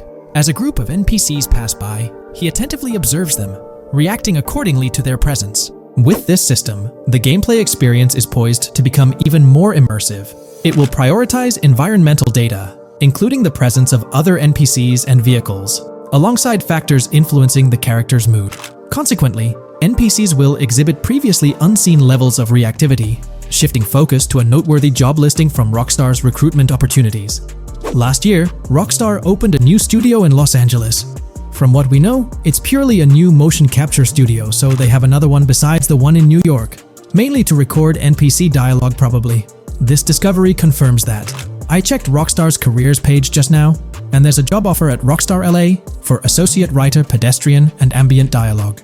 This could indicate that they are still writing and recording GTA 6 NPC dialogue right now. This suggests that the development team is currently engaged in scripting and recording NPC dialogue for GTA 6. You can find the specific responsibilities outlined in the job description provided. It says, write funny, character-driven, and unique dialogue for our ambient population. Work with key stakeholders to understand and support the technical requirements for player-led, dialogue-based interactions with our ambient population. Provide exciting dialogue that works within the strict constraints of a complex game system. Undertake self-motivated research and leverage that research to enrich your writing. Understand and match the tone of our games. This underscores the commitment of Rockstar to ensuring that GTA 6 remains true to its franchise roots. Aligning NPC dialogue with the established GTA universe bodes well for the game's authenticity. Shifting gears to another aspect related to NPCs, let's delve into how they'll integrate with social media. Not only will NPCs exhibit more lifelike behaviors and interactions with their surroundings, but they'll also engage with social media platforms, a novel addition to Grand Theft Auto 6. Here's a rundown of the phones observed. NPCs will be equipped with various phone models, as evident from both images and the trailer. Notably, NPCs will actively engage with their phones, which boast fully functional cameras and displays, an improvement over GTA V. For instance, in a scene from the trailer set on Ocean Drive, an NPC can be observed capturing photos or videos with their phone. The displayed imagery accurately reflects the NPC's point of view, suggesting the possibility for NPCs to record and share in-game content on the virtual social media platforms. Let's delve into an intriguing Reddit post that delves into this aspect further. Here's why NPC-recorded TikToks aren't as far-fetched as you think. A common speculation point I see on this subreddit is the potential for NPC-recorded TikToks for the game's social media that was teased in the trailer, like someone filming you commit a crime and you later seeing that post online. Many have dismissed this as far-fetched in terms of development complexity, but I wanted to discuss why it's plausible. Firstly, I think we've already seen a system that could serve as a base for building a TikTok-like system, the Instant Replay, Rockstar editor from GTA 5. Given this game is more of a sandbox with physics rather than a competitive shooter, where replay systems are typically seen, it's even more impressive to consider this system in GTA 5. It accurately records and replays events just as they happened, with every car, ragdoll, etc., moving just as it did originally in the moment. The tech behind this isn't actually recording like a camera and replaying, it's really just recreating it, which again makes it impressive how much time Rockstar put into it, making it accurate. To me, this feels like what could be used as a base for a system where NPCs record their own videos from their perspective. This next thing is something I could have sworn I remember hearing long ago, but can't seem to find, and was hoping someone on here remembers too. Back before GTA 5's launch, there were details revealed through various interviews, magazines, etc., and I remember hearing or reading something about being able to watch your own crimes on Weasel News on the TV. This obviously didn't end up in the game, but there is a slight remnant of it in GTA Online. Am I the only one who remembers this being mentioned for single player though? Maybe my mind is playing tricks on me. Anyways, this last point is actually from the trailer, at the 0:33 mark. In this scene, we see a lot of NPCs hanging out on a busy street, and one NPC in particular recording on his phone. As we know, Rockstar's trailers are always all in engine, no CGI cinematics, so I think it's worth noting that it looks as if his screen is accurately showing what he's looking at. My screenshot is zoomed in, but if you got Hatmark on the trailer, you can see it matches up to what he's looking up at. Could this be a hint towards said system, or just a nice detail? Rockstar has a reputation for delivering what they showcase in their trailers, often exceeding expectations. Their dedication to enhancing NPC interactions in GTA 6 underscores their commitment to creating a vibrant and authentic game world. I'm curious to hear your thoughts on these developments. Feel free to share your opinions in the comments below. Here's all the information we've managed to gather about Grand Theft Auto 6 so far. Dedicated fans have compiled a 60-page document that meticulously covers every new feature revealed in last year's leaks. These features have been officially confirmed by Rockstar Games, as they originate from the footage Rockstar themselves acknowledged as part of Grand Theft Auto 6. Keep in mind that the game is still in development, so some details might evolve. However, as of now, these are the features you can expect to find in the game. If you're interested in delving into the full document, you can find a link in the description. But bear in mind that it's quite an extensive read, so we'll break it down for you. Let's begin by discussing the game engine. Euphoria physics has undergone adjustments, and improvements have been made to the ragdoll physics and overall game physics compared to GTA 5. Additionally, Grand Theft Auto 6 will incorporate lighting and skybox systems similar to those seen in Red Dead Redemption 2. This means you can anticipate enhancements like volumetric clouds and better lighting, which mark a significant leap forward, even compared to Red Dead 2. One notable detail from the leaks is the presence of heavy fog, a feature not prominently seen in GTA 5, except for snowy conditions. Advanced weather systems will play a more prominent role in GTA 6, adding depth and immersion to the game world.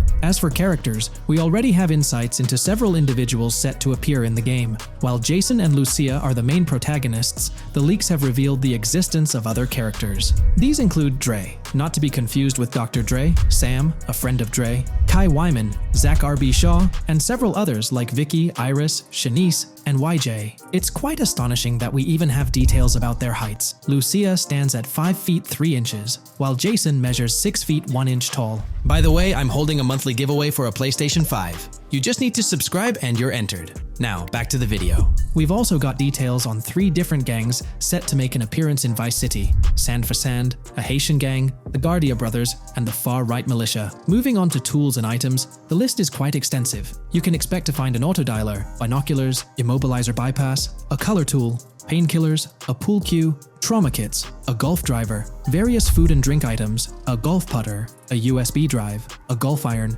a crowbar, a golf wedge, a torch, a slim jim, a tracker jammer, a duffel bag for stashing your loot, cigarettes, and a backpack, again for storing your loot. When it comes to weaponry, the leaks confirm several options: a rocket launcher, an assault rifle, a baseball bat, a polymer pistol, a knife, a bolt-action sniper rifle, a Molotov cocktail, a spear gun, which is intriguing, a smoke grenade, a compact SMG, a flashbang, a micro SMG, a hunter sniper rifle, a heavy machine gun, an auto rifle, and a pump-action shotgun. The weapon wheel system will be divided into 3 sections: weapons, equipment, and gear. This setup is reminiscent of Red Dead Redemption 2, where you had access to your weapons, items, and horse all in one interface. Notably, we've seen glimpses of the ability to hold different weapons in each hand, and there's an additional quick item inventory in the bottom left corner of your screen. In a video clip, we observed an NPC firing at Jason, and shortly after, we noticed that Jason's health was low. A tip appeared on the left side of the screen, indicating, "You were injured. Your health will regenerate slowly. Open your weapon wheel and use a recovery item to replenish your health faster." Unlike GTA 5, where your health regenerated only up to 50%, in GTA 6, it seems that you may regenerate to full health naturally, albeit at a sluggish pace. However, if you want to expedite your healing process, you can employ a medical item. We've got confirmation on 7 open-world activities that will be available in the game. Currently, these activities include dice, golf, fishing, and races. Additionally, there's a van shipment activity, and in one of the videos, you can spot the spawning location for a delivery van event. This location is near the industrial area of Port Gellhorn, and it's noteworthy that there's a warning poster about security cameras in this area, suggesting the need for caution while attempting to rob the van. Now, regarding robberies, if you've seen the leaks, you might remember the Hank's Waffles robbery, which was quite impressive. Jason and Lucia took on the challenge of robbing this massive diner. In another clip, when Jason was entering a store for a robbery, it became apparent that he possessed an ability allowing him to see through walls. The leaks also mention events related to searching vehicle trunks for something valuable, or perhaps finding nothing at all. Moving on, there's another event type called deliveries mentioned, specific to Port Gellhorn. It's somewhat challenging to predict the exact nature of these events, but that's all the information we have for now. As for enterable buildings, Grand Theft Auto 6 is set to offer more opportunities for exploration. Confirmed locations you can enter include the Malibu Club, a pawn shop, the Jack of Hearts, supermarkets, bars, restaurants, apartments, and laundries. Now, let's discuss multiplayer. In the leaked files, we did come across one multiplayer clip, and in the bottom left corner of the screen, it displayed PL2 of 32, indicating that there were 2 players in the lobby out of a possible 32 slots. This mirrors the setup seen in Red Dead Online and GTA Online. While it's mentioned as 32 slots, it's worth noting that the player count is actually capped at 30, with 2 additional spots reserved for spectators. While hopes may be for larger lobbies in GTA 6, at least during this testing phase, they were exploring the feasibility of 30-player lobbies. Let's delve into collectibles in the game. During a scene in one of the clubs with Lucia, we can observe a developer placing a cardboard box on the ground. Notably, these boxes appear to be lootable, with a circle icon indicating their interactability. The debug text on this box reads, collectibles_car_pass, suggesting that these boxes will contain car part collectibles. Furthermore, there's mention of Wyman car parts boxed generic used, which has sparked speculation that players may collect car parts specifically for a character named Wyman. It's inferred that both Jason and Wyman share an interest in classic cars. Moving on, we've got collectible hats. In a video featuring Jason in an apartment, a developer is seen interacting with a hat labeled as an ambient collectible hat in the debug text. This implies that one of the ambient activities in the game will involve gathering various articles of clothing, which adds an intriguing layer to gameplay. Now there's a comprehensive list of brands featured in the game, which I won't read out individually, as many may not be of significant importance to the storyline. Instead, I'll display them on your screen for your reference. Feel free to pause the video if you'd like to take a closer look. Moreover, we have a list of confirmed animals in the game. As of now, the roster includes snakes, seagulls, skunks, raccoons, alligators, boars, wading birds, squirrels, southern leopard frogs, crayfish, lizards, skunk apes, pigeons, opossums, and whales. Keep in mind that this is not an exhaustive list, and there's a good chance we'll encounter even more wildlife when the game officially launches. These are simply the animals we have information on at this point in time. In the ongoing exploration of the forthcoming Grand Theft Auto installment, a plethora of new gameplay mechanics has come to light. These enhancements promise to augment the player experience in a variety of ways, ushering in a fresh layer of dynamism and immersion within the game world. First and foremost, players can now maneuver while ensconced in cover. This feature introduces a newfound level of flexibility during engagements, allowing for more strategic positioning in combat scenarios. Additionally, the ability to assume a prone position, a feature conspicuously absent in previous iterations of the game, adds an exciting dimension to gameplay, affording players the capacity to lie flat on the ground, potentially enhancing stealth and tactical maneuvers. Furthermore, the inclusion of loot bags offers a means to store surplus items, expanding inventory management options. An interesting addition is the capability to both drop and retrieve weapons, affording players greater adaptability in response to evolving circumstances. During intense firefights, a novel under-fire animation engages, wherein the player character instinctively shields their face from incoming projectiles, providing a more immersive combat experience. In the aftermath of enduring a severe blow, players are granted the opportunity to enact self-revival, potentially turning the tide of adversity. In aiming down sights, the option to seamlessly switch shoulders grants players a tactical advantage, facilitating improved positioning and target acquisition. Moreover, hand-to-hand combat now includes the ability to execute grabs, diversifying the melee combat mechanics. A noteworthy addition to the game is the implementation of buddy communication, embodied in the Buddy Comms and Buddy Ping system. Although specific details remain undisclosed, it is plausible that these features will facilitate coordinated actions between the two main characters, Jason and Lucia. Vehicle combat has witnessed a transformation, as shooting from car windows now entails the complete egress of the player character from the window, enabling full 360-degree firing capabilities, thereby revolutionizing vehicular combat dynamics. The intriguing Eagle Eye system, seemingly exclusive to Jason, allows for a form of wall-penetrating vision, although its applicability to Lucia remains uncertain. Enhancements also extend to interactions with in-game elements. Players will find themselves endowed with a broader range of interactions, such as the capacity to carry bodies, engage in robberies, issue threats, and converse with non-playable characters, NPCs, during heists. Moreover, the ability to collect additional items, including beer bottles and cans, enriches the gameplay experience. Shifting the focus to new gameplay systems, one particularly exciting addition is the concept of money laundering. During the Hank's Waffles robbery, an icon associated with the car wash property, a washing machine adorned with a $sign, has been identified as indicative of money laundering. This suggests that players may have the opportunity to purchase specific types of businesses with the intent of laundering illicit funds in the single-player mode. Moreover, the inclusion of fences introduces a layer of illegal commerce within the game. These fences serve as intermediaries for players to sell illegal items, providing a means to offload contraband and potentially profit from illicit endeavors. The inclusion of hacking mechanics is confirmed to some extent in the game. Lucia is equipped with a set of intriguing tools, including a tracker jammer, immobilizer bypass, USB drive, and an auto dialer. As of now, it remains unconfirmed whether Jason will also have access to these items. Historical leaks from a few years ago hinted that Lucia would be the designated hacker, so the extent of hacking abilities for each character awaits further clarification. Among the event types within the game, two distinct categories emerge: pragmatic cool and chaotic and romantic cool. While specific details surrounding these events are not fully disclosed, they introduce intriguing possibilities for players to navigate. Furthermore, during robberies, players will have the capacity to issue commands to the other character involved.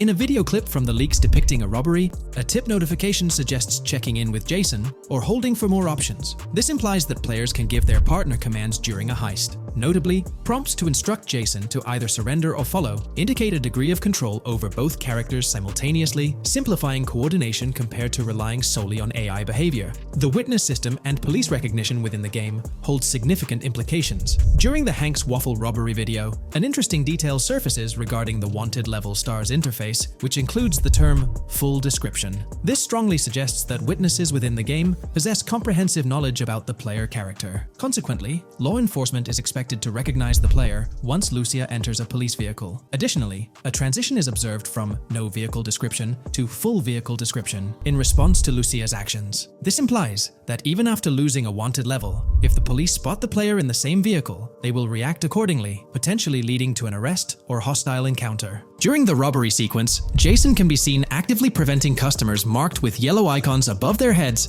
from calling the authorities or fleeing the scene. Notably, an NPC within the diner exhibits a yellow icon above her head. Following Lucia's exit from the diner, the icon begins to flicker. Subsequently, as Lucia approaches a police car surrounded by law enforcement, the icon shifts to red. The female NPC then departs from the diner, making eye contact with Lucia before hastening away. These developments underscore the sophistication of NPC interactions, presenting a notable advancement in the game's artificial intelligence systems. The prospect of item sharing between the characters Jason and Lucia is on the horizon. A notable example emerges from a video clip where Jason pilfers items from containers, opting to retain some while distributing others. This cooperative element extends to the unlocking of doors and gates, exemplified in a video featuring Jason within the Sand for Sand area, which, if you recall, is the moniker of a gang in GTA 6. In this particular clip, Jason stealthily maneuvers past a red truck, revealing a door from an import garage building bearing the descriptor "door panel locked" in its debug text. In juxtaposition, a gate within the same clip indicates "door unlocked," signifying the necessity of unlocking specific access points. Subsequently, we delve into an extensive catalog of new features, commencing with an upgraded AI system. In a visual excerpt, the enemy AI exhibits an inclination to open fire upon Lucia when she pivots to face them. This hints at AI entities possessing a heightened acumen for discerning opportune moments to engage in combat. Impressively, AI units adapt their elevation relative to surrounding obstacles, steering clear of potentially disadvantageous head-glitching tactics. Furthermore, a prudent alteration manifests as AI adversaries opting to lower their stance during weapon reloads, a judicious move compared to reloading while exposed in the open. Enhanced AI combat tactics are evident in their lateral strafing maneuvers during shootouts. Notably, NPC behavior has undergone substantial refinement. As discernible in the leaked materials, AI characters no longer traverse the game world in solitary isolation, but now frequently assemble into groups. This intriguing development is reminiscent of a feature previously observed in Red Dead Redemption 2, where NPCs often moved in cohesive units. An illustrative instance materializes in a video where Lucia, carrying a duffel bag, shares the sidewalk with 3 individuals attired as tourists, who engage in animated conversation while strolling past her. This signifies a notable departure from GTA 5, where pedestrians predominantly ambulated in solitary fashion, contrasting with the forthcoming inclusion of group dynamics, perhaps even encompassing couples or social cliques, enhancing the verisimilitude of the game world. A notable addition to the gameplay dynamics is the option to voluntarily surrender to law enforcement during a robbery. The consequences of such an action remain shrouded in uncertainty, warranting further exploration upon the game's release. Furthermore, the mundane act of purchasing gumballs from vending machines emerges as a potentially restorative action. While it can be surmised that gumballs may offer a healing effect, concrete details regarding their function remain pending confirmation. In a nod to realism, akin to GTA 5, the forthcoming installment acknowledges the accumulation of dirt on your character's clothing, reflecting the wear and tear endured during your escapades. The hair and facial hair systems exhibit intriguing variability, with different versions of Jason observable in the leaks, sporting varying hairstyles, including long hair, short hair, stubble, and clean-shaven looks. While not definitively confirmed, this strongly alludes to the introduction of a hair growth system, akin to the one featured in Red Dead Redemption 2. Given the precedents established in the latter game, the likelihood of such a system in GTA 6 appears high. Expanding the repertoire of actions available to players, the ability to consume items directly from your inventory is showcased. When Jason visits a gas station, the inventory reveals options for wine, soda, and fruit consumption, implying that you can partake in these items at your convenience, akin to the mechanics present in Red Dead and GTA Online. Introducing a novel event type named Cop Trap, the game incorporates scenarios where law enforcement sets up traps at multiple locations. While the precise details of these traps remain undisclosed, it is apparent that police will employ diverse tactics to ensnare players. An overhaul in the police system introduces the concept of time until cops dispatch. In this iteration, criminal activities do not instantly summon law enforcement. Instead, players are afforded a brief window to execute an escape before the police response commences. The inclusion of security cameras as a surveillance mechanism adds complexity to evading detection. Unlike the conventional implementation in GTA Online, these cameras employ a detection meter, reminiscent of mechanics seen in games like Payday 2 or Payday 3. Players must act swiftly to evade the camera's line of sight within a specified time frame, akin to a filling bar, to avoid detection. This novel approach to security cameras introduces a fresh layer of challenge and strategy to evading law enforcement. Players will have the newfound ability to restrain non-player characters, NPCs. The primary method, as gleaned from the leaks, involves the use of zip ties. This restraint option becomes particularly pertinent during robbery scenarios, where players can employ zip ties to immobilize NPCs. A novel feature that comes to light is the capacity to loot vehicles. A fleeting glimpse in the Hank's Waffles video reveals a button prompt in the bottom right corner of the screen, labeled Examine SUV. This hints at the prospect of inspecting random cars and potentially engaging in vehicular theft. To make car theft more engaging, an advanced hijacking system is on the horizon. The existence of the immobilizer bypass device, previously discussed, suggests that pilfering high-end vehicles will pose a greater challenge. Additionally, an item known as the Slim Jim will facilitate unlocking older model cars. These mechanics collectively point to the notion that hijacking automobiles will become a more intricate endeavor, with the potential for car theft endeavors to end in failure. Furthermore, two intriguing event types emerge, namely carjacking, CAT, and carjacking, advanced AI. These events suggest that the vehicular hijacking process will incorporate nuanced elements, potentially involving the interference of an AI-controlled entity.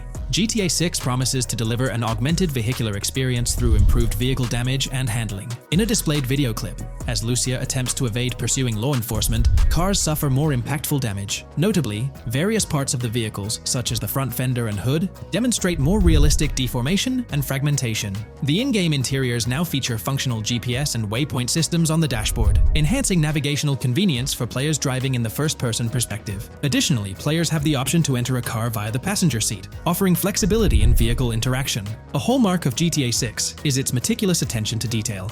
Players can encounter raccoons engaging in behavior, such as rummaging through trash cans and pilfering food bags. These instances are categorized as world events, denoted as raccoon climb out of garbage, raccoon rummage trash, and raccoon steal food bag. While numerous other subtle details enrich the game world, they are too numerous to enumerate here. Interested individuals can explore these intricacies further through the provided link. Expect a heightened level of auditory realism in GTA 6. Weapon sounds exhibit enhanced clarity and realism, with greater volume.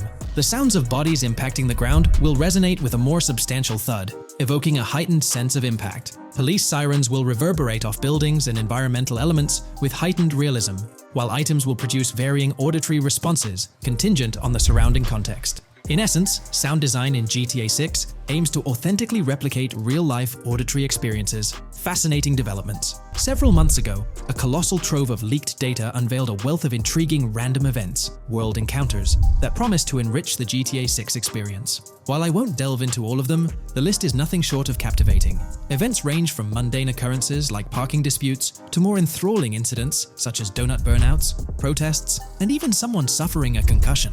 The prospect of navigating the lifelike world of Vice City, teeming with such diverse activities, is undeniably exhilarating. I strongly recommend pausing the video to peruse this remarkable compilation. Additionally, we have been privy to an extensive catalog of vehicles slated to appear in GTA 6. These vehicles, gleaned from both in-game leaks and files, I encourage you to peruse this comprehensive list at your leisure. It resides on page 30 of the document. Furthermore, the leaks have divulged a plethora of confirmed locations within Vice City and its environs. Naturally, Vice City itself takes center stage, while several districts and neighborhoods will pepper its landscape. Notable locations include Edgewater, North Bay City, Rock Ridge, Little Haiti, Vice Beach, South Beach, Washington Beach, and Key Biscayne. Port Gellhorn, intriguingly, appears as a separate city akin to Sandy Shores or Palito Bay from previous iterations. The list extends to encompass Yorktown, Ambrosia, Sundown, the Keys, La Pearl, Red Hill, Lake Leonida, Hamlet, Stockyard, Homestead, Grass Rivers, Ekin, Fanaka, Underwater, and Relief. Each of these major locations contains a multitude of sub-locations, a testament to the meticulous world-building evident in the game. As if this weren't enough, the dedicated community has endeavored to construct a speculative map of GTA 6 based on coordinates extracted from the leaks. While the precise layout of the map's northern region remains uncertain, the map preview encapsulates the sprawling Vice City to the south and Port Gellhorn on the left. This visual representation of the game world is undeniably impressive and stokes the anticipation for the immersive adventures that await.